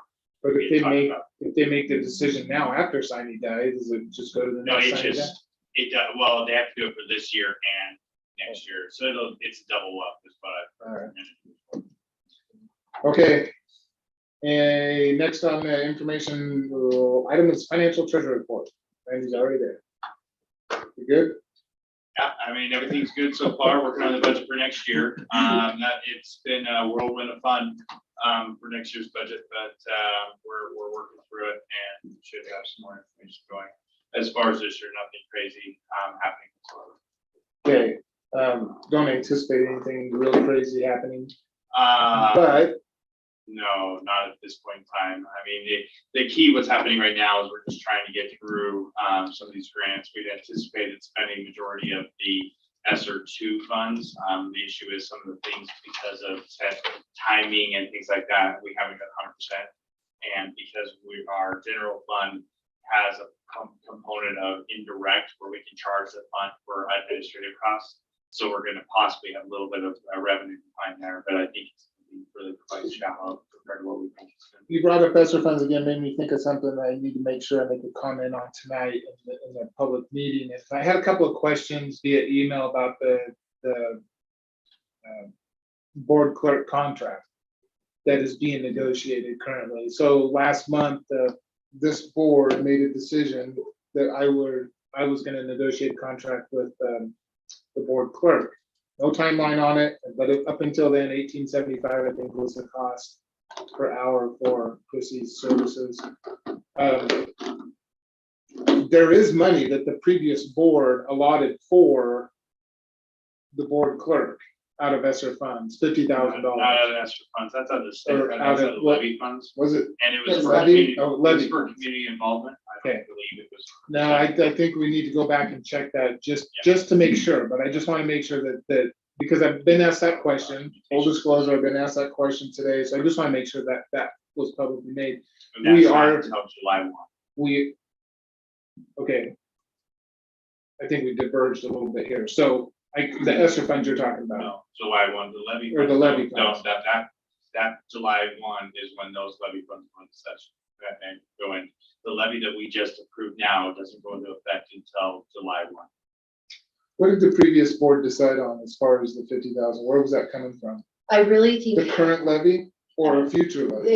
It was the future levy, so when they passed the levy, we're funded now, but Sure. when they decided to pass the levy, Allison had motioned to add in some money Right, for that at And it made the. an additional 8 million, so we were at 795. Right. Why don't we just add the additional 50,000? 50,000. Because at that time, the board was looking to do some other outreach in that community. And I think And that was there's, 50,000 for. and I think there's clerk mentioned in there, we'd have to watch I have it. no idea what. We'd have to watch it. I don't Yeah. remember. I just remember watching it. I don't But that remember. doesn't go into effect until July 1 budget. I think it's, I think we need to, watch it. Thank you, Trustee Taylor. On that note, though, those negotiations are still ongoing, just to update the board in a public meeting. I think the biggest is just the timing, is getting some time to meet and have those negotiations. So we have met, we have talked about this, those negotiations are ongoing, and we should have something for the board. I'm not putting a timeline on it, though. Chairman, permission to speak, I did reach out, I replied back to one of the members that had reached out, just letting know that we don't have a date set, but we will make it as transparent as we have the whole time, and really posting it and putting it out there, and hopefully we'll move that process with all contracts and agreements moving forward. Yeah, it'll be a best practice as far as that goes, and I know that the press reached out also in the email, so. We don't have a timeline to, as to what we're doing. But we're not gonna drag it out for. I do have one additional thing as well. Please, I'm sorry. I interrupted you. As you can see, 410 fund down there, capital projects at $462,000. That was a result of 2 buildings that we had purchased, and 1 building we sold, and 1 building we had purchased, the warehouse. And so this is a property that you guys approved today. If we do sell that property, we're able to potentially put it in that fund and hold it for future capital project purchases as well. Schism, is that what? Schism, sorry, I keep saying schism too. That's what Schism. I said. Did you, I know, I was like, why am I saying that? That Schism. would be an area that we would want to transfer that, so we would ask you if that's what you want to do with it, instead of just going into our fund balance. That fund is what we've been building on things that we do sell to be able to do some other projects down the line, and that would be what we want to. And when we go down to that route and we actually find Right. sales, we would want to possibly. So at that time, it'll come to the board as an action. Yeah, because you guys would have to approve the sale and all that. Good. But that's where that money would go. That makes And sense. when it's all said and done, so we just keep building until we need it. At that point in time, we do a much larger project. Sure.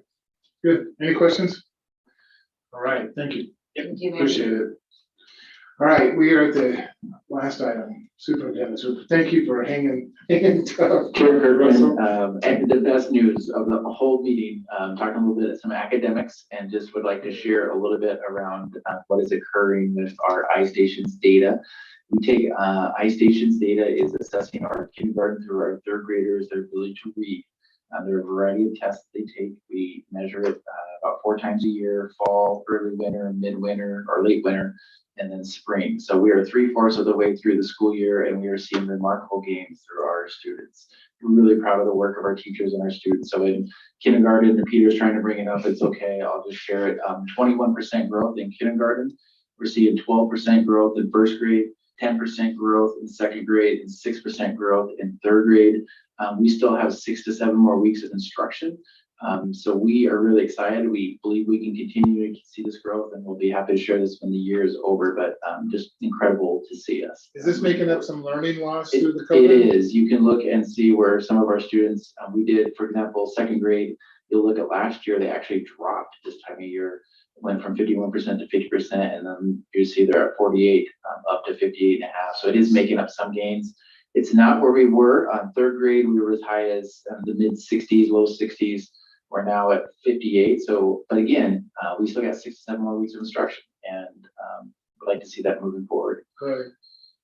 Can I just? That is awesome. Like, it is awesome. Trustee Taylor. You can feel that in the school. You can just feel that Yes. when you're in the schools. You can just feel it. You can see it. You can see the creative things being done. It's so cool. The engagement. The all engagement, I mean, all it's of so, that. so cool. Being in the schools is the coolest thing.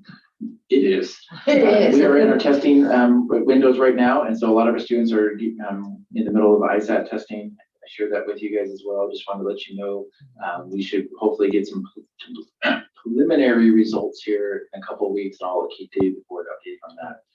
Legislation, I was going to update us on just some of the high notes of the bills. I know it's late. Just a couple of things. The insurance bill did get passed by the state. That was House Bill 443, where this money was given for insurance and for a buy-in. The buy-in for the district is around $960,000 for us to buy in. We are strongly considering it because the premiums are so much lower. For employees, it's around $350 to $450. Right now, we charge $1,000 to $2,000. So there are, it just is possibly good coverage for us. We'll continue working through that and just let you know where we are, but wanted to keep you guys updated on that. The enrollment we already just discovered, so I'm not going to go over that again. House Bill 716 did adopt new standards for ELA, math, and science. And those are on the State Department. We're having our curriculum instruction team. Ms. Mon is, I'm starting to have her team go through that to see what kind of changes that made or did not make. And we will update our standards documents that we have for our teachers based on that. So there is some work to that, but we're going to work on it. So just want to let you know that that occurred. House Bill 790, the literacy bill, which you heard a little bit today already, granted an increase for the ability to do all day, every day kindergarten. The district has done that for some time.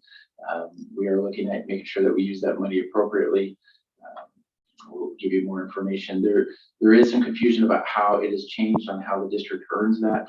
It is earned through 50% enrollment and then 50% through growth. And that growth is also determined by a free and reduced lunch population. Those students are given more higher weight so they can earn more. And one of the issues is how do we determine free and reduced lunch? The district has not done a official free and reduced forms since the 1920 school year. We have been using that data for the last several years, which the state has allowed us because of the COVID pandemic. The concern is that if we were to do that now, we're going to have to do that in just another 3 months after July 1, we're going to start. So what we're going to use is a direct cert data, which is a form that allows us to be able to predict roughly where our free and reduced lunch is. And in the fall, we will begin our free and reduced push for parents to fill out that form again and try to get that so we can get a more accurate, what they call a March 1 count. There is a new bill around dyslexia that was passed in the legislature. Boy, it is getting late this year. And that will require the school districts to have some professional development that we'll need to do. And in several years, all teachers and administrators will need to have a credit for them to be able to recertify their certificates. So that's still a few years down the line, but it is a new bill that passed. And then lastly, we just talked about the curriculum adoption and the changing of that. A couple of things. There is a buddy program. Ms. Young is here, and I met with Ms. Wiest, and we had met with Carla Reynolds over at Snake River to kind of talk about how we can get more involvement in the schools. I really appreciate them kind of spearheading that. The reason I wanted to bring it up here, I was hoping there'd be more folks, but if anybody knows of anybody who would really like to volunteer and make a difference in a child's life, let me know. And we're piloting some stuff, but we really would like to grow this and expand this in a couple of other elementary schools. I'm working with some of the specific entities around Rotary and Chamber to maybe try to get some, but really would appreciate everyone just spreading the word if you can. If you want to help children, let us know and we will get you connected. Great. Idaho High School Athletic Associations, there's a couple of it. Heads up, I just want the board to know there is a discussion right now of increasing the gate cost at future events. Right now, those gate costs are around $6 and $4. There was a negotiation with referees that increased a great deal. Plus, in some basketballs, for example, we need to have more referees, and so the SIC is looking at possibly offsetting some of those costs with increasing gate to, I believe it would be possibly $5 and $8. They will be voting on that in a couple of weeks. Shot clocks are coming for basketball. Shot clocks. Shot Okay. clocks, yeah. I heard something else. Yeah, shot clocks are coming. That's some big change. We believe that's a healthy thing for the sports, but we're getting those installed. And then there is a classification appeal that the IHSAA has allowed, which you can start appealing by level. Not just right now, what they say is Navajo, you're 5A. All sports have to play 5A. And what you could say, well, baseball will play 5A, basketball will play 4A, maybe in softball we play 3A. Now that creates a great deal of difficulty for scheduling, and our AD is working through that. So that is something that we're trying to keep an eye on, and just I will let you know how that could impact us in the future. Lastly, on April 19th, there is a facilities meeting that we are having with the public, and that is just to share all the work that we have done with our facilities committees around our buildings, around our enrollment projections, around our educational adequacy, just to share that, get the input from the community. This one, right now, we have one scheduled in the spring. I'm working with Mr. Juris, maybe do one in the fall, so we at least have two. We'd love to have, if you're interested, just to come and listen. It might be great to have that, but that's next week. And now, 6:30 to 8:30. That was a document that had every school in there, and I was looking at it today. Is that? Yes. Where did I see it? Was it on the? I can't remember where I saw it. Webpage, but yeah. Yeah, that's what it was. Yeah. I believe that's all the updates. Okay. All right. Thank you so much. The next item on the agenda is possible agenda items for future board meetings. Trustees, possible agenda items that you would like to have or see on future board meetings. Okay, I just have one thing. I have a really good friend in Arkansas. He is on the school board. They just put together a student committee that reports directly to the superintendent. So I thought that was a phenomenal idea, and we keep talking about all of these committees. I would love to have a student committee. Would it be a board committee or an administrative? That's TBD. I when I campaigned for this position, I always thought it would be, I want to hear from students. I do, I really do. Love the idea. I really do. Okay, I think our board clerk is making some notes, Yes, and I've been adding stuff as you guys have discussed. building the tonight. agenda already for the next. You're amazing. Yes. All right. Trustee Valle? I think I've already said a few things. I hope you've added my stuff with Yeah. regards to Of course. critical race theory and. So there's a couple of things that I've been, I think, one thing that came up in the discussion, I know that this is not new. I know it's not new. However, a district-wide athletic director, I wonder if that might be something that we discuss. We're talking this morning, full disclosure here with Mr. Barber at Skyview, and the athletic director there, I can't remember his name. Mr. Bonds. Thank you. Don't tell him I forgot his name. When they were meeting with other schools and districts in the valley, it's hard for them to have a seat at the table and have that conversation with someone, West Ada, who has a district AD. So I think that's something that I think warrants a little bit more discussion, maybe a little bit more input. We can leave it up to the staff on maybe how to bring that. There's something that's come up. I'm just going to throw it out there, and I think this has to do with our policy on dress code in the schools. And I have heard furries in our schools. And furries are individuals who dress up in costume, dogs, cats, animal costumes. There's been reports, I haven't confirmed it, so I don't want to cause a panic here, but I think it's just something, this is one of those things, because it is happening across the country, but I think it's something this school district can maybe take a proactive approach to. Maybe we don't need to do anything. Maybe it's already covered in our policy for dress and uniform in school, whatever. So I think that's a policy that we need to put on the agenda for some discussion. But you said furries? Furries. Okay. I just wanted to check the word. Marco, or trustee Valier brought up about the bathrooms, and the use of the bathroom, transgender, male, female. That's a big topic, and there's a lot of federal guidance, legislation, the US Department of Education that's tied to federal funding and all that kind of stuff. It's a big, big topic. It's not one that I'm not afraid to talk about it and bring it up, but maybe that's something that we discuss a little bit more in depth also. Could be at a work session. Maybe some of these things are better for a work session. The policy about standard-based grading, I think we need to start discussing that a little bit more. We're already on the curriculum.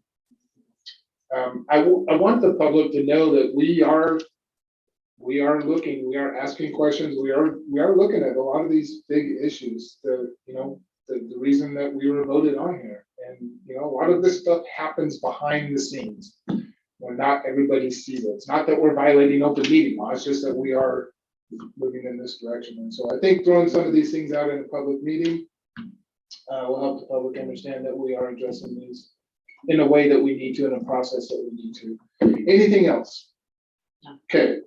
That being said, we're going to move to executive session. Yeah, make sure that she's on the line, or one of the two. I am too. You have to call me, make sure. We're gonna need a motion. Right. But don't we have to wait? Yeah, till- so she's. Oh, you're already I'm on. gonna put you on speakerphone so we can take care of executive session and get entered into that. Okay, Tracy, I hope you can hear everything. I move that we go into executive session to consider the evaluation, dismissal of, or disciplining of, or to hear complaints or charges brought against a public officer, employee, staff member, or individual agent or public school student. B, to consider records that are exempt from disclosure as provided in Chapter 1, Title 74, Idaho Code. C, to consider labor contract matter authorized under Section 74-206(1)A and B, Idaho Code. Can we get clarification that it is code B, D, and J? Oh, the sections of the code? Yes. Yeah.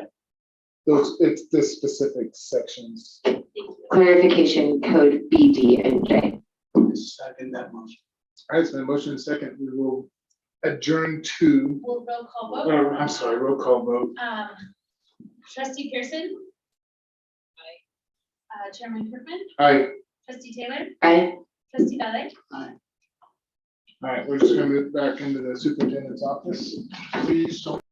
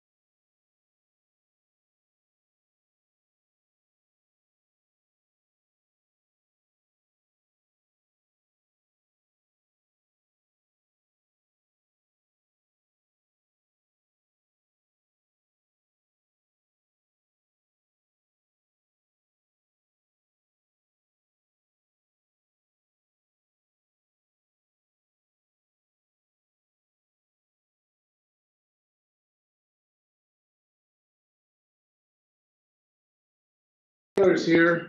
I am trying. Okay, We are adjourned. Oh, wait, no, we gotta do that.